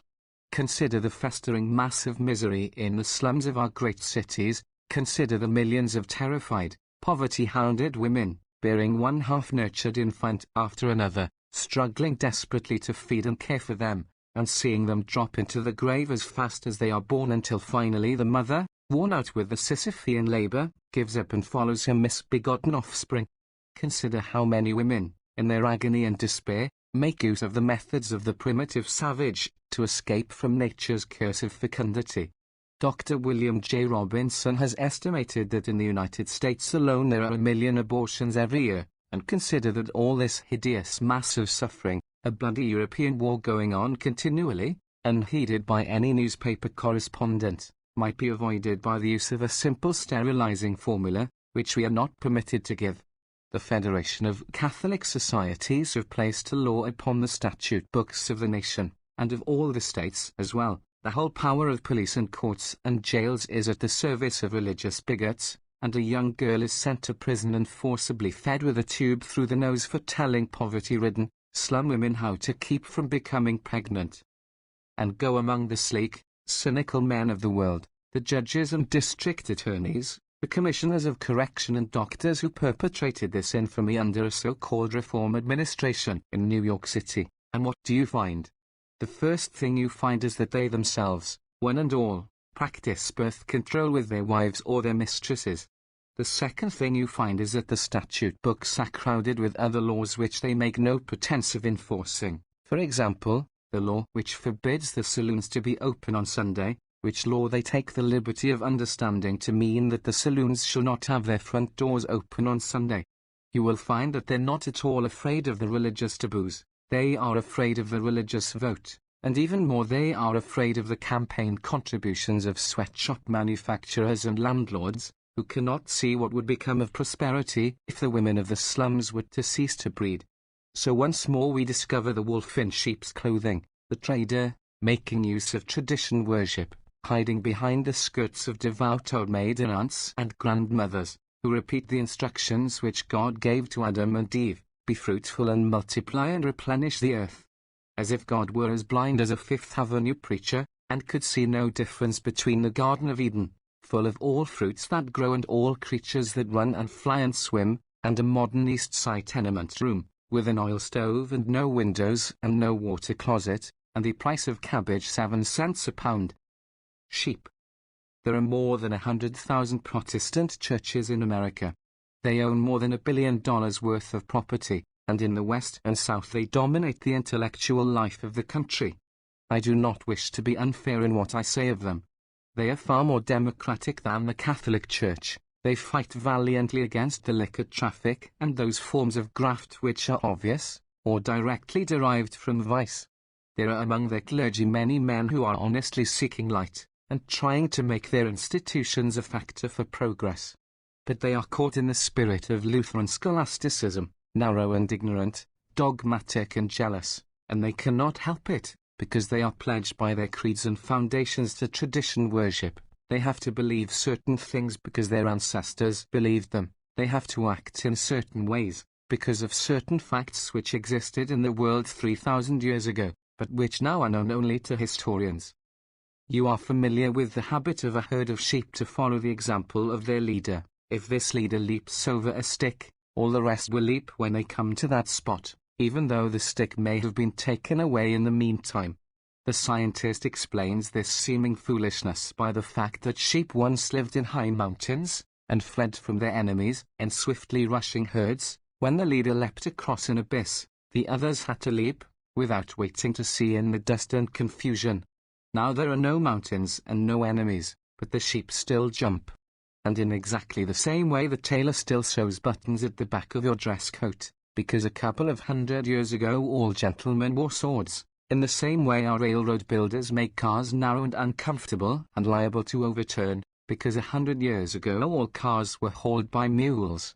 In the same way the Orthodox Hebrew will eat no pork, in spite of the fact that the microscope affords him complete protection against disease. The Orthodox Catholic will not eat meat on Friday, because he thinks Jesus was crucified on that day. The Orthodox Anglican will not marry his deceased wife's sister, because of something he reads in Leviticus. The Orthodox Baptist requires total immersion in a climate quite different from that of Palestine. The Orthodox Methodist refuses to enjoy fresh air and exercise on the Sabbath. In ancient Judea, you see, the people lived an open-air life, tending sheep and working the fields, so it was an excellent thing for them to rest from labor one day of the week, and to gather in temples to hear the reading of the best literature of their time. But nowadays the city slave spends his weekdays shut up in an office, poring over a ledger, or in a sweatshop, chained to a sewing machine. Obviously, therefore, the thing to do on the seventh day is to lure him into the open air, and persuade him to run and play. But do we do that, we human sheep? We write ancient Hebrew laws upon our modern statute books, and if the city slave goes into a vacant lot and tries to play baseball, we send a policeman and take him to jail, and next morning he is fined $5, and probably loses his job. In the city where I live, a city supposed to be free and enlightened, but in reality heavily burdened with churches, there are tennis courts built and paid for out of public funds, my own included. Yet I cannot use these tennis courts on Sunday, because of the ancient Hebrew taboo. My mail is not delivered to me, the swimming pool in the park is closed to me, the library is closed nearly all day.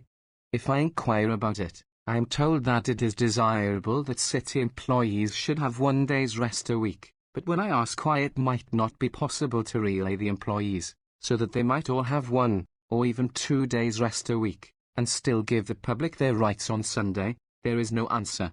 But I know the answer, having probed our politics of hypocrisy.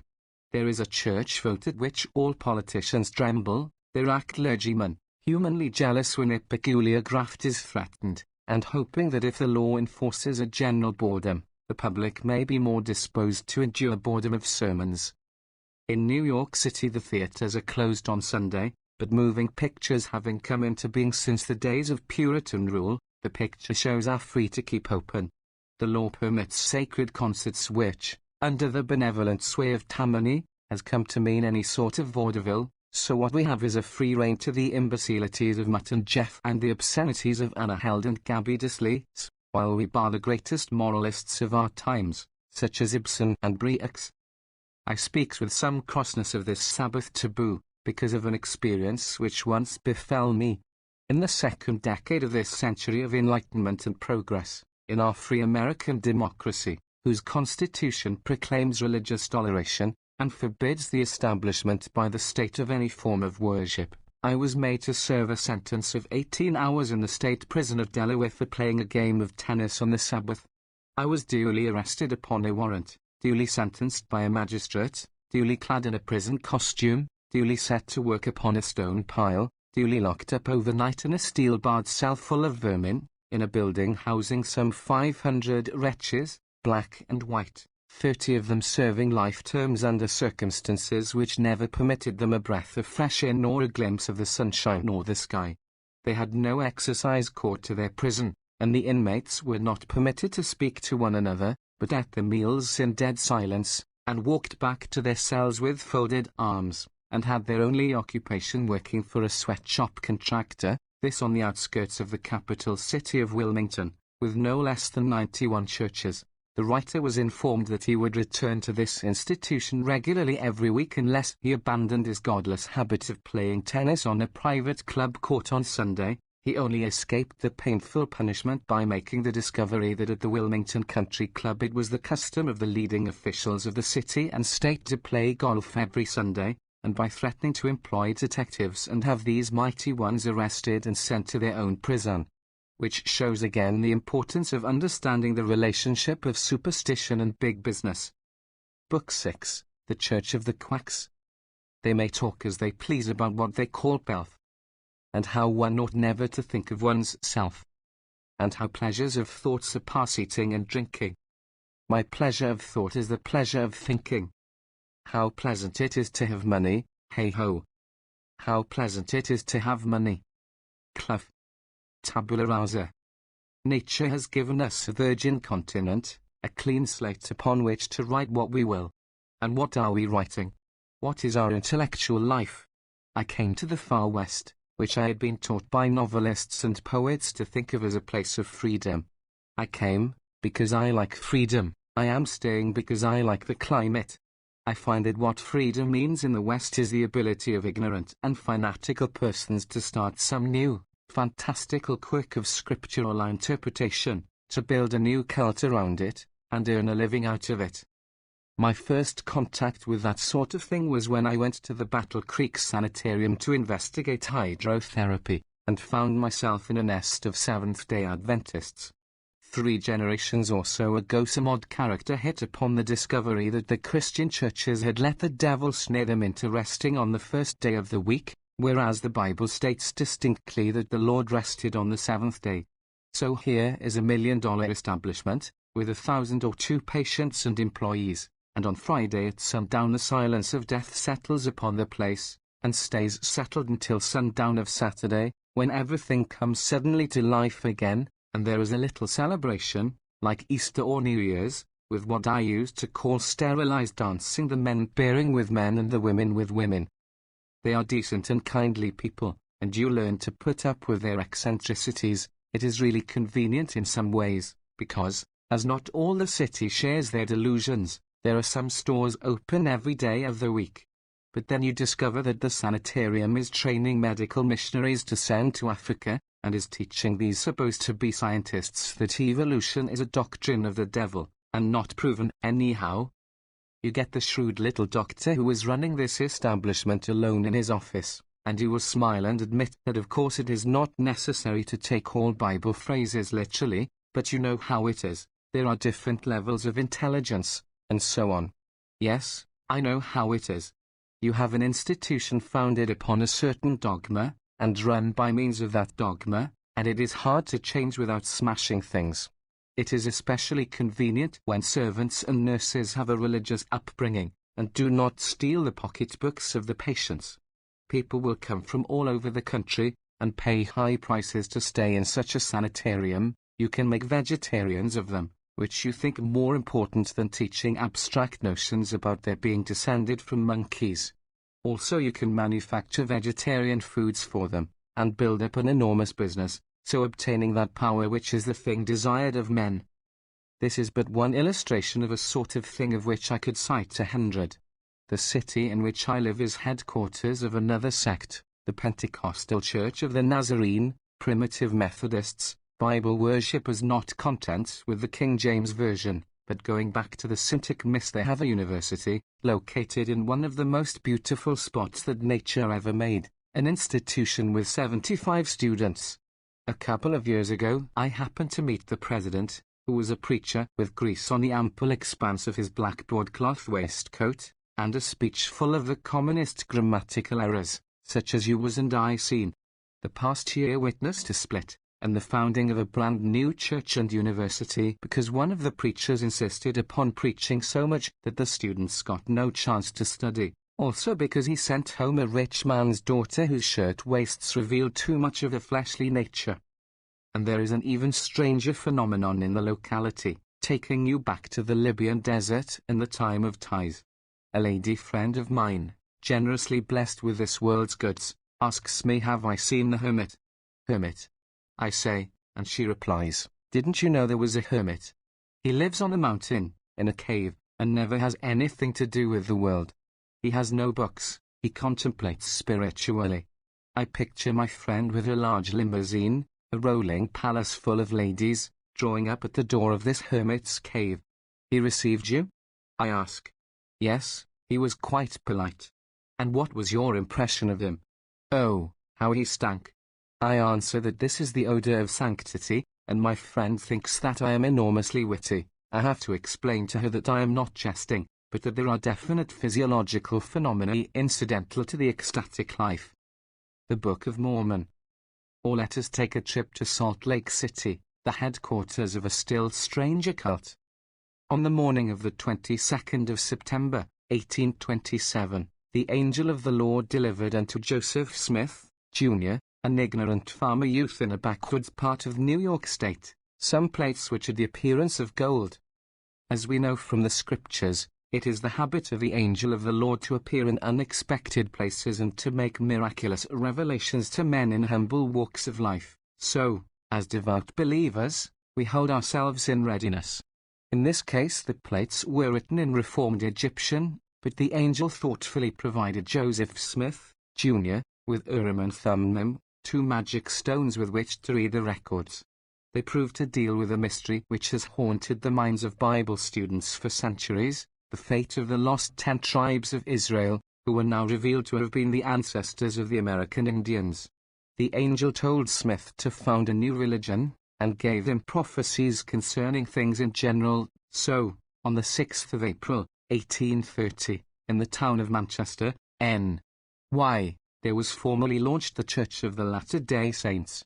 Smith turned over to his followers his translation of the miraculous plates, called the Book of Mormon, obviously genuine, for it read precisely like the books which we already know of revealed Word of God. But, on chance that this might not be sufficient, we were offered in the preface 2 documents, the testimony of 3 witnesses, and the further testimony of 8 witnesses. The latter, being the shorter, may be quoted. Be it known unto all nations, kindreds, tongues and people, unto whom this work shall come, that Joseph Smith, Jr., the translator of this work, has shown unto us the plates of which hath been spoken, which have the appearance of gold, and as many of the leaves as the said Smith hath translated, we did handle with our hands, and we also saw the engravings thereon, all of which has the appearance of ancient work and of curious workmanship.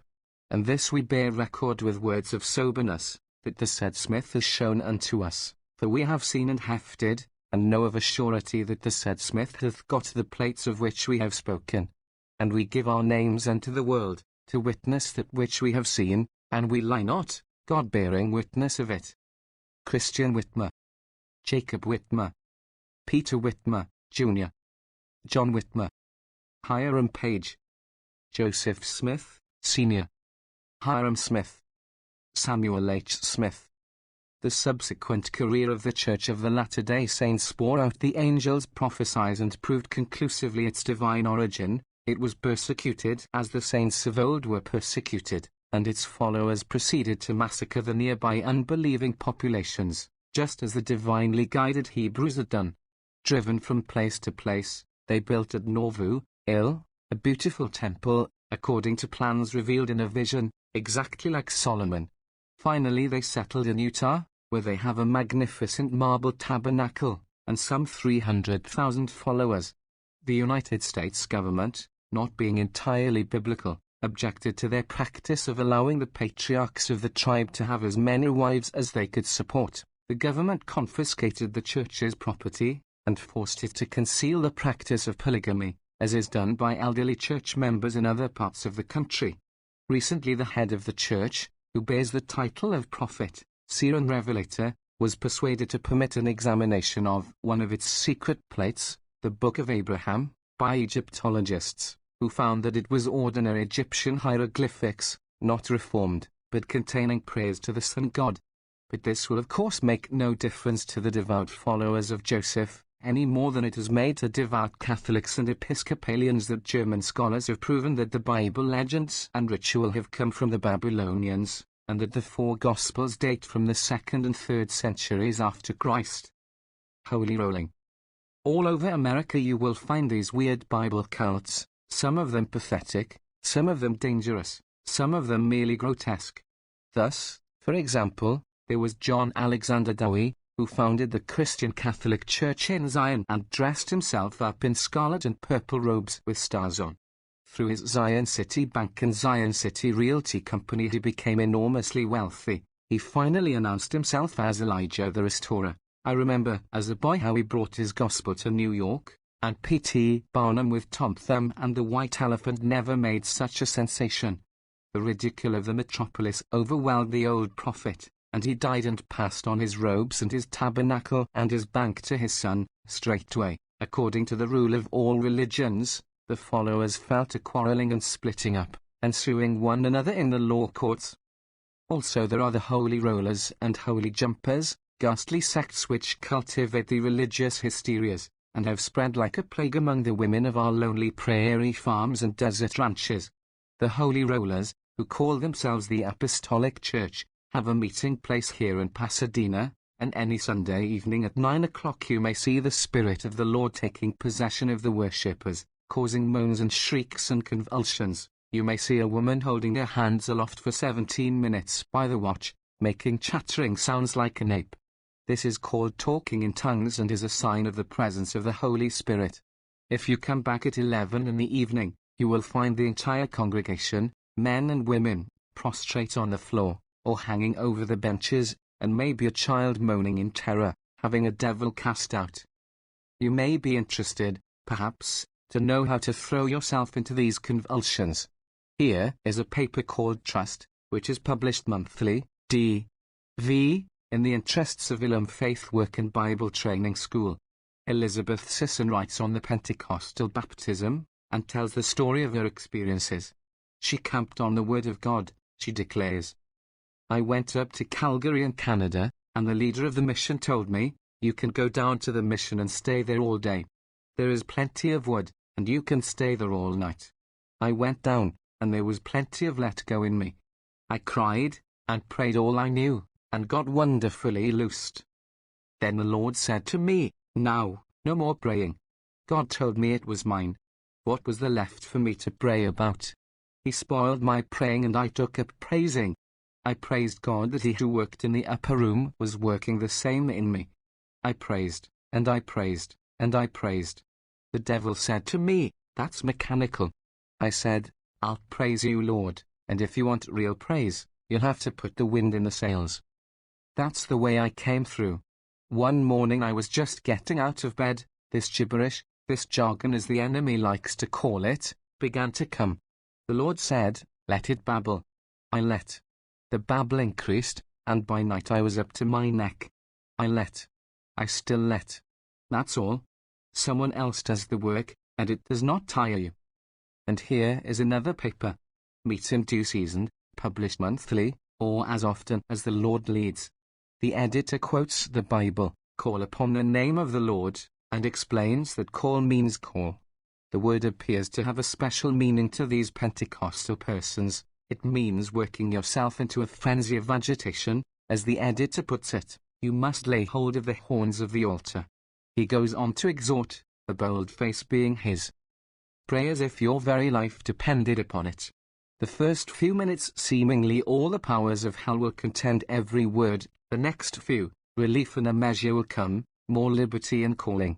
In a very little while you will be dead to the room, dead to the chair, dead to everyone around you, dead to all and tremendously alive to your desperate needs and emptiness. This conviction will grow as you increase calling upon him. It may be you'll weep, it may be you'll perspire, it may be your clothing will be deranged, it may be your throat will get sore. Never for a moment let your mind rest on the condition of your person. Open your mouth and God has promised to fill it.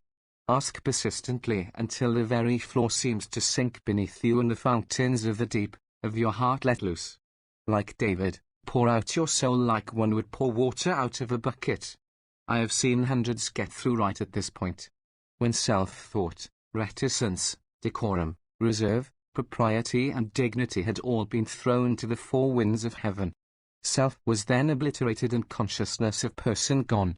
Draw near to God and he will draw near to you, saith the Scripture, but you must draw near to him first.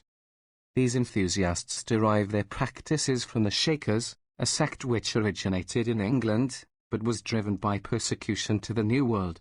The Shakers call themselves the United Society of True Believers in Christ's Second Coming, and were founded by Anne Lee, who variously termed herself the female Christ, the Holy Comforter, and the God-anointed woman. They might be termed the suffragettes of religion, for they pray always to our Father and Mother, which are in heaven. They were taught the convenient doctrine that their founder had spiritual illumination, so that any evidence of the senses used against her might deceive. She governed through terror, holding that by her mental powers she could inflict torment upon any of her followers. Fortunately she taught absolute celibacy, and so there are now only about 1,000 of her disciples. Bible prophecy. This far western country swarms with those fanatics who await the return of Christ, and find in Bible chronology positive evidence that he is coming on a specified day. Seldom do I give a lecture on socialism that some eager old lady does not come up to me and point out how futile are my hopes, because the millennium will come before the revolution. Several times I have come on an item in the newspapers, telling of a group of people, sometimes whole villages, selling their goods and going out into the fields to shout and sing and pray, expecting the vision of the Lord and his angels in the skies. I have in my hand a pamphlet entitled Shekinah, the glory of God in Israel, facts mathematically foretold, of the soon coming of our blessed Lord. It is earnestly, yearningly written, in that spirit of feeble-minded affectionateness which the Bible sects seem to encourage. Now, dear reader, you see that these problems tell a wonderful story which I know are the eternal truths of God. Jesus is soon coming. I believe that from now on we can say, next week perhaps our blessed Lord will return. Yet the time may not end till the close of the A.M. year, which will be March 20th, 1897. But let us take up the sickle of God, etc. Oh, my Christian friends, live near the blessed Christ, and gain eternal life through Jesus our Lord. In the public library I find another pamphlet, entitled The Our Race, which proves that the lost 10 tribes of Israel are not the American Indians, but the Irish. And here is a publication of the Watchtower Bible and Tract Society, declaring, the Great Pyramid in Egypt is a witness to all the events of the ages and of our day. The pyramid's downward passage under a drachenes symbolizes the course of sin. Its first ascending passage symbolizes the Jewish age. Its grand gallery symbolizes the Gospel age. Its upper step symbolizes the approaching period of tribulation and anarchy, judgment upon Christendom. It is a Sunday morning, and I sit in the California sunshine revising this manuscript, when a decorous-looking young man approaches, having a sack over his shoulder. From the Bible students, he says politely, and hands me a little paper, the Bible Students Monthly, an independent, unsectarian religious newspaper, specially devoted to the forwarding of the layman's home missionary movement for the glory of God and good of humanity. The leading article is headed "The Fall of Babylon, Ancient Babylon a Type, Mystic Babylon the Antitype, Why Christendom Must Suffer, the Final Outcome." A note explains. The following article is extracted from Pastor Russell's posthumous volume entitled "The Finished Mystery," the seventh in the series of his studies in the Scriptures and published subsequent to his death. Pastor Russell held the distinction of being the most fearless and powerful writer of modern times on ecclesiastical subjects. In this posthumous volume, which is called his last legacy to the Christians on earth, is found a thorough exposition of every verse in the entire book of Revelation and also an elucidation of the obscure prophecy of Ezekiel. The book contains 608 pages, handsomely bound in embossed cloth. Pastor Russell used to publish a 2-column sermon in some hundreds of Sunday newspapers, together with a presentment of his features, solemn, stiff, white-whiskered, set off with a choker and a black broadcloth coat. There are 5 million such faces in America, but if you have an impulse to despair for your country, remember that it produced Mark Twain and Artemus Ward, as well as Pastor Russell and the Moody and Sankey hymn book. I quote one passage from The Finished Mystery, in order that the reader may know what it means to hold the distinction of being the most fearless and powerful writer of modern times on ecclesiastical subjects. Pastor Russell does not approve of the Methodists, and he quotes 12 verses of Revelation, line by line and phrase by phrase, showing how the evil course and downfall of the Wesleyan system were divinely foretold. Thus, but that they should be tormented 5 months. In symbolic time, 150 years, 5 by 30 equals 150.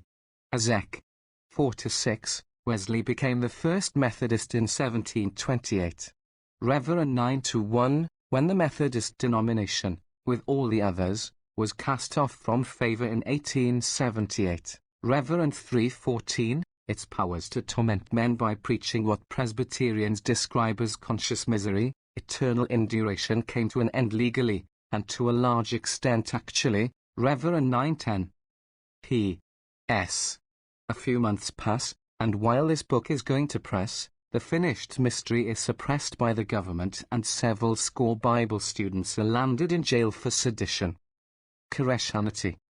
Such are the beliefs built on the Bible, but there are other ancient writings with strange nomenclature and ritual and symbolism, calculated to impress the unlettered. Also our prophets have imaginations of their own, and can invent nomenclature and ritual and symbolism never seen in heaven nor on earth before. Thus there is Dr. Nuonu, who called himself Archbishop of the New Thought Church, and gathered about him a harem of devoted females in San Francisco, and was landed in jail for using the males to defraud. Or there is OSP, the Cosmic Bible, a work of brand new revelation with a brand new view of the universe and all things therein. The reader soon discovers that he must radically revise not only his ideas of celestial cosmogony, but the order and significance of names and titles commonly applied to the transcendental brethren. The great provinces of ethereal are presided over by chiefs, chosen for their superior development in wisdom and love. For our solar system to cross one of these provinces requires about 3,000 years, and between them are belts of high Etherian light which takes several years to pass over. The passage of each province is a cycle of earthly history, and the crossings are called dawns of Dan. And here is Koreshanity, a revelation vouchsafed by the Lord to Dr. C.R. Teed of Chicago in the year 1889. This new seer took the name of Koresh, which is Hebrew for Cyrus, the shepherd from Joseph, the stone of Israel, the Son Man, the illuminating center of the Son of Man, and went out on the streets of the city to preach that the earth is a hollow sphere with the stars inside.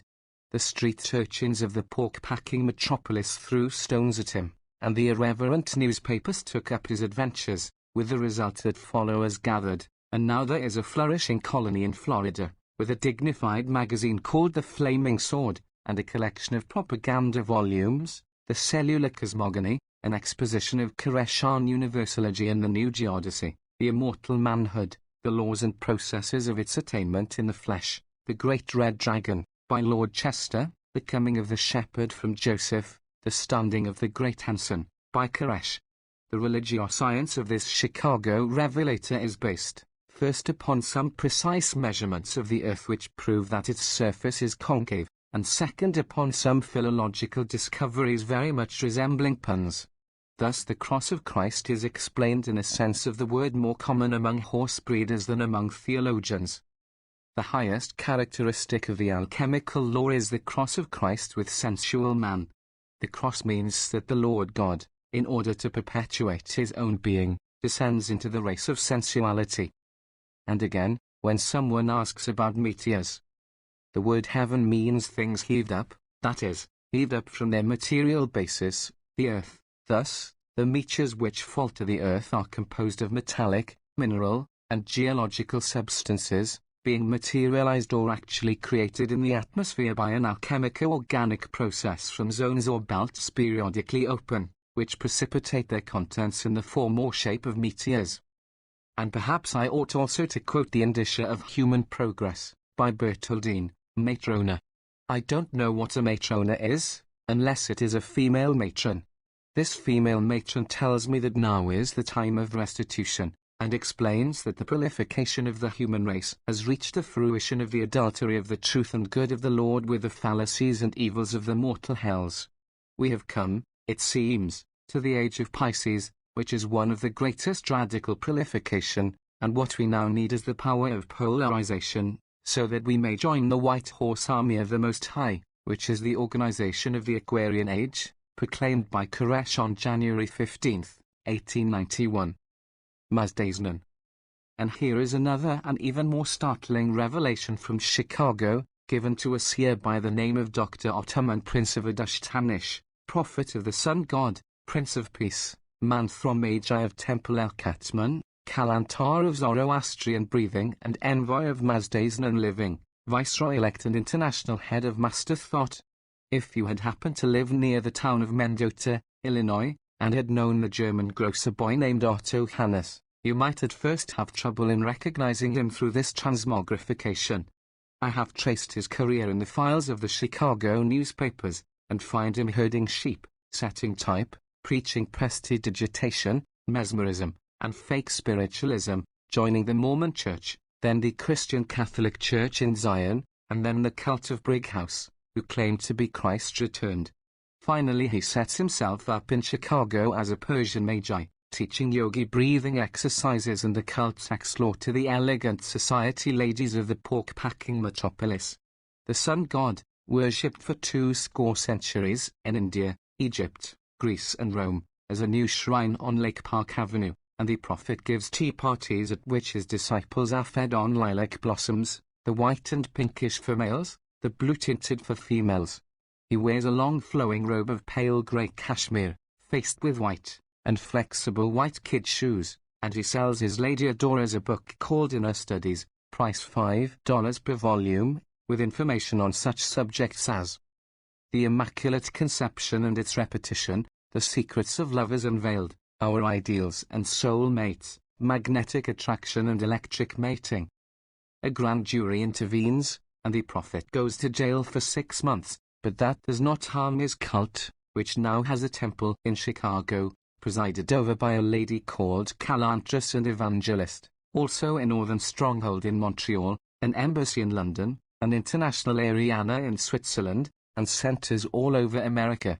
At the moment of going to press, the prophet himself is in flight, pursued by a warrant charging him with improper conduct with a number of young boys in a Los Angeles hotel.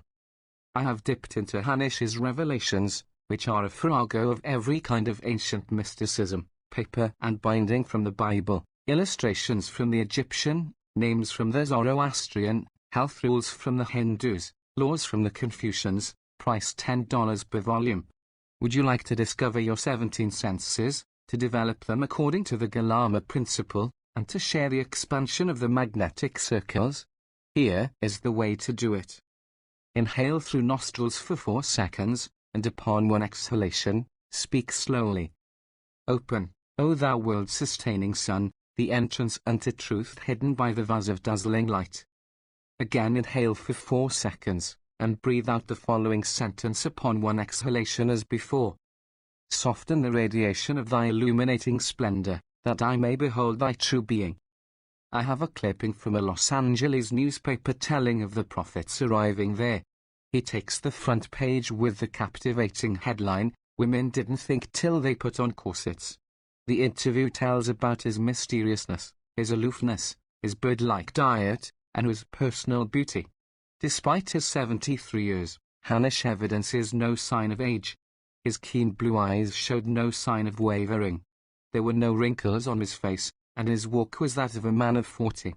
The humor of this becomes apparent when we mention that at Hanish's trial, 3 or 4 years ago, he was proven to be 35 years old. Being thus sworn as to the accuracy of American journalism, we shall not be taken in by the repeated statements that the Mazdaistan prophet is a millionaire. But there is no doubt that he is wealthy, and as all Americans wish to be wealthy, I will quote his formula of prosperity, his method of accomplishing what might be called the individual revolution. When hungry and you do not know where to get your next piece of bread, do not despair. Thy Father, all loving, has provided you with everything that will meet all cases of emergency. Place your teeth tightly together, with tongue pressing against the lower teeth and lips parted. Breathe in, close lips immediately, exhaling through the nostrils. Breathe again. If saliva forms in your mouth, hold your breath so you can swallow it first before you exhale. You thus take out of the air the metal substance contained therein. You can even taste the iron which you convert into substance required for making the blood. Should you feel that, although you have sufficient iron in the blood, there is a lack of copper and zinc and silver, place upper teeth over lower, keep lower lip tightly to lower teeth, now breathe and you can even taste the metals named. Then should you feel you need more gold element for your brain functions, place your back teeth together just as if you were to grind the back teeth, taking short breaths only. You will then learn to know that there is gold and silver all around us. That our bodies are filled with quite a quantity of gold. Black magic. What all this means is that we have a continent, with 100 million half-educated people, materially prosperous, but spiritually starving. So any man who possesses personality, who looks in any way strange and impressive, or has hunted up old books in a library, and can pronounce mysterious words in a thrilling voice, such a man can find followers. Anybody can do it with any doctrine, from anywhere, Persia or Patagonia, Pekin or Pompeii. I would be willing to wager that if I cared to come out and announce that I had had a visit from God last night, and to devote such literary and emotional power as I possess to communicating a new revelation, I could have a temple, a university, and $1 million within 5 years at the outside. And if at the end of 5 years I were to announce that I had played a joke on the world, some one of my followers would convince the faithful that I had been an agent of God without knowing it, and that the leadership had now been turned over to him. I would not be understood as believing that all our cults are undiluted fakery, for that would be doing injustice to some earnest people. There are, in this country, many followers of the Persian reformer, Abbas Effendi, who call themselves Babists, and who have what I am inclined to think is the purest and most dignified religion in existence. There was a man named Jacob Beilhardt, who founded a cult in Illinois with the painful name of Spirit Fruit Colony, who nevertheless was a man of spiritual insight, a true mystic. He was honest, and so he failed, and died of a broken heart. Also there are the Christian Scientists and the Theosophists, so exasperating that one would like to throw them onto the rubbish heap, who yet compel us to sift over their mountains of chaff for the grains of truth, which will bear fruit in future. While we Western races have been exploring the natural world and perfecting the mechanical arts, the Hindu students have been exploring the subconscious and its strange powers. What Myers and Lodge and Janet and Charcot and Freud and Jung are telling us today they had hints of a long time ago, and doubtless they have hints of other things, upon which our scientists have not yet come. I have friends, perfectly sane and competent people, who tell me that they can see auras, and use this ability as a means of judging character. Shall I say that there are no auras, simply because I do not happen to have this gift of seeing them? In the same way, having read Gurney's Phantasms of the Living, I am not ready to ridicule a claim of the yogi adepts, that they're able to project some kind of astral body, and to communicate with one another from distant places. But granting such occult powers in a world of economic strife, what follows? Simply new floods of charlatanism, elaborate and complicated systems of ritual and metaphysic for the deluding and plundering of the credulous.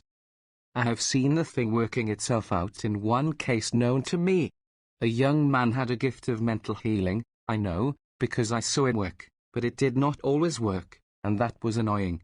He was penniless and had a taste for power, and to eke out his erratic endowment he got himself books of Eastern law, and day by day as I watched him I could see him becoming more and more impressive, mysterious and forbidding. Today he is a full-fledged wonder-worker, with the language of a dozen mystic cults at his tongue's end, and the reverent regard of many wealthy ladies. I have never tried to break through his guard, but I feel certain that he is a deliberate charlatan. This is an economic process, automatic and irresistible. Just as the manufacturer of honest foods is driven out by the adulterator, so the worker of miracles drives out the sincere investigator. As a result we have here in America a plague of Eastern cults, with swamis using soft yellow robes and soft brown eyes to win the souls of idle society ladies. These teachers of ancient Hindu lore despise us as a race of barbarians, but they stay, whether because of love of man or woman, I do not pretend to say.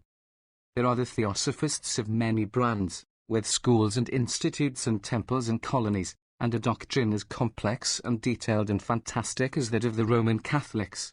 I have already referred to the writings of Madame Blavatsky, a runaway Russian army officer's daughter, whose career reads like a tale out of the Arabian Nights. And there is Annie Besant, who was once an ardent worker in the Social Democratic Federation, H.M. Hyndman tells of his dismay when she went to India and walked in a procession between two white bulls. Here in California is Madame Tingley, with a colony and a host of followers in a miniature paradise. Men work at money lending or manufacturing sporting goods, and when they get old and tired they make the thrilling discovery that they have souls. The theosophists cultivate these souls and they leave their money to the soul cause, and there are lawsuits and exposes in the newspapers. For, you see, there is ferocious rivalry in the game of cultivating millionaire souls, there are slanders and feuds, just as in soulless affairs. Don't have anything to do with Madame Tingley, whispers a theosophist lady to my wife, and when my wife in all innocence inquires, why not? The awe-stricken answer comes, she practices black magic. Let me add that I do not say that she practices black magic. I do not believe that she could practice it, even if she wanted to. I do not believe in black magic. My purpose is merely to show how theosophists quarrel, going back to the days of Anu and Baal and the bronze image of the Babylonian fire god. Let them die, but let me live. Let them be put under a ban, but let me prosper. Let them perish, but let me increase. Let them become weak, but let me wax strong. Mental malpractice. This is the other side of the fair shield of religious faith. Why, if there be a power which loves and can be persuaded to aid us, may there not also be a power which hates, and can be persuaded to destroy? No religion has ever been able to answer this, and therefore none has ever been able to escape from devil terrors. Even Jesus was pursued by Satan, and the Holy Catholic Church has its ceremonies for the exorcising of demons, and a most frightful formula for cursing. And here are our friends the Christian Scientists, proclaiming the unreality of all evil, their ability to banish disease by convincing themselves that they are perfect in God, yet tormented by a squalid phobia called mental malpractice, or malicious animal magnetism. Christian Science is the most characteristic of American religious contributions. Just as Billy Sunday is the price we pay for failing to educate our baseball players, so Mary Baker Glover Patterson Eddy is the price we pay for failing to educate our farmers' daughters. That she had a power to cure disease I do not doubt, because I have a little of it myself. At first my opinion was that her science made its way by curing the imaginary ailments of the idle rich. If a person has nothing to do but think that he is sick, you can work easy miracles by persuading him to think that he is well, and if he has nothing to do but think that he is well, he will help you to build marble churches and maintain propaganda societies. But recently I have experimented with mental healing, enough to satisfy myself that the subconscious mind which controls our physical functions can be powerfully influenced by the will. I told the story of some of these experiments in Hearst magazine for April 1914. Suffice it here to say that if you will lay your hands upon a sick person, forming a vivid mental picture of the bodily changes you desire, and concentrating the power of your will upon them, you may be surprised by the results, especially if you possess anything in the way of psychic gifts. You do not have to adopt any theories, you do not have to do it in the name of any divinity, ancient or modern. The only bearing of such ideas is that they serve to persuade people to make the experiment, and to make it with persistence and intensity. So it has come about that miracles of healing are associated with faith, and so it comes about that scientists are apt to flout the subject. But read of the work of Janet and Charcot and their followers at the Salpêtrière. They have proven that all kinds of seeming organic ailments may be entirely hysterical in nature, and may be cured by the simplest form of suggestion. Understanding this, you may find it more easy to credit the fact that cripples do sometimes throw away their crutches in the grotto of Lourdes. For my part, I can believe that Jesus performed all the miracles of healing attributed to him, including the raising up of people pronounced to be dead by the ignorance of that time. I am convinced that in the new science of psychoanalysis we have a universe as vast as the universe of the atom or of the stars. The Christian scientists have got hold of this power. They have mixed it up with metaphysic and divinity, and built some 400 or 500 churches, and printed the Mother Church alone knows how many million pamphlets and books. I once invested the 3 of my hard-earned dollars for a copy of the Eddy Bible, and let myself be stunned and blinded by the flapping of metaphysical wings. It is unadulterated moonshine, as the Platonist and Berkeleyan and Hegelian and other orthodox collegiate metaphysical magi can prove to you in 1 minute. What interests me about the phenomenon is not the slinging of tremendous words, but the strictly Yankee use which is made of them. There is no nonsense about saving your soul in Christian Science. What it is for is to remove your one, to nail down your floating kidney, and to enable you to hustle and make money. We saw in our politics the growth of a party of the full dinner pail, contemporaneous therewith, and corresponding thereto. We see in our religious life the development of a church of the full pocketbook. It is a strict religion, strictly cash. The heads of the cult do not issue cheap editions of Science and Health, with key to the scriptures, to relieve the suffering of the proletariat. No, the work is copyrighted, in all its varying and contradictory editions, and the price is from $3 to $7.50, according to binding. Treatments cost from $3 to $10, whether you come and get them or take them over the telephone. And we have no nonsense about charity. We don't worry about the poor who fester in our city slums, because poverty is a product of mortal mind, and we offer to all men a way to get rich right off the bat. You may come to our marble churches and hear people testify how through the power of divine mind they were enabled to anticipate a rise in the stock market. If you don't avail yourself of the opportunity, the fault is yours, and yours also the punishment. As to the management of the Church, the Roman Catholic hierarchy is a Bolshevik democracy in comparison. The Church is controlled by an absolutely irresponsible self-perpetuating body of 5 men, who alone dictate its policy. I have in my hand a letter from a Christian Science healer who was listed as an authorized practitioner, and who withdrew from the Church because of its attitude on public questions. He sends me a copy of his correspondence with the editors of the Christian Science Monitor, containing a detailed analysis of the position of that paper on such issues as the bull in land frauds. He writes, I am thoroughly convinced now that the policy of the Church is consciously plutocratic. The only recommendation I have heard of the latest appointee to the board of directors is that he is one of the richest men in the movement. After the Titanic disaster, Senator La Follette brought in a carefully drawn bill to compel steamship companies to provide lifeboats and trained crews. The Christian Science Monitor opposed this bill, and when my correspondent cited the fact, he brought out a quaint bit of metaphysical logic, as follows. One would prefer to travel on a vessel without a single boat, rather than on some other vessels which were loaded down with lifeboats, where the government of mind was not understood. Science and Wealth. The truth is that the brand of Mammon was on Yankee religion from the day of its birth. In the first edition of her new Bible, Mother Eddy dropped the hint to her readers. Men of business have said this science was of great advantage from a secular point of view. And in her advertisements she threw aside all pretense, declaring that her work affords an opportunity to acquire a profession by which one can accumulate a fortune. When her pupils did accumulate, she boasted of their success, nor did she neglect her own accumulating. It has been a dozen years since I looked into this cult. In order to be sure that it has not been purified in the interim, I proceed to a street corner in my home city, where is a stand with a sign, Christian Science Literature. I take 4 sample copies of a magazine, the Christian Science Sentinel, published by the Mother Church in Boston, and turn to the testimonials of healing. In the issue of August 11, 1917, Mary C. Richards of St. Margaret's-on-Thames, England, testifies, through a number of circumstances unnecessary to relate, but proving conclusively that the result came not from man but from God, employment was found. In the issue of December 2, 1916, Frances Tuttle of Jersey City, N.J., testifies how her sister was successfully treated for unemployment by a scientist practitioner. Every condition was beautifully met.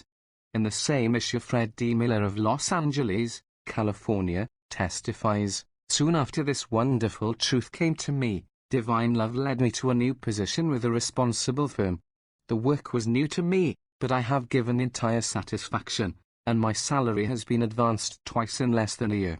In the issue of January 27, 1917, Eliza Fyant of Agricola, Miss, testifies how she cured a little dog of snake bite and removed 2 painful corns from her own foot.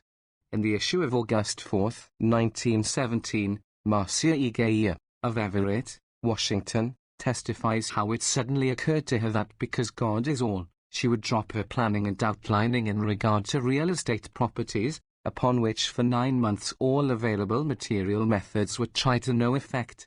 The result was a triumph of principle. While working in the yard one morning and gratefully communing with God, the only power, I suddenly felt that I should stop working and prepare for visitors on their way to look at the property. I obeyed this very distinct command, and in about an hour I greeted 2 people who had searched almost the entire city for just what we had to offer. They had been directed to our place by what a material sense would seem an accident, but we know it was the divine law of harmony in its universal operation. After this no one will wonder that John M. Tutt, in a Christian Science lecture at Kansas City, Mo, should proclaim, "My friends, do you know that since the world began, Christian Science is the only system which has intelligently related religion to business? Christian Science shows that since all ideas belong to mind, God, therefore all real business belongs to Him."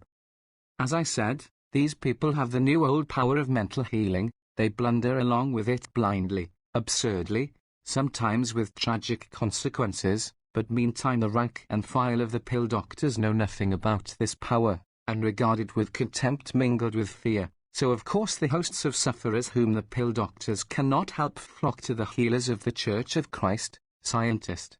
According to the custom of those who are healed by faith, they swallow line, hook, and sinker, greed, ritual, metaphysic and divinity. So we see in 20th century America precisely what we saw in B.C.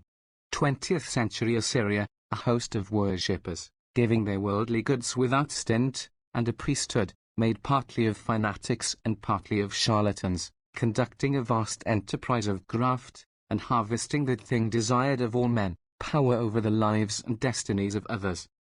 And of course among themselves they quarrel, they murder one another's mortal minds, they drive one another out, they snarl over the spoils like a pack of hungry animals. Listen to the mother, denouncing one of her students, a perfectly amiable and harmless youth whose only offense was that he had gone his own way and was healing the sick for the benefit of his own pocketbook. Behold, thou criminal mental marauder, that would blot out the sunshine of earth, that would sever friends, destroy virtue, put out truth, and murder in secret the innocent, befouling thy track with the trophies of thy guilt, I say, behold the cloud no bigger than a man's hand already rising on the horizon of truth, to pour down upon thy guilty head the hailstones of doom. And again, The Nero of today, regaling himself through a mental method with the torture of individuals, is repeating history, and will fall upon his own sword, and it shall pierce him through. Let him remember this when, in the dark recesses of thought, he is robbing, committing adultery and killing. When he is attempting to turn friend away from friend, ruthlessly stabbing the quivering heart, when he is clipping the thread of life and giving to the grave youth and its rainbow hues, when he is turning back the reviving sufferer to his bed of pain, clouding his first morning after years of night, and the nemesis of that hour shall point to the tyrant's fate, who falls at length upon the sword of justice. New nonsense. In a certain city of America is a large building given up entirely to the whims of pretty ladies. Its floors are not floors but promenades, and have walls of glass, behind which, as you stroll, you see bonnets from Paris and opera cloaks from London, furs from Alaska and blankets from Arizona, diamonds from South Africa and beads from the Philippines, grapes from Spain and cherries from Japan, fortune-tellers from Arabia and dancing masters from Petrograd and naturopaths from Vienna. There are 73 shops, by actual count, containing everything that could be imagined or desired by a pretty lady, whether for her body, or for that vague stream of emotion she calls her soul. One of the 73 shops is a metaphysical library, having broad windows, and walls in pastel tints, and pretty vases with pink flowers, and pretty grey wicker chairs in which the reader will please to be seated, while we probe the mysteries of an activity widely spread throughout America, called New Thought. We begin with a shelf of magazines having mystical titles: Oath, Mastermind, Eleven, Words of Power, Kabbalah, Comforter, Adept, Nautilus, True Word, Astrological Bulletin, Unity, Uplift, Now. And then come shelves of pretty pamphlets, alluring to the eye and a purse, also shelves of imposing-looking volumes containing the law and magic of a score of races and 20 centuries, together with the very newest manifestations of Yankee hustle and graft. As in the case of Christian Science, these new thoughters have a fundamental truth, which I would by no means wish to depreciate. It is a fact that the mysterious source of our being is infinite, and that we are only at the beginning of our thinking about it. It is a fact that by appeal to it we can perform seeming miracles of mental and moral regeneration, we can stimulate the flow of nervous energy and of the blood, thus furthering the processes of bodily healing. But the fact that God is infinite and omnipotent does not bar the fact that he has certain ways of working, which he does not vary, and that it is our business to explore and understand these ways, instead of setting our fancies to work imagining other ways more agreeable to our sentimentality. Thus, for example, if we want bread, it is God's decree that we shall plant to eat and harvest it, and grind and bake and distribute it. Under conditions prevailing at the moment, it appears to be his decree that we shall store the wheat in elevators, and ship it in freight cars, and buy it through a grain exchange, with capital borrowed from a national bank, in other words, that our daily bread shall be the plaything of exploiters and speculators, until such a time as we have the intelligence to form an effective political party and establish industrial democracy. But when you come to study the ways of God in the literature of the New Thought, do you find anything about the miller's trust and the baker's trust and how to expropriate these agencies of starvation? You do not.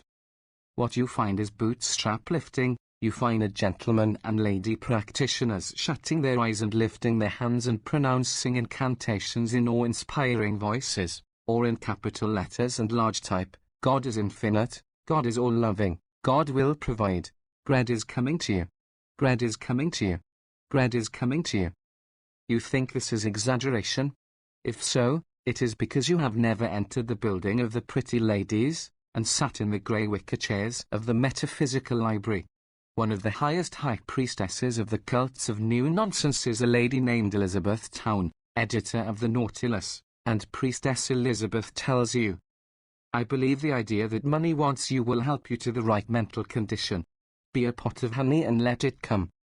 I look over this Priestess magazine, and find it full of testimonials and advertisements for the conjuring of prosperity. Are you in the success sphere? Asks one exhorter. The next tells you how to enter the silence, how to manifest what you desire, the secret of advancement. Another tells How a failure at 61 sudden success, from poverty to $40,000 a year, a lesson for old and young alike.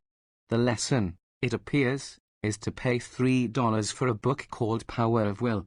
And here is another book. Master Key, which can unlock the secret chamber of success, can throw wide the doors which seem to bar men from the treasure house of nature, and bid those enter and partake who are wise enough to understand and broad enough to weigh the evidence, firm enough to follow their own judgment and strong enough to make the sacrifice exacted. Dollars want me. I turn to the shelves of pamphlets. Here is a pretty one called All Sufficiency in All Things, published by the Unity School of Christianity, in Kansas City. It explains that God is God, not merely of the soul, but also of the Kansas City stockyards. This divine substance is ever abiding within us, and stands ready to manifest itself in whatever form you and I need or wish, just as it did in Elisha's time. It is the same yesterday, today and forever. Abundant supply by the manifestation of the Father within us, from within outward, is as much a legitimate outcome of the Christ life or spiritual understanding as is bodily healing. Know that I am God, all of God, good, all of good. I am life. I am health. I am supply. I am the substance. And here is W. W. Atkinson of Chicago, author of a work called Mind Power. Would you like to be an impressive personality?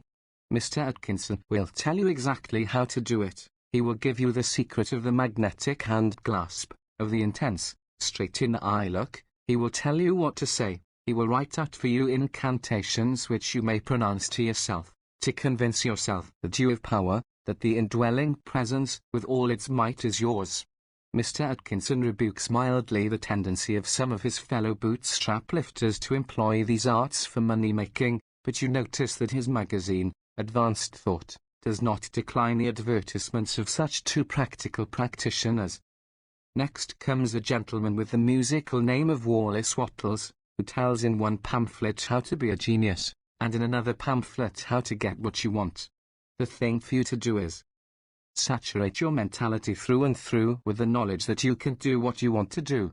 Look upon the peanut stand merely as the beginning of the department store, and make it grow. You can. And Mr. Wattles wattles on, in an ecstasy of acquisitiveness. Hold this consciousness and say with deep, earnest feeling, I can succeed. All that is possible to anyone is possible to me. I am success. I do succeed, for I am full of the power of success. Imagine, if you please, a poor devil chained in the treadmill of the capitalist system, a soda jerker, a counter jumper, a bookkeeper for the Steel Trust. His chances of rising in life are 1 in 10,000, but he comes to the metaphysical library, and pays the price of his dinner for a pamphlet by Henry Harrison Brown, who was first a Unitarian clergyman, and then an extra-high bootstrap lifter in San Francisco, an honorary vice president of the International New Nonsense Alliance. Mr. Brown will tell our soda jerker or counter jumper exactly how to elevate himself by mental machinery. All calculations of probabilities are delusions of the senses. If you have faith, you can move, not merely mountains, but trichotomons, maces, or the Steel Trust. How to Promote Yourself is the title of one of Mr. Brown's pamphlets, in which he explains that your wants are impressed on the divine mind only by your faith. A doubt cuts the connection. A second pamphlet, which we are told is now in its 30th edition, bears the thrilling title of Dollars Want Me. In it Mr. Brown lays claim to being a pioneer. I believe that this little monograph is the first utterance of the thought that each individual has the ability so to radiate his mental forces that he can cause the dollars to feel him, love him, seek him, and thus draw at will all things needed for his unfoldment from the universal supply. What are dollars? Asks our author, and answers. Dollars are manifestations of the one infinite substance as you are, but, unlike you, they are not self-conscious. They have no power till you give them power. Make them feel this through your thought vibrations as you feel the importance of your work. They will then come to you to be used. What is poverty? Mr. Brown asks, and answers himself. Poverty is a mental condition. It can be cured only by the affirmation of power to cure. I am a part of the one, and, in the one, I possess all.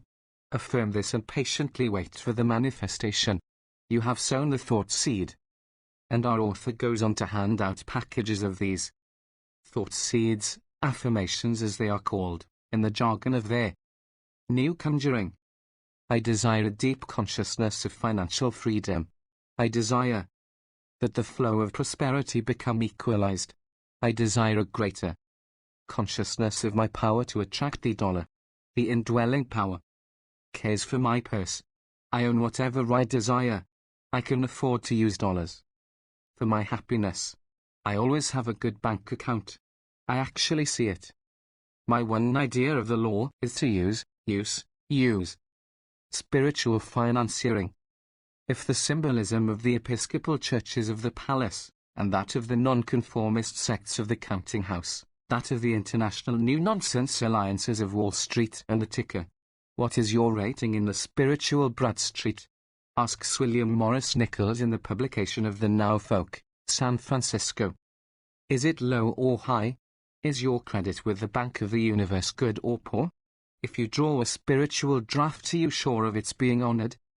If you can answer that last question affirmatively, you are on a road to become a master in spiritual financiering. Have you an account with the first, and only, Bank of Spirit? If not, then you should at once open one therewith. For no one can afford to keep less than a large deposit of spiritual funds with that bank. And how do you proceed to open your account? It is very simple. Intend the mind in the direction indicated by your desire. Seek for the light and guidance by which you may open up the way for your spiritual substance, which governs material supply, to reach you and make you as rich as you ought to be, in freedom and happiness. All this you can, and when in earnest, will do. I turn over the advertisements of this publication of the Now Folk. One offers the business side of New Thought. Another offers the books without an if, with your money back if you are not satisfied. Another offers land in Bolivia for $2 an acre. Another quotes Shakespeare, "'Tis the mind that makes the body rich." Another offers 2 copies of the Phrenological Era for 10 cents. There is apparently no delusion of any age or clime which cannot find dupes among the readers of this new nonsense. One notice commands. Stop. A revelation. A book has been written entitled Strands of Gold or From Darkness into Light. Another announces. The most wonderful book of the ages, the Aquarian Gospel of Jesus the Christ, transcribed from the Book of God's Remembrance, the Akashic Records. And here is an advertisement published in Mr. Atkinson's paper. Numerology, the Universal Adjuster. Do you know what you appear to be to others? What you really are? What you want to be? What would overcome your present and future difficulties? Write to X, philosopher.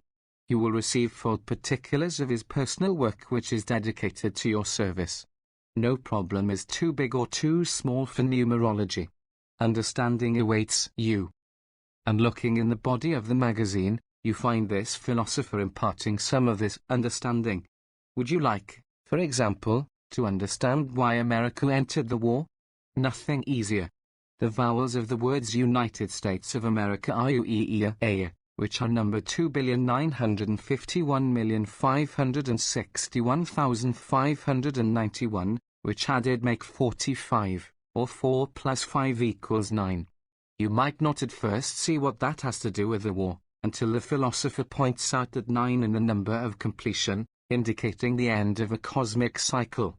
That, of course, explains everything. And here is a work on what you perhaps thought to be a dead science, astrology. It is called Lucky Hours for Everybody, a true system of planetary hours by Professor John B. Early. Price $1. It teaches you things like this. Saturn's negative hours are especially good for all matters relating to gold mining. The Sun negative rules the emerald, the musical note D sharp, and the number 4. The lunar hours are a good time to deal in public commodities, and to hire servants of both sexes. A recent lady visitor informed me that she had made several vain attempts to transact important business in the hours ruled by Jupiter, usually held to be fortunate, while she was nearly always fortunate in what she began in the hours ruled by Saturn. Upon investigation I found her name was ruled by the Sun negative, and that she had Capricorn with Saturn therein as her ascendant at birth, which explains. And finally, here is a London scientist, reported in the Weekly Unity of Kansas City, who proves his mental power over 2-horsepower oil engines which failed to act. Going a little apart, he came back in a few minutes and said, "The engine is all right now and will work satisfactorily." And without any further difficulty it did. We are told how Dr. Rawson gave a demonstration of his method to a newspaper reporter the other day. Fixing his gaze as though looking into space, he apparently became absorbed in deep contemplation and said aloud, "There is no danger, man is surrounded by divine love, there is no matter, all is spirit and manifestation of spirit." You might at first find difficulty in believing what can be accomplished by demonstrations such as this. Not merely are 2-horsepower oil engines made to work, but the whole gigantic machine of Prussian militarism is prevented from working. You may recall how Arthur Mission's magazine story of the Angels of Mons was taken up and made into a Catholic legend overnight. Now here is a new nonsense legend, complete and perfect, going the rounds of our nonsense magazines. London, December 14th. Shell-proof and bullet-proof soldiers have been discovered on the European battlefronts. Heroes with charmed lives are being made every day, according to Frederick L. Rawson, a London scientist, who insists he has found the miraculous way by which they are developed. He calls it audible treatment.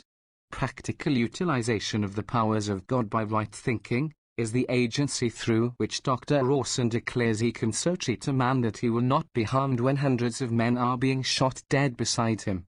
This amazing treatment includes a new type of prayer. It is being administered to hundreds of men audibly, and to hundreds more by letter. Nothing since the war began has aroused so much talk of modern miracles as of many of the statements of Dr. Rawson. At the taking of a wood there were 500 yards of no man's land to be crossed.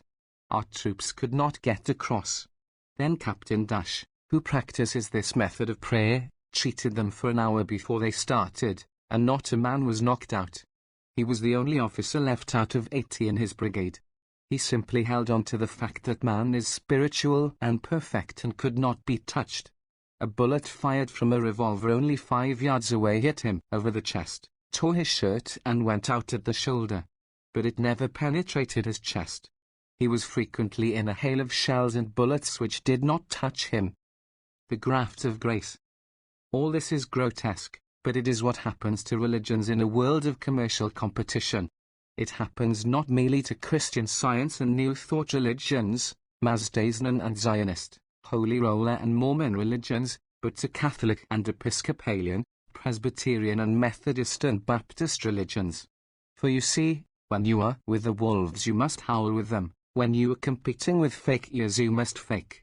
The ordinary Christian will read the claims of the New Thought fakers with contempt, but have I not shown the Catholic Church publishing long lists of money miracles? Have I not shown the Church of Good Society, our exclusive and aristocratic Protestant Episcopal Communion, pretending to call rain and to banish pestilence, to protect crops and win wars and heal those who are sick in a state that is, who are in business trouble? The reader will say that I am a cynic, despising my fellows, but that is not so. I am an economic scientist, analyzing the forces which operate in human societies. I blame the prophets and priests and healers for their fall from idealism, but I blame still more the competitive wage system, which presents them with the alternative to swindle or to starve. For, you see, the prophet has to have food. He has frequently got along with almost none, and with only a rag for clothing. In Palestine and India, where the climate is warm, a sincere faith has been possible for short periods. But the modern prophet who expects to influence the minds of men has to have books and newspapers. He will find a telephone and a typewriter and postage stamps hardly to be dispensed with, also in Europe and America some sort of a roof over his meeting place. So the prophet is caught, like all the rest of us, in the net of the speculator and the landlord. He has to get money, and in order to get it he has to impress those who already have it, people whose minds and souls have been deformed by the system of parasitism and exploitation. So the prophet becomes a charlatan, or, if he refuses, he becomes a martyr, and founds a church which becomes a church of charlatans. I care not how sincere, how passionately proletarian a religious prophet may be, that is the fate which sooner or later befalls him in a competitive society, to be the founder of an organization of fools, conducted by knaves, for the benefit of wolves. That fate befell Buddha and Jesus, it befell Ignatius Loyola and Francis of Assisi, John Fox and John Calvin and John Wesley. A friend of mine who has made a study of spiritualism describes to me the conditions in that field. The mediums are people, mostly women, with a peculiar gift. Whether we believe in the survival of personality, or whether we call it telepathy, does not alter the fact that they have a rare and special sensitiveness, a new faculty which science must investigate. They come, poor people mostly, for the well-to-do will seldom give their time to exacting and wearisome experiments. They come, wearing frayed and thin clothing, shivering with cold, obviously undernourished, and their survival depends upon their producing phenomena, which phenomena are capricious, and will not come at call. So, what more natural than that mediums should resort to faking? That the whole field should be reeking with fraud, and science should be held back from understanding an extraordinary power of the subconscious mind? Ever since we came to Pasadena, various ladies have been telling us about the wondrous powers of a mulatto woman, a manicurist at the city's most fashionable hotel. The other day, out of curiosity, my wife and I went. The moment the medium opened her mouth, my wife recognized her as the person who has been trying for several months to get me on the telephone to tell me how the spirit of Jack London is seeking to communicate with me. The séance was a public one, a gathering composed, half of wealthy and cultured society women, and half of Confederates, people with the dialect and manners of a vaudeville troupe. A megaphone was set in the middle of the floor, the room was made dark, a couple of hymns were sung, and then the spirit of Dr. Oliver Wendell Holmes spoke through the megaphone with a Bowery accent, and gave communications from relatives and friends of the various Confederates. "Jesus is with us," said Dr. Holmes. "The spirit of Jesus bids you to study spiritualism." And then came the voice of a child, "Mama, Mama, it is little Georgie," cried Dr. Holmes, and one of the society ladies started, and answered, and presently burst into tears. A marvelous piece of evidence, especially when you recall that the story of this mother's bereavement had been published in all the papers a couple of months before. And this kind of swindling is going on every night in every city of America. It goes on wholesale for months every summer at Lilydale, in New York State, where the spiritualists hold their combination of Chautauqua and Coney Island. And the same thing is going on in the field of mental healing, and of all other occult forces and powers, whether real or imaginary. It is going on with new spiritual fervors, new moral idealisms, new poetry, new music, new painting, new sculpture. The faker, the charlatan is everywhere, using the mental and moral and artistic forces of life as a means of delivering himself from economic servitude. Everywhere I turn I see it, credulity being exploited, and men of practical judgment, watching the game and seeing through it, made hard in their attitude of materialism. How many men I know who sit by in sullen protest while their wives drift from one new quackery to another, wasting their income seeking health and happiness and futile emotionalism. How many kind and sensitive spirits I know, both men and women, who pour their treasures of faith and admiration into the laps of hierophants who began by fooling all mankind and ended by fooling themselves. In each one of the cults of what I have called the Church of the Quacks, there are thousands, perhaps millions of entirely sincere, self-sacrificing people. They will read this book, if anyone can persuade them to read it, with pain and anger, thinking that I am mocking at their faith, and have no appreciation of their devotion. All that I can say is that I am trying to show them how they are being trapped, how their fine and generous qualities are being used by exploiters of one sort or another, and how this must continue, world without end, until there is order in the material affairs of the race, until justice has been established as the law of man's dealing with his fellows. Book 7, The Church of the Social Revolution. They have taken the tomb of our comrade Christ. Infidel hordes that believe not in man. Stable and stall for his birth sufficed. But his tomb is built on a kingly plan. They have hedged him round with pomp and parade. They have buried him deep under steel and stone. but we come leading the great crusade to give our comrade back to his own. Waddell. Christ and Caesar.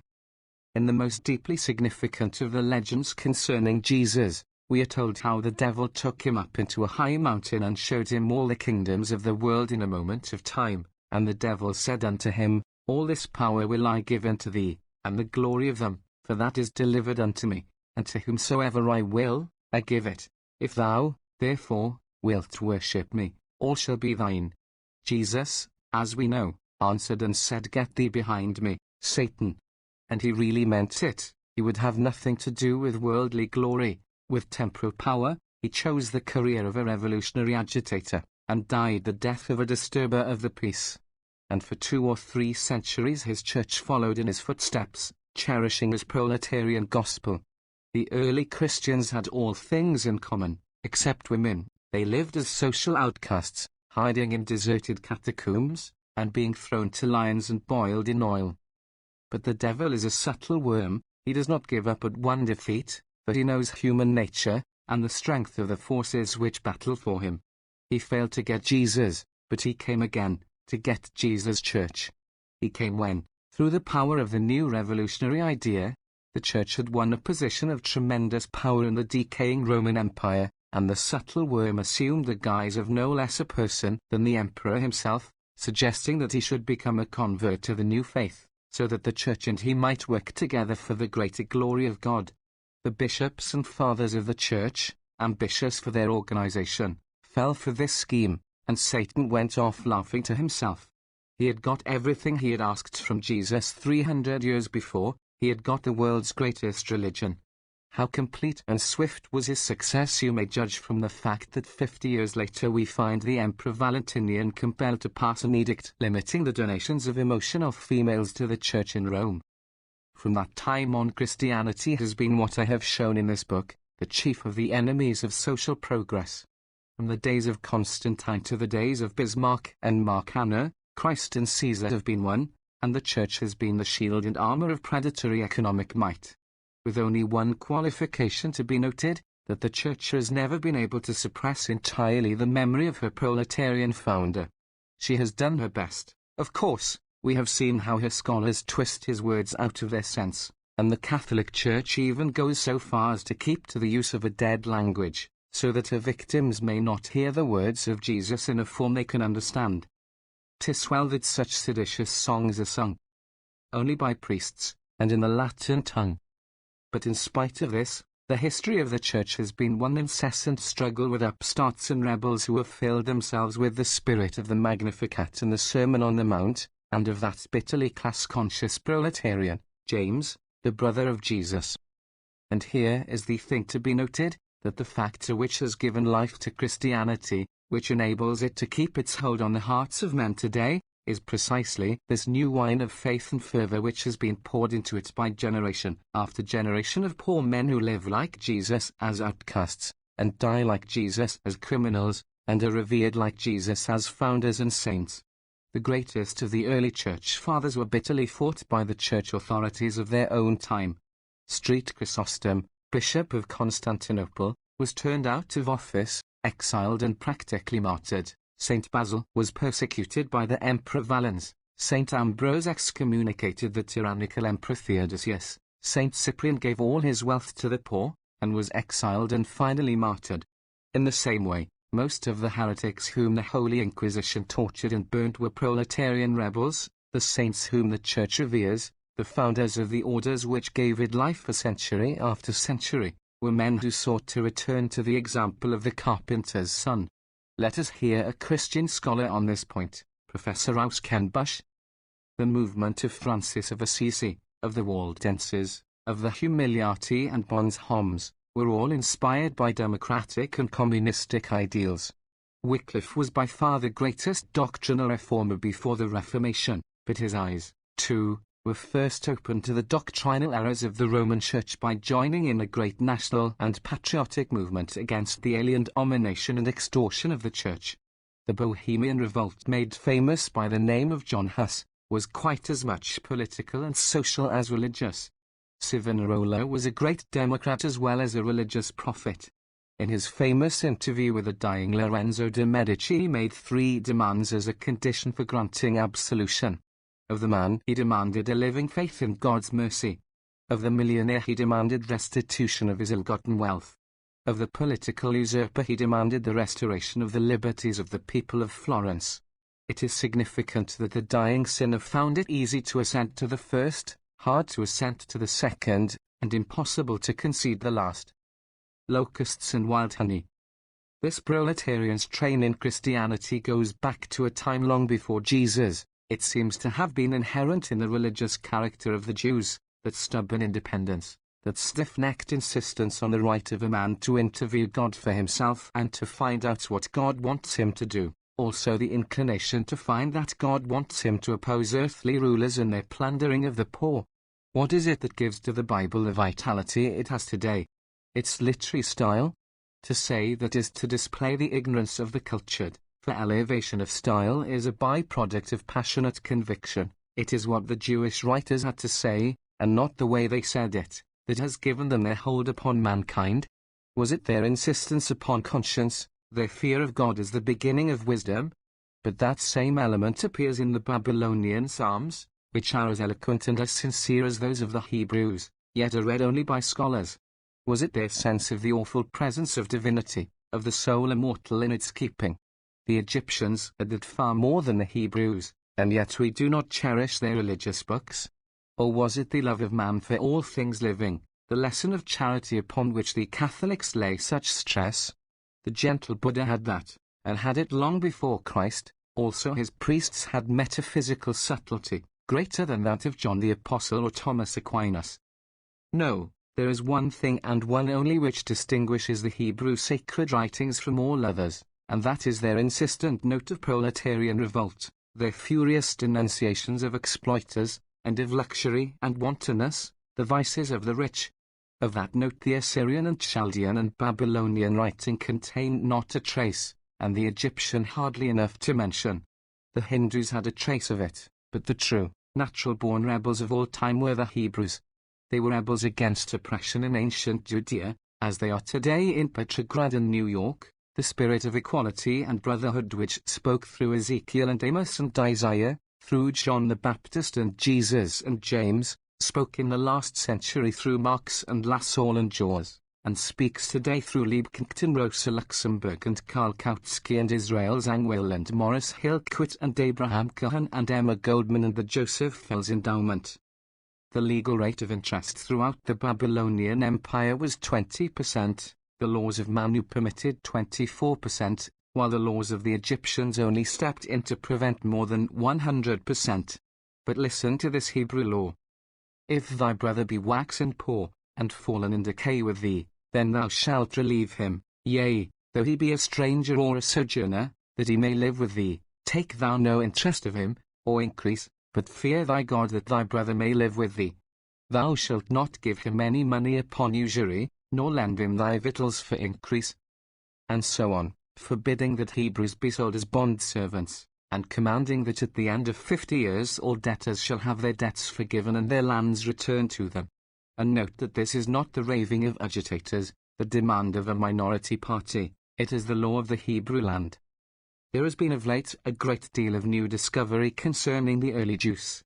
Conrad Noel summarizes the results as follows.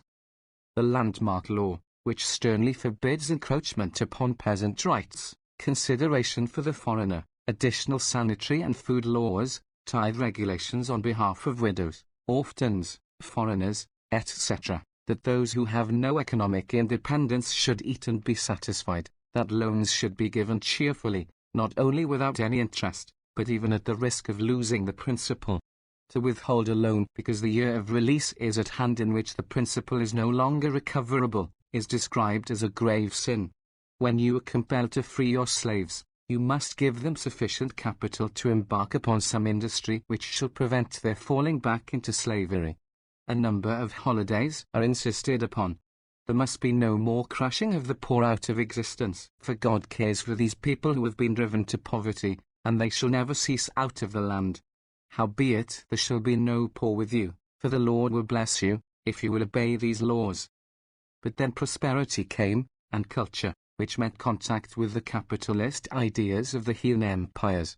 The Jews fell from the stern justice of their fathers, and so came the prophets, wild-eyed men of the people, clad in camel's hair and living upon locusts and wild honey, breaking in upon priests and kings and capitalists with their furious denunciations. And always they incited to class war and social disturbance. I quote Conrad Noel again. Nathan and Gad had been David's political advisers. Abijah had stirred Jeroboam to revolt. Elijah had resisted Ahab. Elisha had fanned the rebellion of Jem. Amos thunders against the misrule of the king of Israel. Isaiah denounces the landlords and the usurers. Micah charges them with blood guiltiness. Jeremiah and the latter prophets, though they strike a more intimate note of personal repentance, strike it as the prelude to that national restoration for which they hunger as exiles. The first chapters of Isaiah are typical of the Old Testament point of view. Just as the prophets of the 19th century thundered against the Christian employers of Lancashire, and told them their houses were cemented with the blood of little children, so Isaiah cries against his generation, your governing classes companion with thieves. Behold, you build up Zion with blood. Their ceremonial and their Sabbath-keeping are an abomination to God. When ye spread forth your hands, I will hide mine eyes from you. Your hands are full of blood. The poor man is robbed. The rich exact usury. Woe unto you that lay house to house and field to field, that ye may dwell alone in the midst of the land. Wash you, make you clean, put away the evil of your doing from before mine eyes. Cease to do evil, learn to do well. Seek judgment, relieve the oppressed, judge the fatherless, plead for the widow. Come now, let us reason together, saith the Lord. Though your sins be blood-coloured, they shall be as white as snow, though they be red like crimson, they shall be as wool. If ye be willing and obedient, ye shall eat the good of the land. But if ye refuse and rebel, ye shall be devoured by the sword. Mother Earth. And nowadays we have the socialist and anarchist agitators, following the same tradition, possessed by the same dream as the ancient Hebrew prophets. I have mentioned Emma Goldman. It may be that the reader is not familiar with her writings, and does not realize how very biblical she is, both in point of view and style. Let me quote a few sentences from a recent issue of her paper, Mother Earth, on the subject of our ruling classes and their social responsibility. Yes, you idle rich, you may howl about what we mean to do to you. Your riches are rotten and your fine clothes are falling from your backs. Your stocks and bonds are so tainted that the ink on them should turn to acid and eat holes in your pockets and your skins. You have piled up your dirty millions, but what wages have you paid to the poor devils of farm hands you have robbed? And do you imagine they won't remember it when the revolution comes? You loll on soft couches and amuse yourselves with your mistresses. You think you are it and the world is yours. You send militiamen and shoot down our organizers, and we are helpless. But wait, comrades, our time is coming. Doubtless the reader is well satisfied that the author of this tirade is now in jail, where she can no longer defy the laws of good taste. They always put the ancient prophets in jail. That is the way to know a prophet when you meet him. Let me quote another prophet who is now behind bars, Alexander Berkman, in his prison memoirs of an anarchist, discussing the same subject of plutocratic pretension. Tell me, you 400, where did you get it? Who gave it to you? Your grandfather, you say? Your father? Can you go all the way back and show there is no flaw anywhere in your title? I tell you that the beginning and the root of your wealth is necessarily an injustice. And why? Because nature did not make this man rich and that man poor from the start.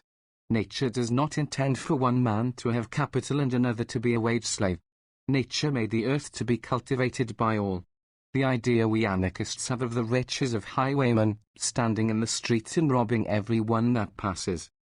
Or take Big Bill Hayward, chief of the I.W.W. Hear what he has to say in a pamphlet addressed to the harvest hands he is seeking to organize. How much further do you Putes expect to go with your grabbing? Do you want to be the only people left on earth? Why else do you drive out the workers from all share in nature, and claim everything for yourselves? The earth was made for all, rich and poor alike. Where do you get your title deeds to it? Nature gave everything for all men to use alike. It is only your robbery which makes your so-called ownership. Capital has no rights. The land belongs to nature, and we are all nature's sons. Or take Eugene V. Debs, 3 times candidate of the Socialist Party for president. I quote from one of his pamphlets. The propertied classes are like people who go into a public theatre and refuse to let anyone else come in, treating as private property what is meant for social use. If each man would take only what he needs, and leave the balance to those who have nothing, there would be no rich and no poor. The rich man is a thief. I might go on citing such quotations for many pages, but I know that Emma Goldman and Alexander Berkman and Bill Hayward and Gene Debs may read this book, and I don't want them to close it in the middle and throw it at me. Therefore let me hasten to explain my poor joke. The sentiments I have been quoting are not those of our modern agitators, but of another group of ancient ones. The first is not from Emma Goldman, nor did I find it in Mother Earth. I found it in the Epistle of James, believed by Orthodox authorities to have been James, the brother of Jesus. It is exactly what he wrote, save that I have put it into modern phrases, and changed the swing of the sentences, in order that those familiar with the Bible might read it without suspicion. The second passage is not in the writings of Alexander Berkman, but in those of St. John Chrysostom, most famous of the early fathers, who lived 374–407.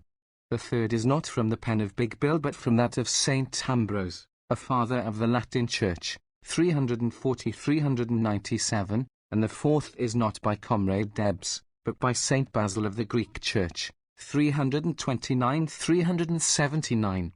And if the reader objects to my having fooled him for a minute or two, what will he say to the Christian Church, which has been fooling him for 1600 years? The Soapbox. This book will be denounced from one end of Christendom to the other as the work of a blasphemous infidel. Yet it stands in the direct line of the Christian tradition, written by a man who was brought up in the church, and loved it with all his heart and soul, and was driven out by the formalists and hypocrites in high places, a man who thinks of Jesus more frequently and with more devotion than he thinks of any other man that lives or has ever lived on earth, and who has but one purpose in all that he says and does, to bring into reality the dream that Jesus dreamed of peace on earth and goodwill toward men.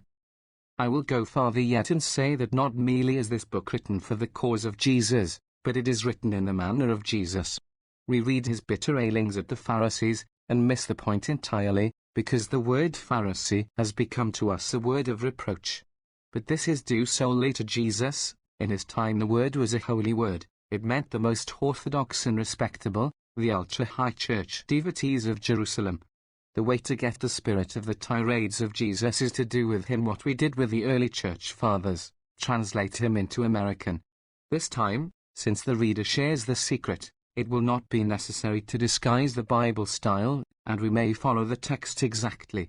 Let me try the 23rd chapter of Matthew, omitting 7 verses which refer to subtleties of Hebrew casuistry, for which we should have to go to Lyman Abbott or St. Alphonsus to find a parallel.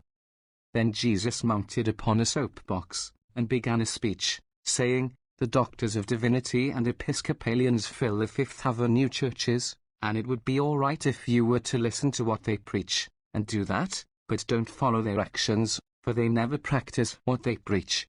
They load the backs of the working classes with crushing burdens, but they themselves never move a finger to carry a burden, and everything they do is for show. They wear frock coats and silk hats on Sundays, and they sit at the speaker's table at the banquets of the Civic Federation, and they occupy the best pews in the churches, and their doings are reported in all the papers. They are called leading citizens and pillars of the church. But don't you be called leading citizens, for the only useful man is the man who produces." Applause. "And whoever exalts himself shall be abased, and whoever humbles himself shall be exalted. Woe unto you, doctors of divinity and Catholics, hypocrites! For you shut up the kingdom of heaven against men, you don't go in yourself and you don't let others go in. Woe unto you, doctors of divinity and Presbyterians, hypocrites! For you foreclose mortgages on widows' houses, and for pretense you make long prayers. For this you will receive the greater damnation. Woe unto you, doctors of divinity and Methodists, hypocrites! For you send missionaries to Africa to make one convert, and when you have made him, He is twice as much a child of hell as yourselves. Applause. Woe unto you, blind guides, with your subtleties of doctrine, your transubstantiation and consubstantiation and all the rest of it, you fools and blind. Woe unto you, doctors of divinity and Episcopalians, hypocrites! For you drop your checks into the collection plate and you pay no heed to the really important things in the Bible, which are justice and mercy and faith and goodness. You blind guides, who strain at a gnat and swallow a camel. Laughter. Woe unto you, doctors of divinity and Anglicans, hypocrites! For you bathe yourselves and dress in immaculate clothing, but within you are full of extortion and excess. You blind high churchmen, clean first your hearts, so that the clothes you wear may represent you. Woe unto you, doctors of divinity and Baptists, hypocrites! For you are like marble tombs which appear beautiful on the outside, but inside are full of dead men's bones and all uncleanness. Even so you appear righteous to men, but inside you are full of hypocrisy and iniquity. Applause. Woe unto you, doctors of divinity and Unitarians, hypocrites! Because you erect statues to dead reformers, and put wreaths upon the tombs of old-time martyrs. You say, if we had been alive in those days, we would not have helped to kill those good men. That ought to show you how to treat us at present. Laughter. But you are the children of those who killed the good men, so go ahead and kill us too. You serpents, you generation of vipers, how can you escape the damnation of hell? At this point, according to the report published in the Jerusalem Times, a police sergeant stepped up to the orator and notified him that he was under arrest. He submitted quietly, but one of his followers attempted to use a knife, and was severely clubbed. Jesus was taken to the station house followed by a riotous throng, and held upon a charge of disorderly conduct.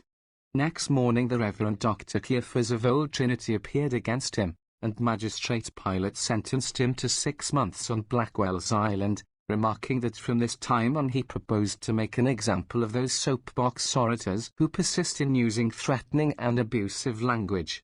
Just as the prisoner was being led away, a detective appeared with a requisition from the governor, ordering that Jesus be taken to San Francisco, where he is under indictment for murder in the 1st degree, it being charged that his teachings helped to incite the Preparedness Day explosion.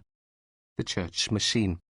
The Catholics of his time came to Jesus and said, Master, we would have a sign of thee, meaning that they wanted him to do some magic, to prove to their vulgar minds that his power came from God.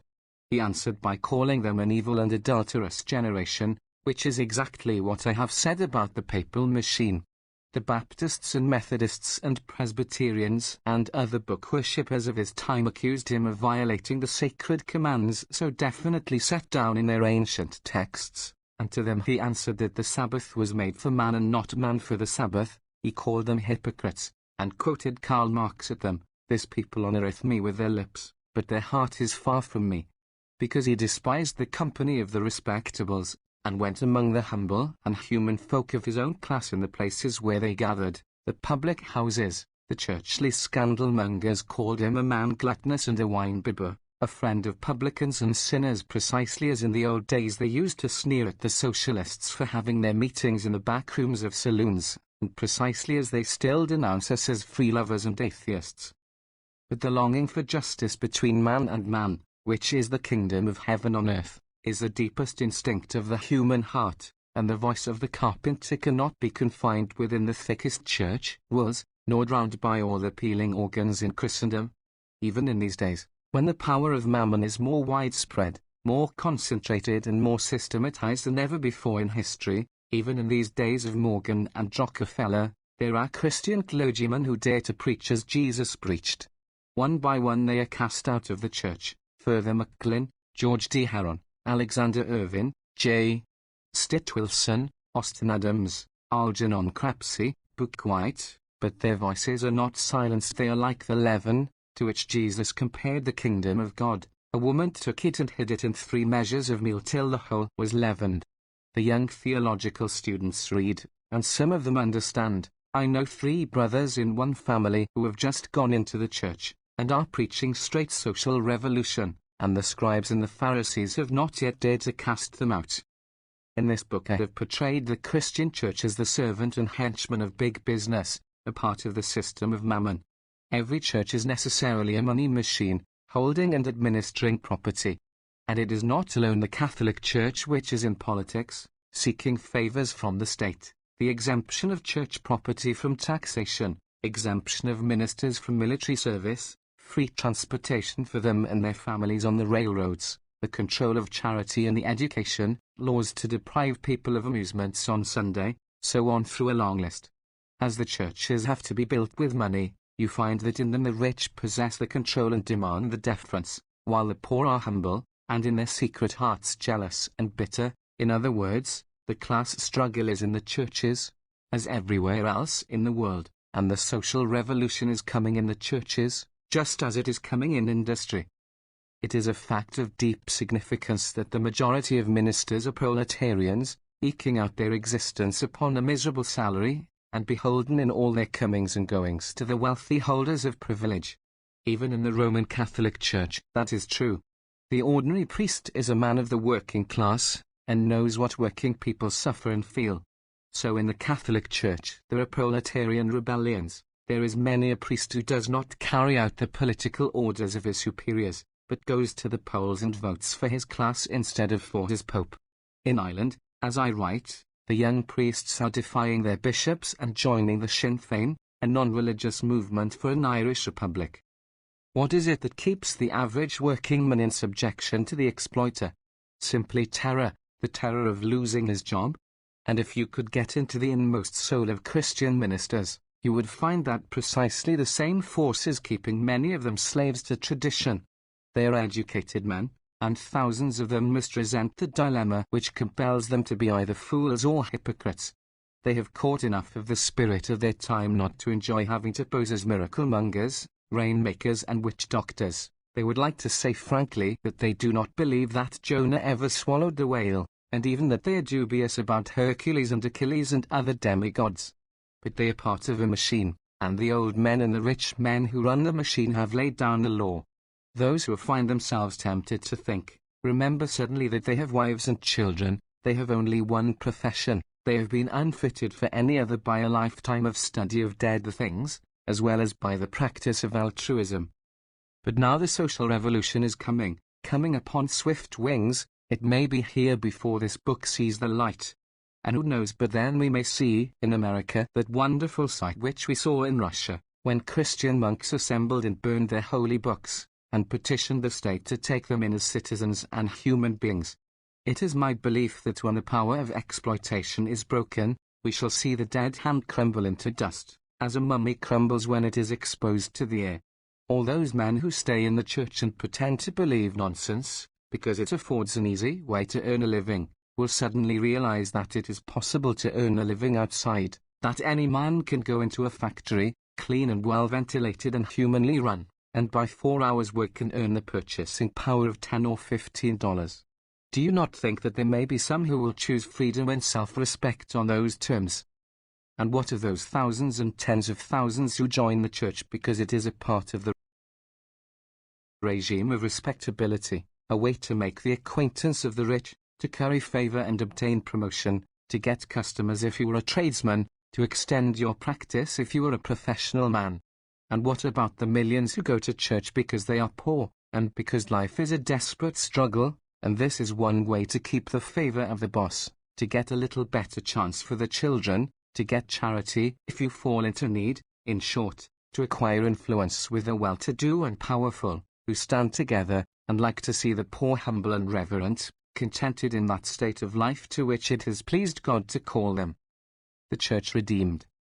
Do I mean that I expect to see the church, all churches, perish and pass away? I do not, for I believe that the church answers one of the fundamental needs of man.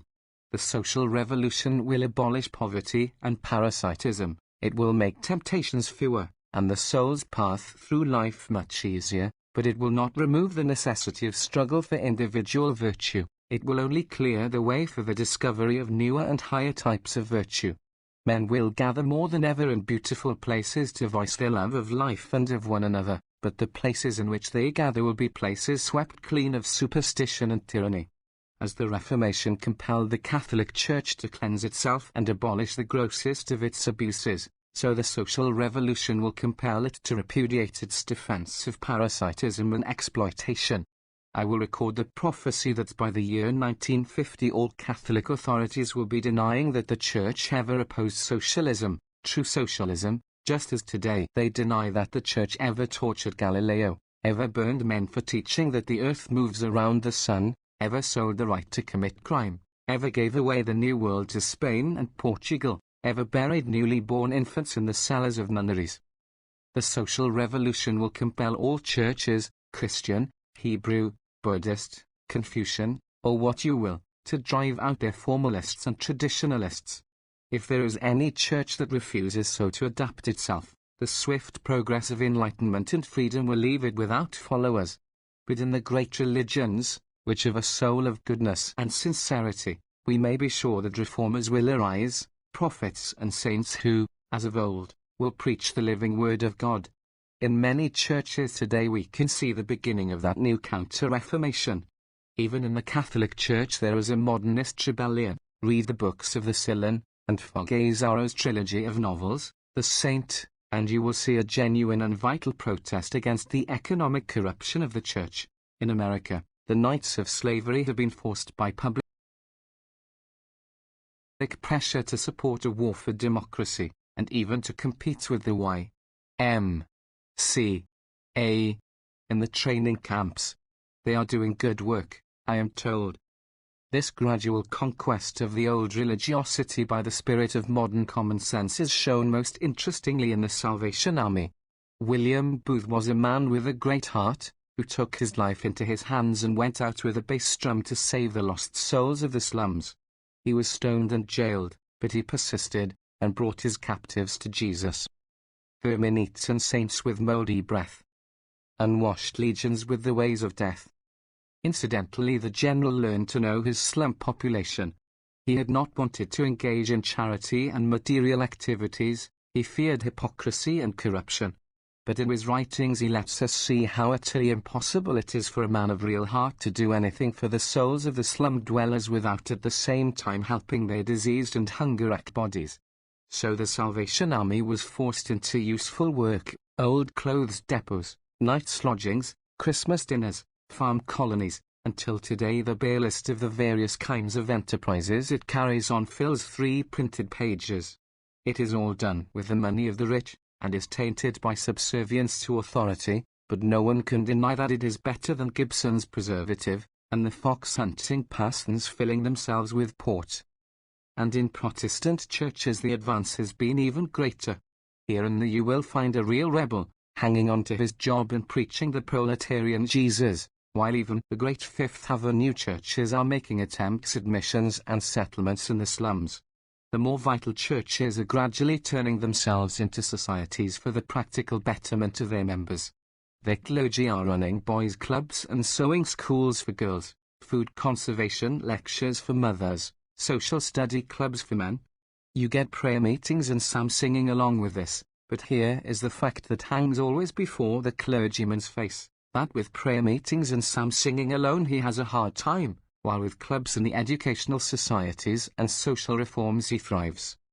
And now the war has broken upon the world, and caught the churches, like everything else, in its mighty current. The clergy and the congregations are confronted by pressing national needs. They are forced to take notice of 1,000 new problems, to engage in 1,000 practical activities. No one can see the end of this, any more than he can see the end of the vast upheaval in politics and industry. But we who are trained in revolutionary thought can see the main outlines of the future. We see that in these new church activities the clergy are inspired by things read, not in ancient Hebrew texts, but in the daily newspapers. They are responding to the actual, instant needs of their boys in the trenches and the camps, and this is bound to have an effect upon their psychology. Just as we can say that an English girl who leaves the narrow circle of her old life, and goes into a munition factory and joins a union and takes part in its debates, will never after be a docile home slave, so we can say that the clergyman who helps in Y.M.C.A. work in France, or in Red Cross organization in America, will be less the bigot and formalist forever after.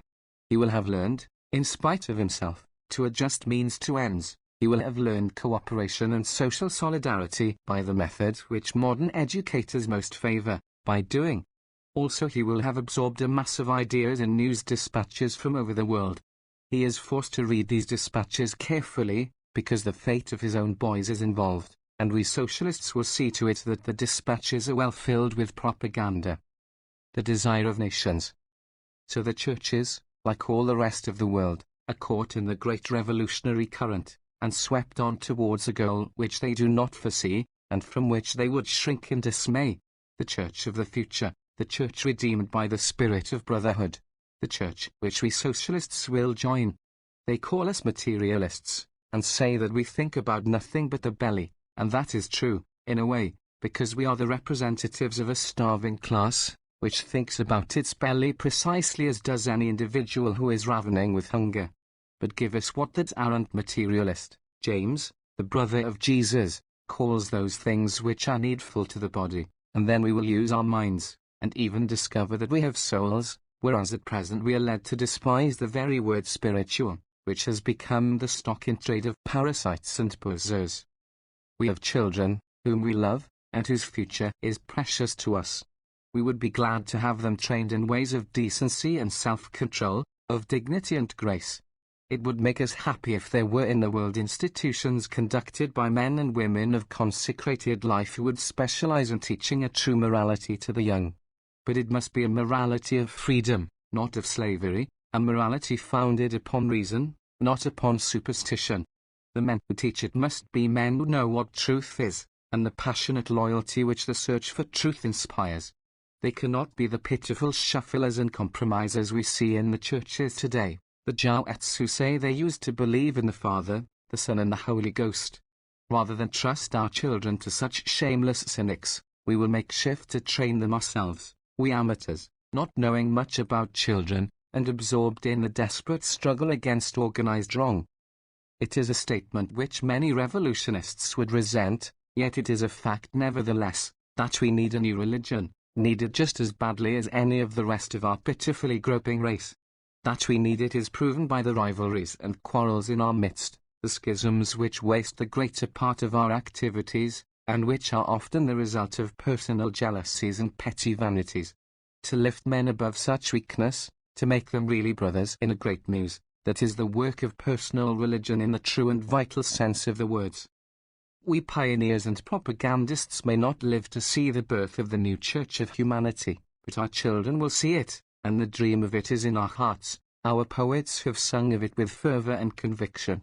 Read these lines from The Desire of Nations, by Edwin Markham, in which he tells of the new Redeemer who is at hand. And when he comes into the world gone wrong, he will rebuild her beauty with a song. To every heart he will its own dream be. One moon was many phantoms in the sea. Out of the north the Norns will cry to men, Baldower beautiful has come again. The flutes of Greece will whisper from the dead, Apollo has unveiled his sun-bright head. The stones of Thebes and Memphis will find voice. Osiris comes, O tribes of time, rejoice. And social architects who build the state, serving the dream at citadel and gate, will hail him coming through the labor hum. And glad quick cries will go from man to man. Lo, he has come, our Christ the artisan. The King who loved the lilies, he has come. The knowable. The new religion will base itself upon the facts of life, as demonstrated by experience and reason, for to the modern thinker the basis of all interest is truth, and the wonders of the microscope and the telescope, of the new psychology and the new sociology are more wonderful than all the magic recorded in ancient mythologies. And even if this were not so, the business of the thinker is to follow the facts. The history of all philosophy might be summed up in this simile: the infant opens his eyes and sees the moon, and stretches out his hands and cries for it, but those in charge do not give it to him, and so after a while the infant tires of crying, and turns to his mother's breast and takes a drink of milk. Man demands to know the origin of life. It is intolerable for him to be here, and not know how, or whence, or why. He demands the knowledge immediately and finally, and invents innumerable systems and creeds. He makes himself believe them, with fire and torture makes other men believe them, until finally, in the confusion of a million theories, it occurs to him to investigate his instruments, and he makes the discovery that his tools are inadequate, and all their products worthless. His mind is finite, while the thing he seeks is infinite. His knowledge is relative, while the first cause is absolute. This realization we owe to Immanuel Kant, the father of modern philosophy. In his famous Antinomies, he proved 4 propositions. First, that the universe is limitless in time and space. Second, that matter is composed of simple, indivisible elements. Third, that free will is impossible. And fourth, that there must be an absolute or first cause. And having proven these things, he turned round and proved their opposites, with arguments exactly as unanswerable. Anyone who follows these demonstrations and understands them, takes all his metaphysical learning and lays it on the shelf with his astrology and magic. It is a fact, which everyone who wishes to think must get clear, that when you are dealing with absolutes and ultimates, you can prove whatever you want to prove. Metaphysics is like the 4th dimension. You fly into it and come back upside down, hindsight foremost, inside out, and when you get tired of this condition, you take another flight, and come back the way you were before. So metaphysical thinking serves the purpose of Catholic cheats like Cardinal Newman and Professor Chatterton Hill. It serves hysterical women like Mother Eddy. It serves the New Thoughters, who wish to fill their bellies with wind. It serves the charlatans and mystagogues who wish to befuddle the wits of the populace. Real thinkers avoid it as they would a bottomless swamp. They avoid, not merely the idealism of Platonists and Hegelians, but the monism of Haeckel, and the materialism of Büchner and Jacques Loeb. The simple fact is that it is as impossible to prove the priority of origin and the ultimate nature of matter as it is of mind, so that the scientist who lays down a materialist dogma is exactly as credulous as a Christian. How then are we to proceed? Shall we erect the mystery into an unknowable, like Spencer, and call ourselves agnostics with a capital letter, like Huxley? Shall we follow Frederick Harrison, making an inadequate divinity out of our impotence? I have read the books of the positivists, and attended their imitation church in London, but I did not get any satisfaction from them. In the midst of their dogmatic pronouncements I found myself remembering how the egg falls apart and reveals a chicken, how the worm suddenly discovers itself a butterfly.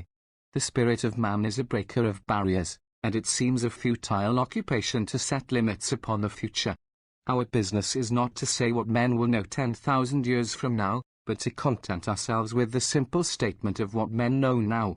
What we know is a procession of phenomena called an environment, our life being an active adjustment to its changes, and our faith being the conviction that this adjustment is possible and worthwhile. In the beginning the guide is instinct, and the act of trust is automatic. But with the dawn of reason the thinker is to justify his faith, to convince himself that life is sincere, that there is worthwhileness in being, or in seeking to be, that there is order in creation, laws which can be discovered, processes which can be applied. Just as the babe trusts life when it gropes for its mother's breast, so the most skeptical of scientists trusts it when he declares that water is made of 2 parts hydrogen and 1 part oxygen, and sets it down for a certainty that this will always be so, that he is not being played with by some sportive demon, who will today cause H2O to behave like water, and tomorrow like benzene. Nature's insurgent son.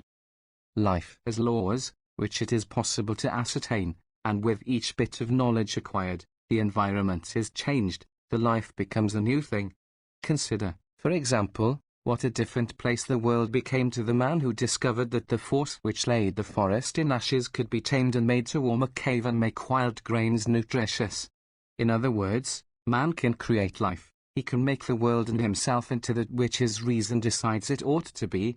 The means by which he does this is the most magical of all the tools he has invented since his arboreal ancestor made the first club, the tool of experimental science, and when one considers that this weapon has been understood and deliberately employed for but 2 or 3 centuries, he realizes that we are indeed only at the beginning of human evolution.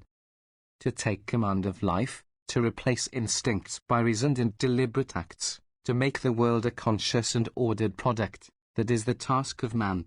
Sir Ray Lankester has set this forth with beautiful precision in his book, the kingdom of man. We are, at this time, in an uncomfortable and dangerous transition stage, as a child playing with explosives. This child has found out how to alter his environment in many startling ways, but he does not yet know why he wishes to alter it, nor to what purpose.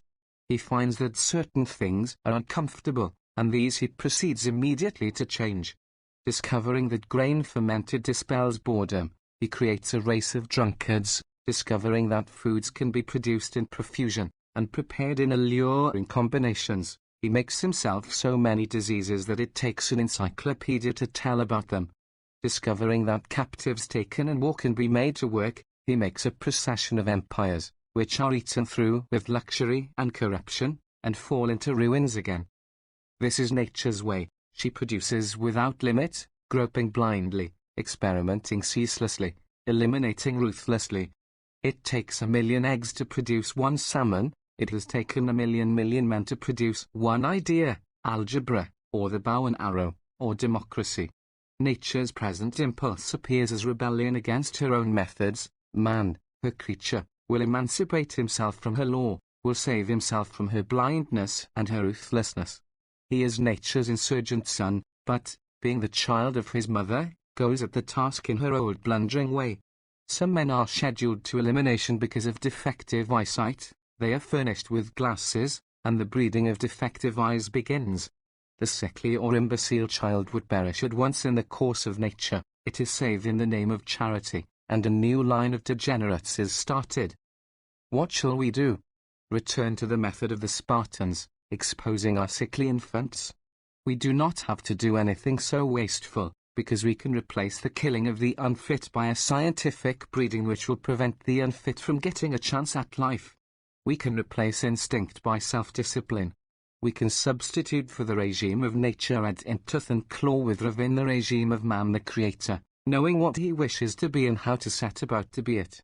Whether this can happen, whether the thing which we call civilization is to be the great triumph of the ages, or whether the human race is to go back into the melting pot, is a question being determined by an infinitude of contests between enlightenment and ignorance, precisely such a contest as occurs now, when you, the reader, encounter a man who has thought his way out to the light, and comes to urge you to perform the act of self-emancipation, to take up the marvelous new tools of science, and to make yourself, by means of exact knowledge, the creator of your own life and in part of the life of the race.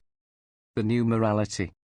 Life is a process of expansion, of the unfoldment of new powers, driven by that inner impulse which the philosophers of pragmatism call the element vital. Whenever this impulse has its way, there is an emotion of joy. Whenever it is balked, there is one of distress. So pleasure and pain are the guides of life, and the final goal is a condition of free and constantly accelerating growth, in which joy is enduring. That man will ever reach such a state is more than we can say. It is a perfectly conceivable thing that tomorrow a comet may fall upon the earth and wipe out all man's labors. But on the other hand, it is a conceivable thing that man may someday learn to control the movements of comets, and even of starry systems. It seems certain that if he is given time, he will make himself master of the forces of his immediate environment.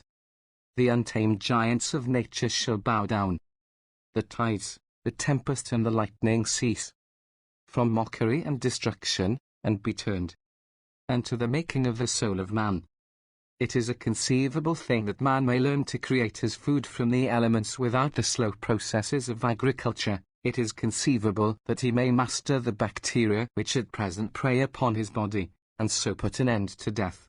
It is certain that he will ascertain the laws of heredity, and create human qualities as he has created the spurs of the fighting cock and the legs of the greyhound. He will find out what genius is, and the laws of its being, and the tests whereby it may be recognized. In the new science of psychoanalysis he has already begun the work of bringing an infinity of subconsciousness into the light of day. It may be that in the evidence of telepathy which the psychic researchers are accumulating, he is beginning to grope his way into a universal consciousness, which may come to include the joys and griefs of the inhabitants of Mars, and of the dark stars which the spectroscope and the telescope are disclosing. All these are fascinating possibilities. What stands in the way of their realization? ignorance and superstition, fear and submission, the old habits of rapine and hatred which man has brought with him from his animal past. These make him a slave, a victim of himself and of others. To root them out of the garden of the soul is the task of the modern thinker. The new morality is thus a morality of freedom. It teaches that man is the master, or shall become so, that there is no law, save the law of his own being, no check upon his will save that which he himself imposes. The new morality is a morality of joy. It teaches that true pleasure is the end of being, and the test of all righteousness. The new morality is a morality of reason. It teaches that there is no authority above reason, no possibility of such authority, because if such were to appear, reason would have to judge it, and accept or reject it. The new morality is a morality of development. It teaches that there can no more be an immutable law of conduct than there can be an immutable position for the steering wheel of an aeroplane. The business of the pilot of an aeroplane is to keep his machine aloft amid shifting currents of wind. The business of a moralist is to adjust life to a constantly changing environment. An action which was suicide yesterday becomes heroism today, and futility or hypocrisy tomorrow. This new morality, like all things in a world of strife, is fighting for existence, using its own weapons, which are reason and love. Obviously it can use no others, without self-destruction, yet it has to meet enemies to a fight with the old weapons of force and fraud. Whether it will prevail is more than any prophet can say. Perhaps it is too much to ask that it should succeed, this insolent effort of the pygmy man to leap upon the back of his master and fit a bridle into his mouth. Perhaps it is nothing but a dream in the minds of a few, the scientists and poets and inventors, the dreamers of the race. Perhaps the nerve of the pygmy will fail him at the critical moment, and he will fall from the back of his master, and under his master's hooves. The hour of the decision is now, for this we can see plainly, and as scientists we can proclaim it. The human race is in a swift current of degeneration, which a new morality alone can check. The struggle is at its height in our time. If it fails, if the fibre of the race continues to deteriorate, the soul of the race to be eaten out by poverty and luxury, by insanity and disease, by prostitution, crime and war, then mankind will slip back into the abyss, the untamed giants of nature will resume their ancient sway, and the tides, the tempest and the lightning will sweep the earth clean again. I do not believe that this calamity will befall us. I know that in the diseased social body the forces of resistance are gathering, the socialist movement, in the broad sense, the activities of all who believe in the possibility of reconstructing society upon a basis of reason, justice and love. To such people this book goes out, to the truly religious people, those who hunger and thirst after righteousness here and now, who believe in brotherhood as a reality, and are willing to bear pain and ridicule and privation for the sake of its ultimate achievement. From the edge of harsh derision, from discord and defeat, from doubt and lame division, we pluck the fruit and eat. And the mouth finds it bitter, and the spirit sweet. O sorrowing hearts of slaves! We heard you beat from far. We bring the light that saves. We bring the morning star. Freedom's good the things we bring you, whence all good things are. Envoy. I have came to the end of my task, but one question troubles me. I think of the young men and maidens meek who will read this book, and I wonder what they will make of it. We have had a lark together, we have gone romping down the vista of the ages, swatting every venerable head that showed itself, beating the dust out of ancient delusions. You would like all your life to be that kind of lark, but you may not find it so, and perhaps you will suffer disillusionment and vexation. I have known hundreds of young radicals in my life. They have nearly all been gallant and honest, but they have not all been wise, and therefore not so happy as they might have been. In the course of time I have formulated to myself the peril to which young radicals are exposed. We see so much that is wrong in ancient things, it gets to be a habit with us to reject them. We have only to know that a thing is old to feel an impulse of impatient scorn. On the other hand, we attempted to welcome anything which can prove itself to be unprecedented. There is a common type of radical whose aim in life is to be several jumps ahead of mankind, whose criterion of conduct is that it shocks the bourgeois. If you do not know that type, you may find him, and her, in the newest of the bohemian cafes, drinking the newest red chemicals, smoking the newest brand of cigarettes, and discussing the newest form of psychopathia sexualis. After you have watched them a while, you realize that these ultra-new people have fallen victim to the oldest form of logical fallacy, the non sequitur, and likewise to the oldest form of slavery, which is self-indulgence. If it is true that much in the old moral codes is based upon ignorance, and cultivated by greed, it is also true that much in the old moral codes is based upon facts which will not change so long as man is what he is, a creature of impulses, good and bad, wise and foolish, selfish and generous, and compelled to make choice between these impulses, so long as he is a material body and a personal consciousness, obliged to live in society and adjust himself to the rights of others. What I would like to say to young radicals, if there is any way to say it without seeming a prig, is that in choosing their own path through life, they will need not merely enthusiasm and radical fervor, but wisdom and judgment and hard study. It is our fundamental demand that society shall cease to repeat over and over the blunders of the past, the blunders of tyranny and slavery, of luxury and poverty, which wrecked the ancient societies, and surely it is a poor way to begin by repeating in our own persons the most ancient blunders of the moral life. To light the fires of lust in our hearts, and let them smoulder there, and imagine we are trying new experiments in psychology. Who does not know the radical woman who demonstrates her emancipation from convention by destroying her nerves with nicotine? Who does not know the genius of revolt who demonstrates his repudiation of private property by permitting his lady loves to support him? Who does not know the man who finds in the phrases of revolution the most effective devices for the seducing of young girls? You will have read this book to ill purpose if you draw the conclusion that there is anything in it to spare you the duty of getting yourself moral standards and holding yourself to them. On the contrary, because your task is the highest and hardest that man has yet undertaken, for this reason you will need standards the most exacting ever formulated. Let me quote some words from a teacher you will not accuse of holding to the slave moralities. Free dost thou call thyself? Thy ruling thoughts will I hear, and not that thou hast escaped a yoke. Art thou such a one that can escape a yoke? Free from what? What is it to Zarathustra? Clear shall your eye tell me, free to what? Canst thou give to thyself thy good and thine evil, and hang thy will above thee as thy law? Canst thou be thine own judge, and avenger of thy law? Fearful it is to be alone with the judge and the avenger of thy law. So is a stone flung out into empty space and into the icy breath of isolation. Out of the pit of ignorance and despair we emerge into the sunlight of knowledge, to take control of the world, and to make it over, not according to the will of any gods, but according to the law in our own hearts. For that task we have need of all the resources of our being, of courage and high devotion, of faith in ourselves and our comrades, of clean, straight thinking, of discipline both of body and mind. We go to this task with a knowledge as old as the first moral impulse of mankind, the knowledge that our actions determine the future of life, not merely for ourselves but for all the race. For this is one of the laws of the ancient Hebrews which modern science has not repealed, but on the contrary has reinforced with 1,000 confirmations, that the sins of the fathers are visited upon the children unto the 3rd and 4th generations. I get letters from the readers of my books, nearly always they are young people, so I feel like the father of a large family. I gather them now about my knee, and pronounce upon them a benediction in the ancient patriarchal style.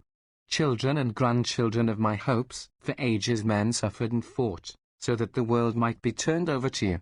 Now the day is coming, the glad, new day which blinds us with the shining of its wings. It is coming so swiftly that I am afraid of it. I thought we should have more time to get ready for the taking over of the world. But the old managers of it went insane, they took to tearing each other's eyes out, and now they lie dead about us. So, whether we will or not, we have to take charge of the world, we have to decide what to do with it, even while we are doing it.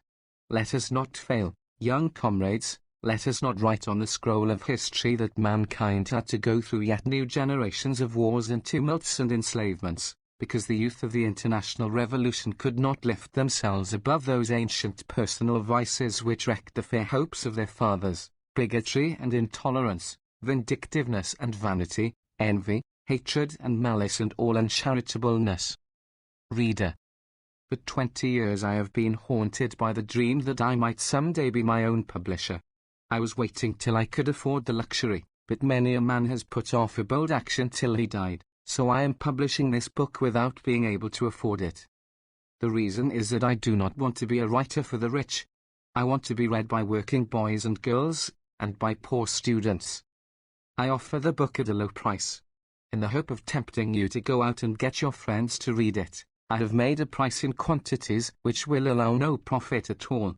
A margin has been figured to cover postage, stationery, circulars, and the cost of a clerical assistant, but nothing for interest on capital, which is a gift, nor for the rent of an office, which is my home, nor for the services of manager and press agent, which is myself. You have read the book, and its fate is yours to decide. If it seems worthwhile, pass it on to someone else. If you can afford it, order a number of copies and give them away. If you can't afford it, give your time and be a book agent.